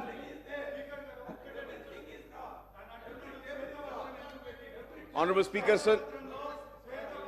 It's well taken, sir. I take what Honorable Legislature Minister Saab had said, sir. But Honorable Minister Saab, please, ठीक है, I don't want to go in that argument because there are many other things which needs to be discussed. Sir, I just want to mention one thing. Kindly, sir, please see page 7 in table number 3 and page 10 in table number 5. Same financial figures are different, sir. अब यहाँ भी auditing होना बाकी है क्या साहब? अब आप बोलिए, क्या यहाँ भी होना बाकी है? इसमें भी it is different. अरे आप एक पेज पे एक फिगर दे रहे हैं, उसके बाद में आप जा रहे हैं, तो you should repeat the same figure which you have mentioned earlier. कैसा है बोलो आप? Sir, what has happened in the past is the fact, and you have inherited the state finances with a change of government in the state. Now it is the responsibility of the new government to take the state forward. As also, sir, about depth also, sir. Page 18, table 8, we are telling the figures which are accounted, sir. Honorable Speaker, sir, I want to correct. Sir, on page 18, table 8, we are talking about the figures which are already accounted, not estimated. Please see the budget brief book, sir. I will send it to you, sir. So, anyway, I don't want to go into that because there are many other issues. But this shows the seriousness. This shows the seriousness, and this also shows what message we are sending out. I do not want to go into that. What is that message? People are very intelligent to understand, sir. Sir, when I spoke on the governor's address, I had requested the new government to come up with a white paper on financial implications of the poll promises, guarantees and declaration of Congress, and the time frame proposed by the new government for implementation of all promises, guarantees and declaration. I was expecting that in this white paper, though that white paper will also be there. I was searching for it, but I couldn't search. So probably next session, I expect that, sir. I understand that the guarantee, declaration and other promises are unconditional without laying down any restrictions on eligibility of the beneficiaries, sir. I am using this word once again, sir, for the record, sir. I understand that all the guarantees declared and other promises are unconditional, without laying down any restrictions on eligibility of the beneficiaries, sir. Sir, I would like to point out a strange coincidence that the Congress, which conceded the demand of separate Telangana state, lost power both at the center and in state when the United Andhra Pradesh was bifurcated and new Telangana state came into existence in June 2014, sir. The BJP-led government took office at the center, then TRS, now BRS, assumed power in the state at that time. What has been the fate of the various state governments led by the parties other than the BJP and its allies across the country since 2014 is known to everyone. So the Congress government is in different states have suffered equally along with government led by the regional parties in other states in the last 10 years due to discriminatory policies pursued by the central government. The Union Finance Ministry, the Reserve Bank of India and other regulatory bodies exercise tighter control over the state finances through the tight-fisted devolution of central taxes and grant in aid to the states on the one hand and instance on strict adherence to the FRBM Act on borrowing by the states on the other, sir. The central government effectively reduced the state share and devolution of central taxes by keeping certain taxes and cesses and additional levies outside the purview of devolution, sir. Sir, I was expecting, Honorable Speaker, sir, when the white paper was laid, I was also expecting that there would be a table carrying the statement showing that what was the due share of the state of Telangana, which was needed to be given by the government of India, year-wise, which has not been released to the state of Telangana. But I am again and again searching the white paper, sir, it is not mentioning, sir. But I would like to mention it, sir. Because my learned friend of BJP are also here, they can pursue the government of India and get the amount released for our state, sir, which is our due share, sir.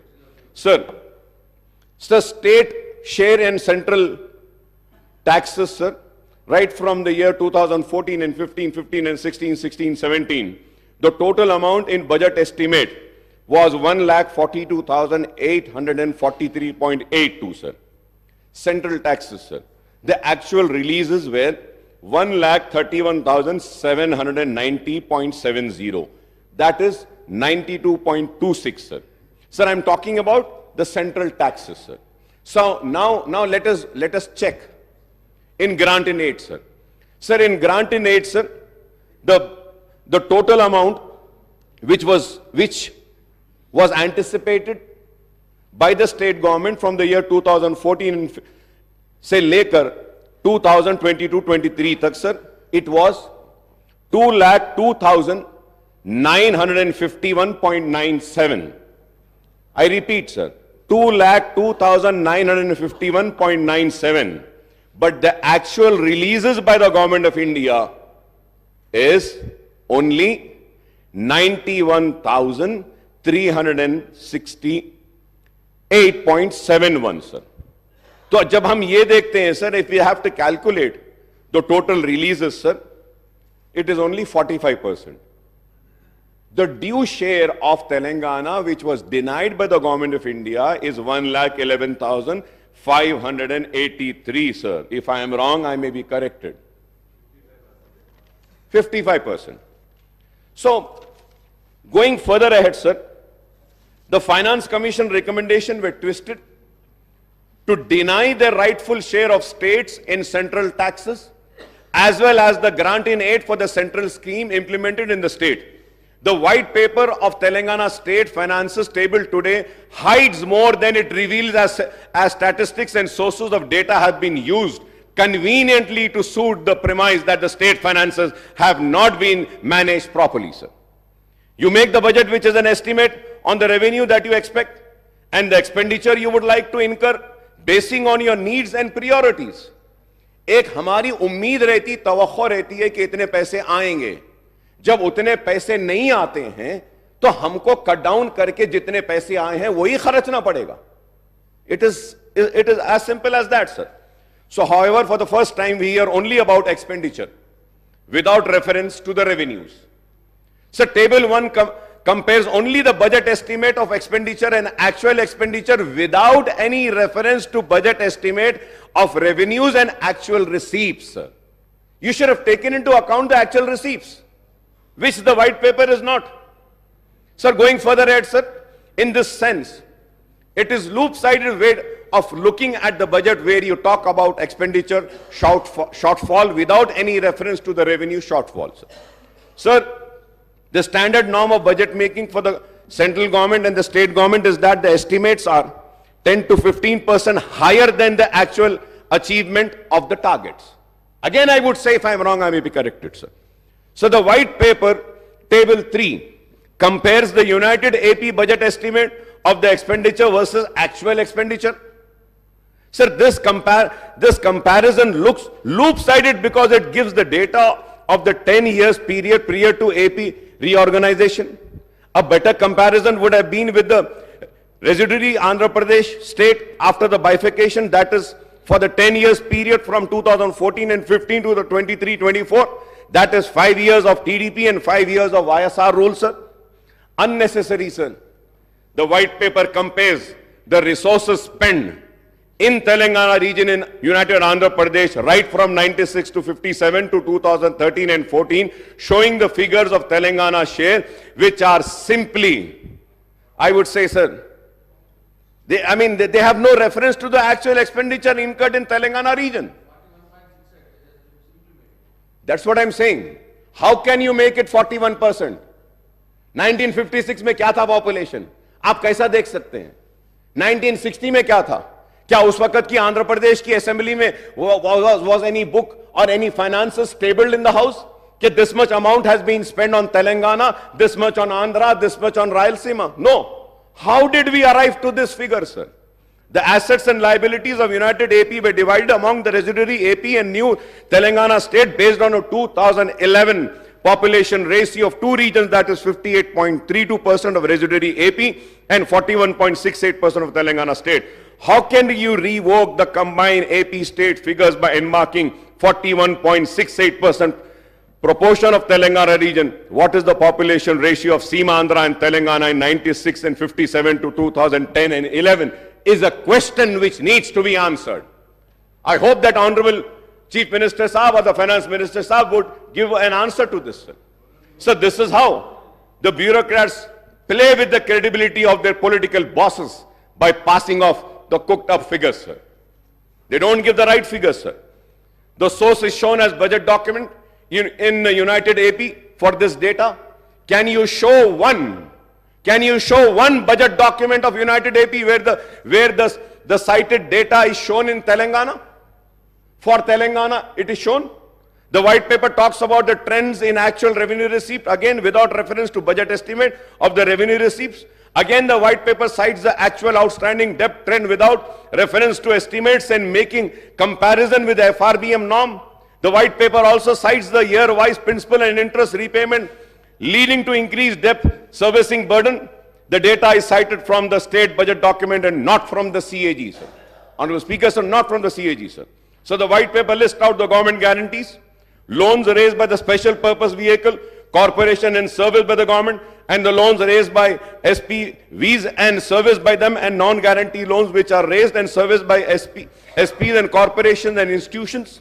So the white paper also lists out the status of financial progress of ongoing works in various departments under capital expenditure, sir. So it also gives out the abstract of payment status and other pending bills of the state government. The white paper also refers the expenditure of salaries and pension of the government employees. However, the white paper does not talk about the expenditure incurred on subsidies under revenue accounts, sir. Sir, I have the list of the subsidies also, sir. I have I did some homework and I came, sir. So 2018 and 19 and 20, 21, 22, 23. Sir, यहाँ पर जब हम देखते हैं, sir, the subtotal for the year in interest payment, salary, wages, pension and subsidies, sir. The total 2018 and 19, 50,436. 19 and 20, sir. Interest payment, salary, wages, pension and subsidies, sir, it is 54,311. 20 and 21, sir, it is 61,738. For the year 21-22, 73,039, and 22-23, 81,662, sir. Sir, I have all the details, sir. Sir, I would like to point out that there is what is called as a committed expenditure. If I am wrong, I may be corrected, sir.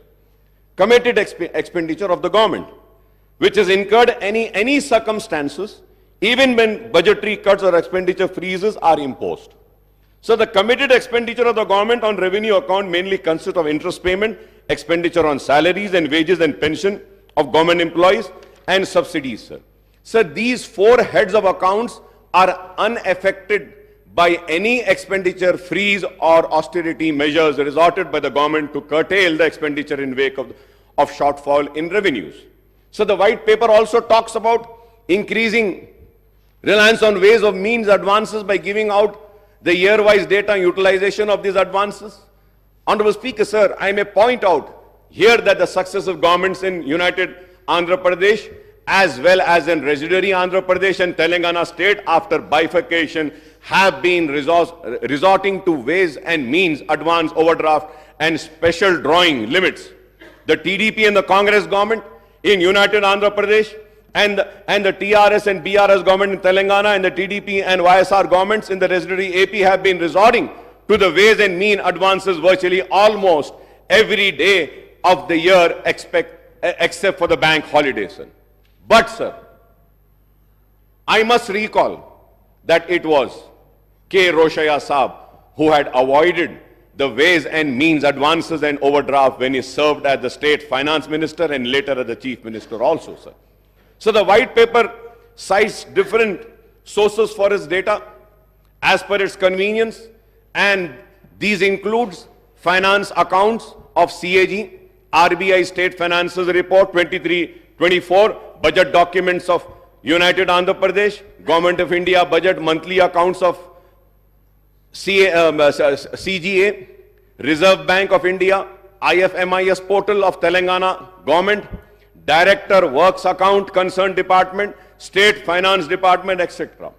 Sir, however, the figures cited in one table of white paper do not match with another table relating to the same financial year. Example is the table 3 and the table 5. On glaring omission in the white paper is the growth in GSDP and per capita income in Telangana versus United AP and residuary AP, other Indian states and settled governments also, sir. Honorable Speaker, sir, to put the record straight, I would like to give due credit to the previous government for progress achieved by Telangana state, sir. So despite all constraints and discrimination meted out by the central government, Telangana state had recorded impressive progress in all the sectors, including developmental activities and welfare programs in the last 10 years. Incidentally, the previous State Assembly debated on these issues many a times. In all these years, the State Assembly has held a short discussion in the central government dual policy and implementation of FRBM Act and its impact on state progress, and the failure of central government in implementing the Assurance under AP Reorganization Act in Telangana state on the 13th September 2022, and the short discussion on Central Electricity Bill and its and also held on 12th September 22, sir. Sir, at the same time, I would also like to bring to the kind notice of this House, as per the CAG report, sir, the budget allocated and actual revenues, sir. Sir, the actual revenues and expenditure, if we have to see, sir, for the year 2014 and 15, sir, the budget estimate was 97,563.61. The actual receipts were 63,323, and expenditure of 94,890.50. Budget estimate this was, but the actual expenditure was 61,814. Let me also say that, sir, in the expenditure, the borrowings for that year was 13,467.46. You haven't spent what was mentioned in your budget estimate. For the year 15, 16 and 16 and 17, sir, your actual expenditure was 1,14,397. But let me remind and bring to this kind notice of this House is that in that 16,000 and 23,000 were loans. And again, if we have to see it for the year 2017 and 18, the actual expenditure is 1,09,000. In that 1,09,000, 26,876.18 was the loan and the borrowing which you have borrowed. For the year 18 and 19, the actual expenditure, 18 and 19, the actual expenditure was 1,16,804. But let me remind and say that 23,470 was the borrowing in this expenditure, sir, in the actual expenditure. For the year 19 and 20, again, the actual expenditure was 1,23,809.09. But in this expenditure, the actual expenditure, the loan and the borrowing was 24,081.87. For the year 2021, again, the actual expenditure was 135,731. The borrowings were 33,191. Sir, again, if we have to see, sir, again, sorry, sir, it is not 33. The borrowings was 45,638. Sir, if we have to see again for the year 21 and 22, the real actual expenditure is 1,66,747. But the borrowings was 47,690. And if we have to see for the year 22-23, the actual expenditure was 1,70,849.27. The borrowings were 32,119.05. So the actual borrowings from the year financial year 2014 and 15, as per the CAG report, says 2,77,987, sir.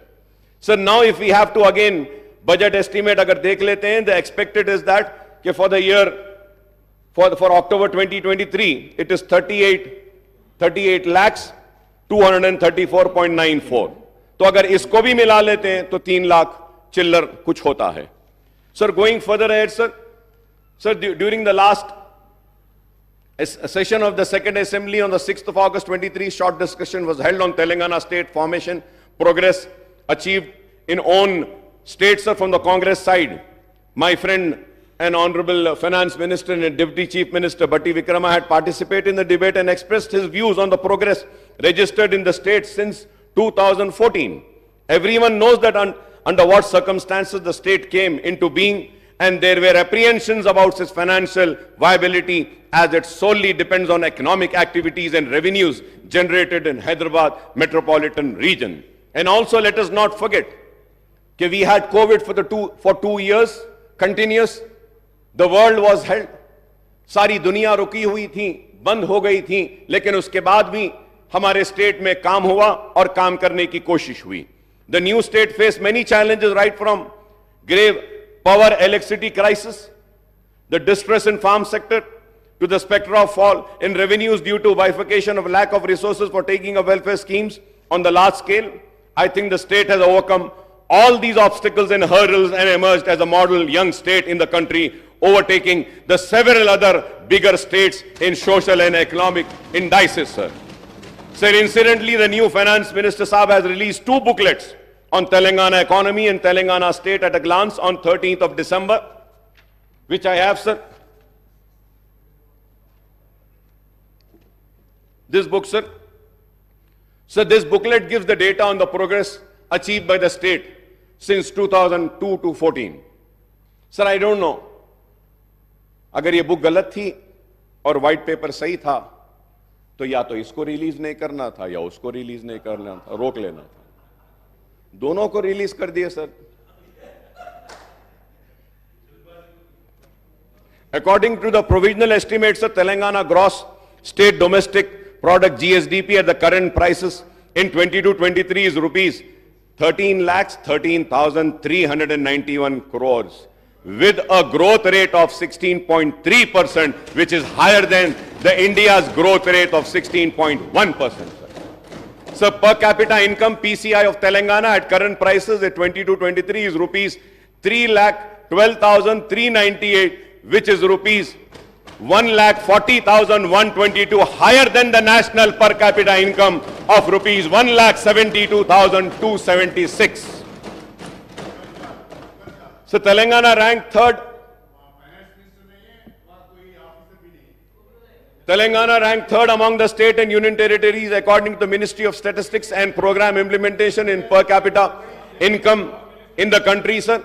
The sectoral analysis shown that the agriculture and allied sector achieved a growth of 15.8%, the industrial sector clocked a growth of 10%, and service sector witnessed a remarkable growth of 20.6% in 22-23, which is again higher than overall India's growth at 17.3%.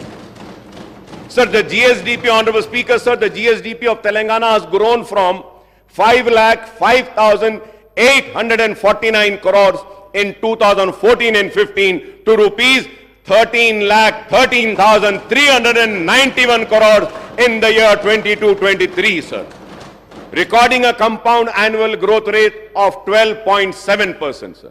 Similarly, the per capita income of the state has risen from rupees 1,24,104 in 2014 and 15 to rupees 3,12,398 in the year 22-23, registering a CGR of 12.2%.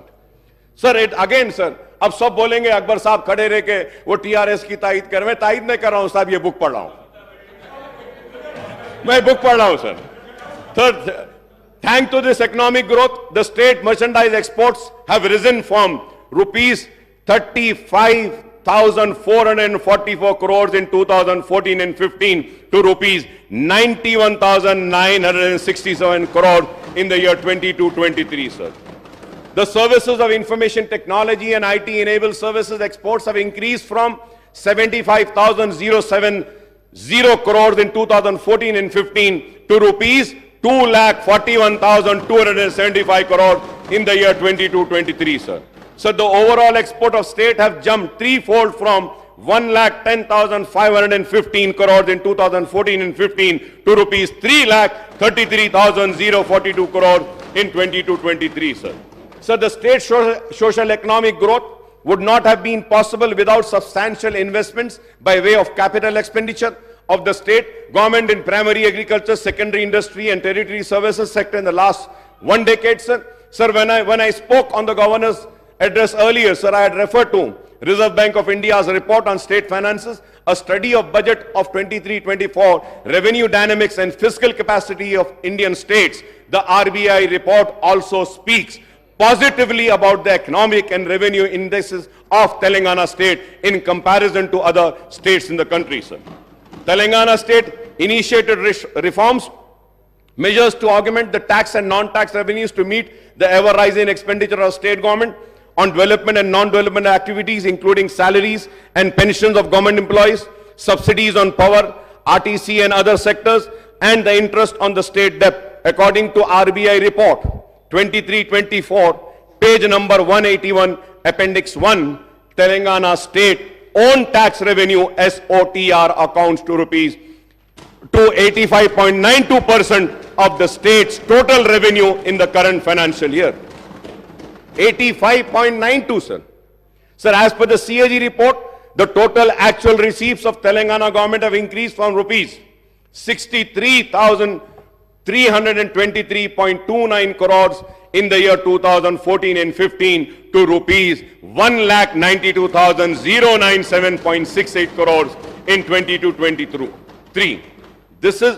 That is a net increase of 1,28,774.39 crores, a growth rate of 203.36%, sir, in 8 financial years, sir. So the actual expenditure of the state government rose from 61,860 1,048 crores in 2014 and 15 to rupees 1,70,849.27 crores in the year 22-23, sir. This is a net increase of 1,09,008.79 crores, a growth rate of 176.27% in 8 financial years, sir.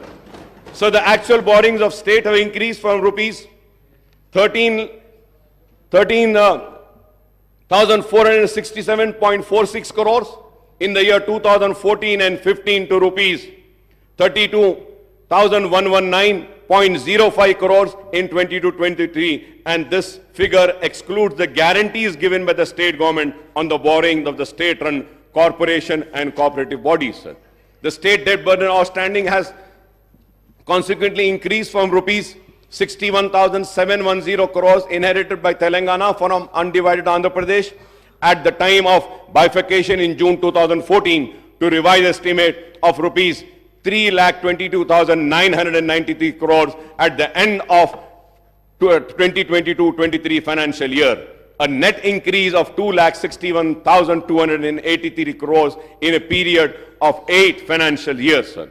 We hope and trust that the Congress government would take effective steps to implement all its guarantees, declaration and other promises in the short duration before the announcement of schedule of enforcement of model code of conduct for the Lok Sabha elections, sir. मैं उम्मीद करता हूं कि Lok Sabha election से पहले आप अपने पूरे प्रोमिसेस को फुलफिल करेंगे.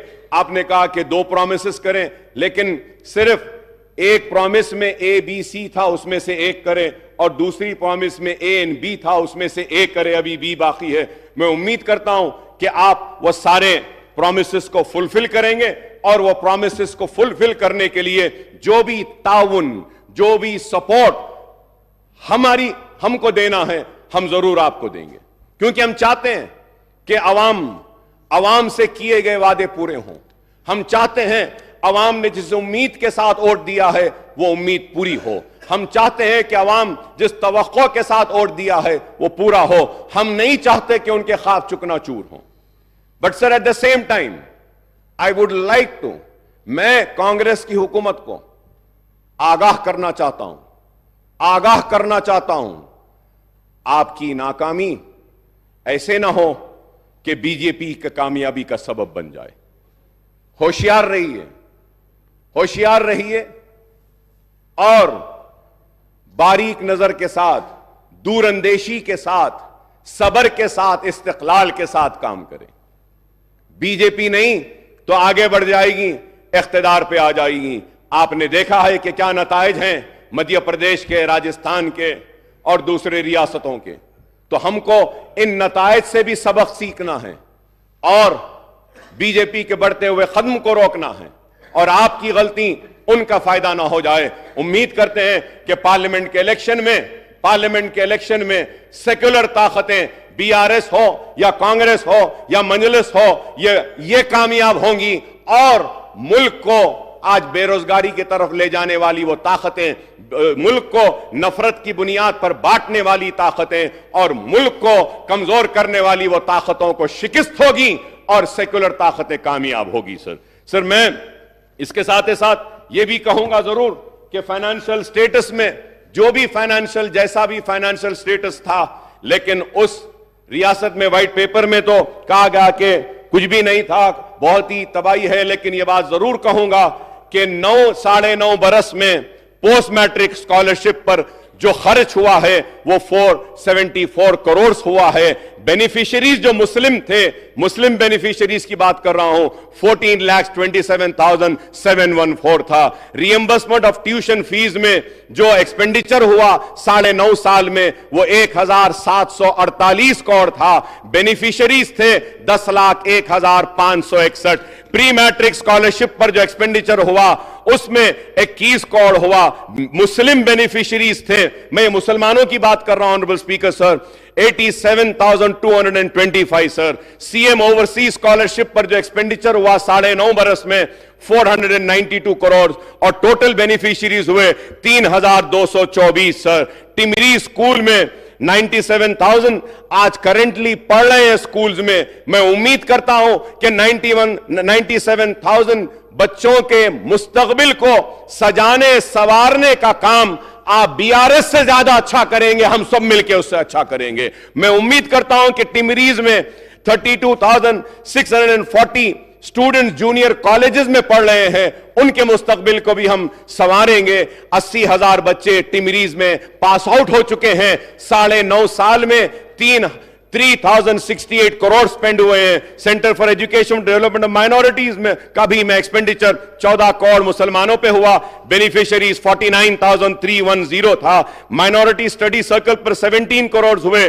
बेनिफिशियरीज है 9,319 और 700 सर। तो मैं आपसे कहना चाहता हूं कि 9.5 साल में ये जितने भी मैंने कहे हैं, post matric reimbursement, pre matric, CM overseas, टिमरीज, CEDM, माइनॉरिटी स्टडी सर्कल, ये इस पर 5,834 करोड़ स्पेंड हुए हैं। और मुस्लिम बेनिफिटेड स्टूडेंट्स का नंबर है 27,08,693 sir. At the same time sir, I would also like to say that Shaadi Mubarak में जो मुसलमानों पर जो खर्च हुआ है अब तक 9.5 साल में 2,338 करोड़ स्पेंड हुए हैं। और उसके बेनिफिशियरीज हैं 2,76,225। इमाम और मौजनों पर जो खर्च हुआ है 316 करोड़ खर्च हुआ है और 17,000 मौजनों को माहाना पैसे दिए जा रहे हैं। मैं उम्मीद करता हूं कि हुकूमत जो ऐलान करी है कि उनके मंथली रिन्यूमरेशन को बढ़ाएगी और 1 लाख फाइनेंशियल असिस्टेंट 278 का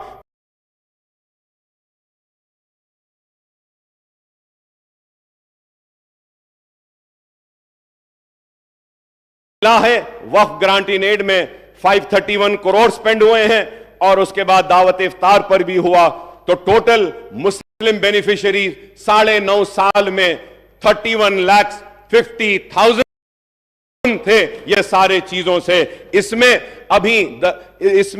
इसमें किसान 40,000 किसान हैं, रैतु बंधु नहीं है, रैतु बीमा नहीं है, पेंशन नहीं है। ये सब अगर हम ले लेते हैं तो सालाना रियासत तेलंगाना में मुसलमानों पर करीब 6,000 करोड़ रुपया खर्च हो रहा है। मैं उम्मीद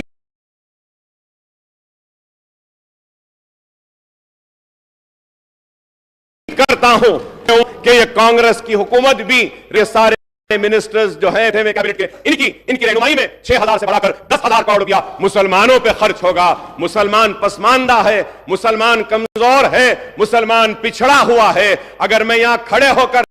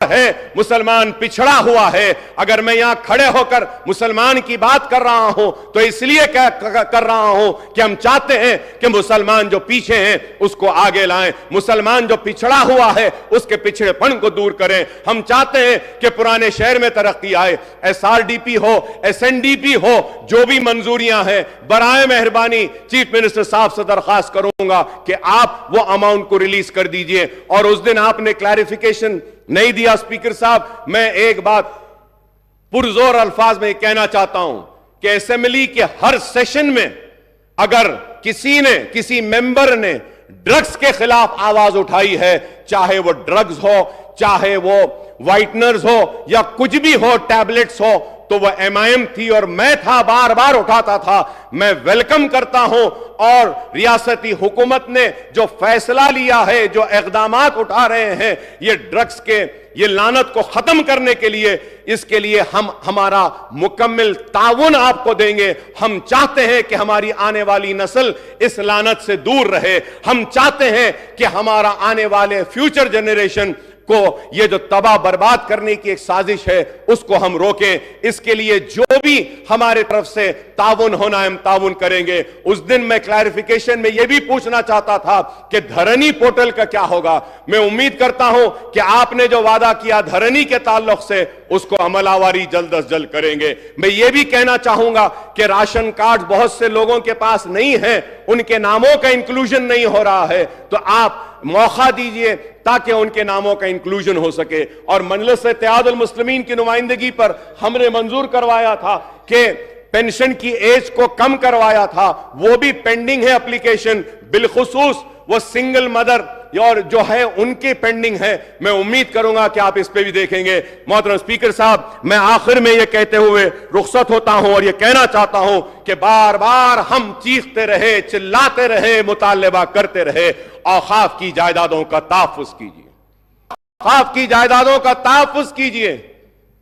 आज पूरी जायदादें तबाह हो रही हैं, आज भी तबाह हो रही हैं। अगर मुसलमानों की औकाफी जायदादों को अगर बचा लिया जाए और जिस पर्पस के लिए वक्फ किया गया है अगर वो पर्पस सर्व हो जाए तो मुसलमानों के किसी की मदद की जरूरत नहीं है, किसी की पैसे की जरूरत नहीं है।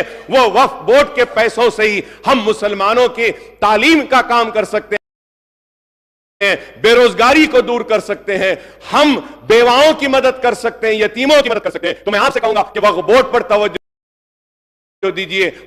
मुतालिबे पर CBCID की इंक्वायरी का ऐलान किया गया था, तो CBCID की इंक्वायरी को टेबल करिए।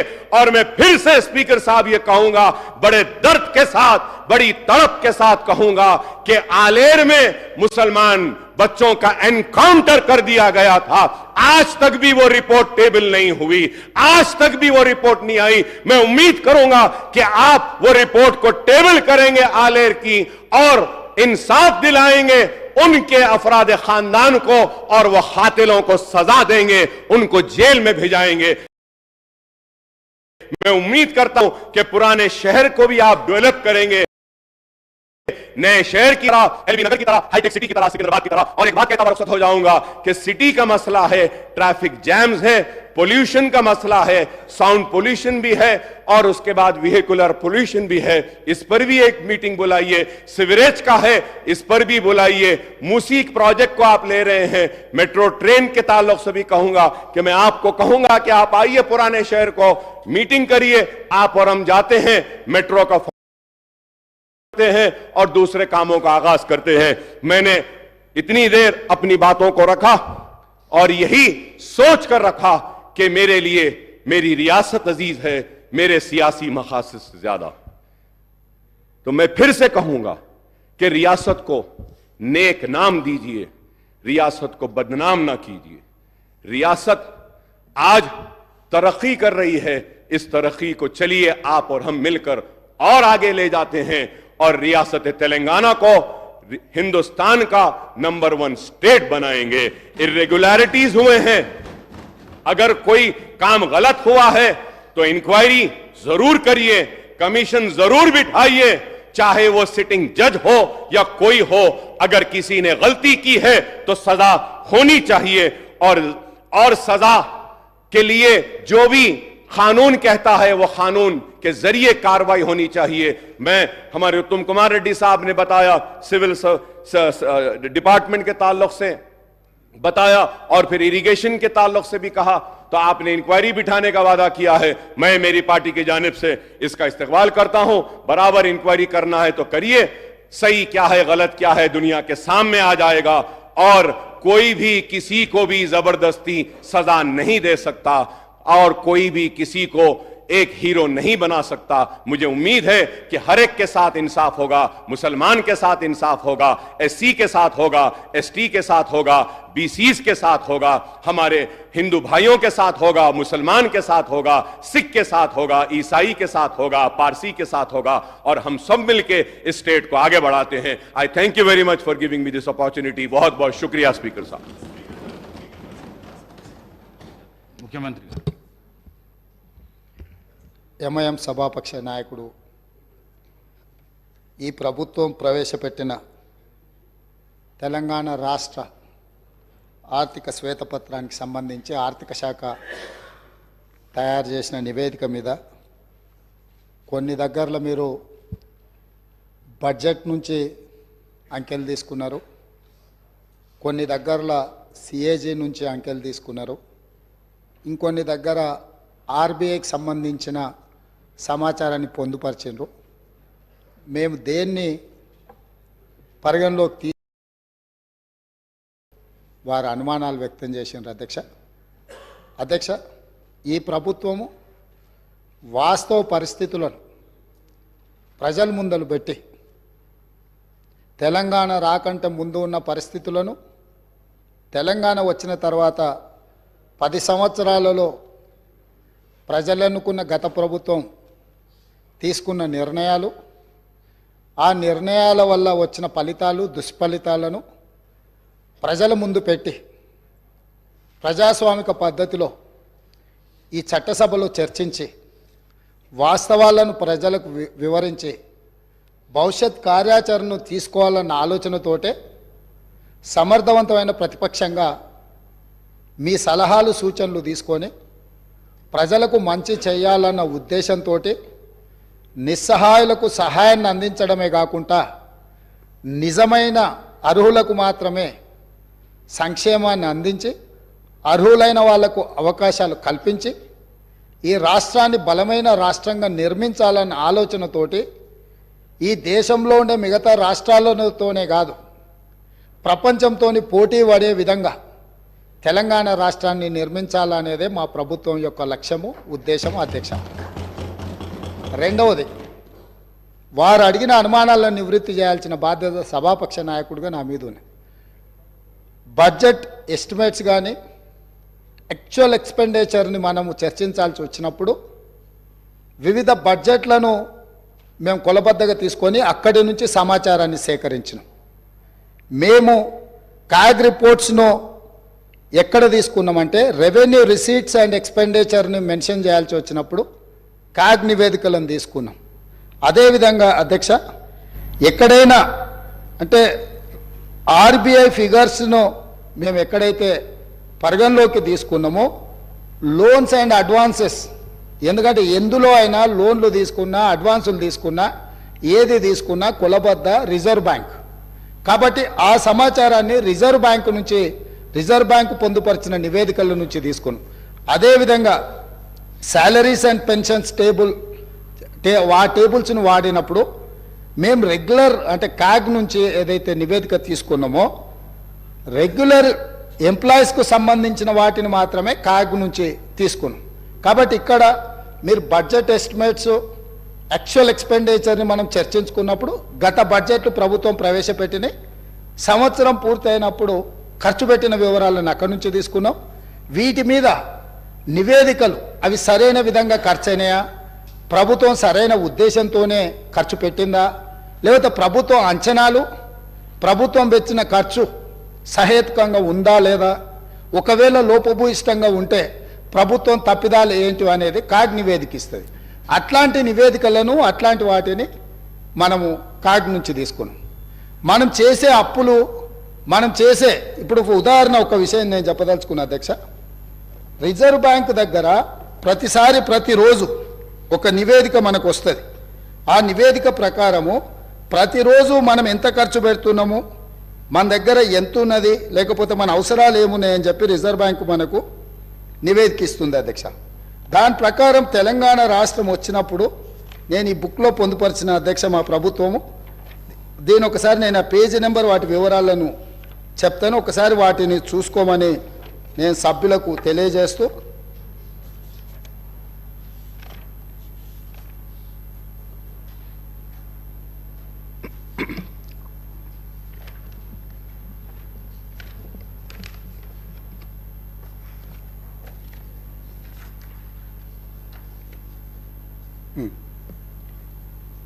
ప్రభుత్వం యొక్క ఆదాయము అవసరాలకు సంబంధించి రిజర్వ్ బ్యాంకు ప్రతిరోజు ప్రభుత్వానికి సమాచారం ఇస్తుంది. Finance secretary through finance minister and state government.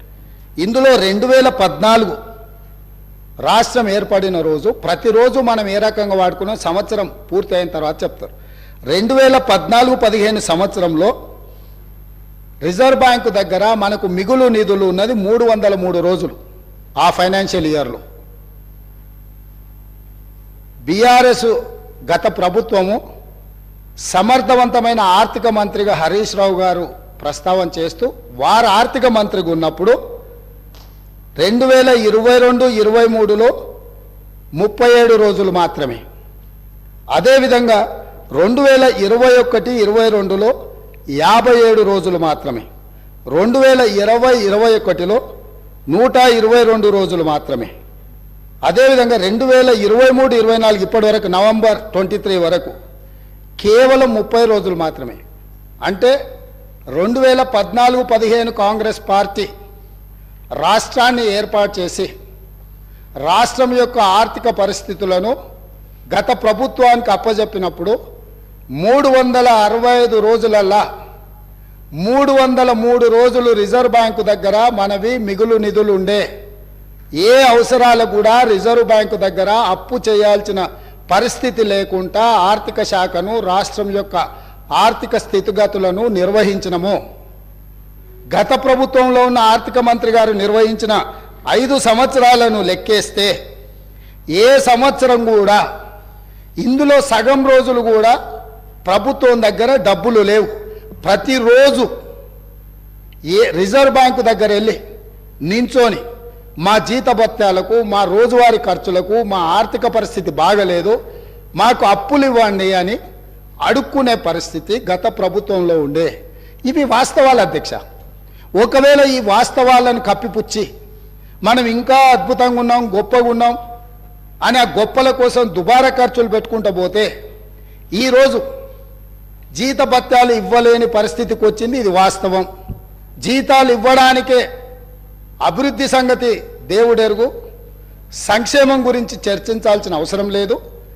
ప్రభుత్వ ఉద్యోగులకు జీతాలు ఇవ్వలేకపోవడం వల్ల ప్రభుత్వ ఉద్యోగస్తులు బ్యాంకులలో తెచ్చుకున్న లోన్లకు వాళ్ళు ఇచ్చిన పోస్ట్ డేటెడ్ చెక్కుల వల్ల ఆ చెక్కులు బౌన్స్ అవ్వడం వల్ల వాళ్ళ సిబిల్ స్కోర్ పాడైపోయి ఈరోజు వాళ్ళకు కూడా ప్రభుత్వ ఉద్యోగులకు కూడా బ్యాంకులలో అప్పు పుట్టని పరిస్థితి వచ్చి ఇవాళ ప్రభుత్వ ఉద్యోగులను కూడా బ్యాంకు లోన్లు ఎగవేతదారుల కింద ఈరోజు బ్యాంకులు చూడాల్సిన పరిస్థితి ఈ ప్రభుత్వం కల్పించింది. తద్వారా ప్రభుత్వ ఉద్యోగులను కూడా బ్యాంకులను మోసం చేసే మోసగాళ్ళ కింద ఈ ఆనాటి రాష్ట్ర ప్రభుత్వము చిత్రీకరించే ప్రయత్నం చేసింది. కొన్ని వాస్తవాలు కఠోరమైనవి. మన కుటుంబ సభ్యుడైనా తప్పు చేసినప్పుడు తప్పును తప్పు అనకపోతే కుటుంబ పెద్దగా మనం కూడా తప్పు చేసిన వాళ్ళమైతాం, ఆ తప్పులో భాగస్వాములమైతాం, ఆ తప్పుకు సహకరించిన వాళ్ళమైతాం. ఈ శ్వేతపత్రము ఎవరినో కించపరచడానికో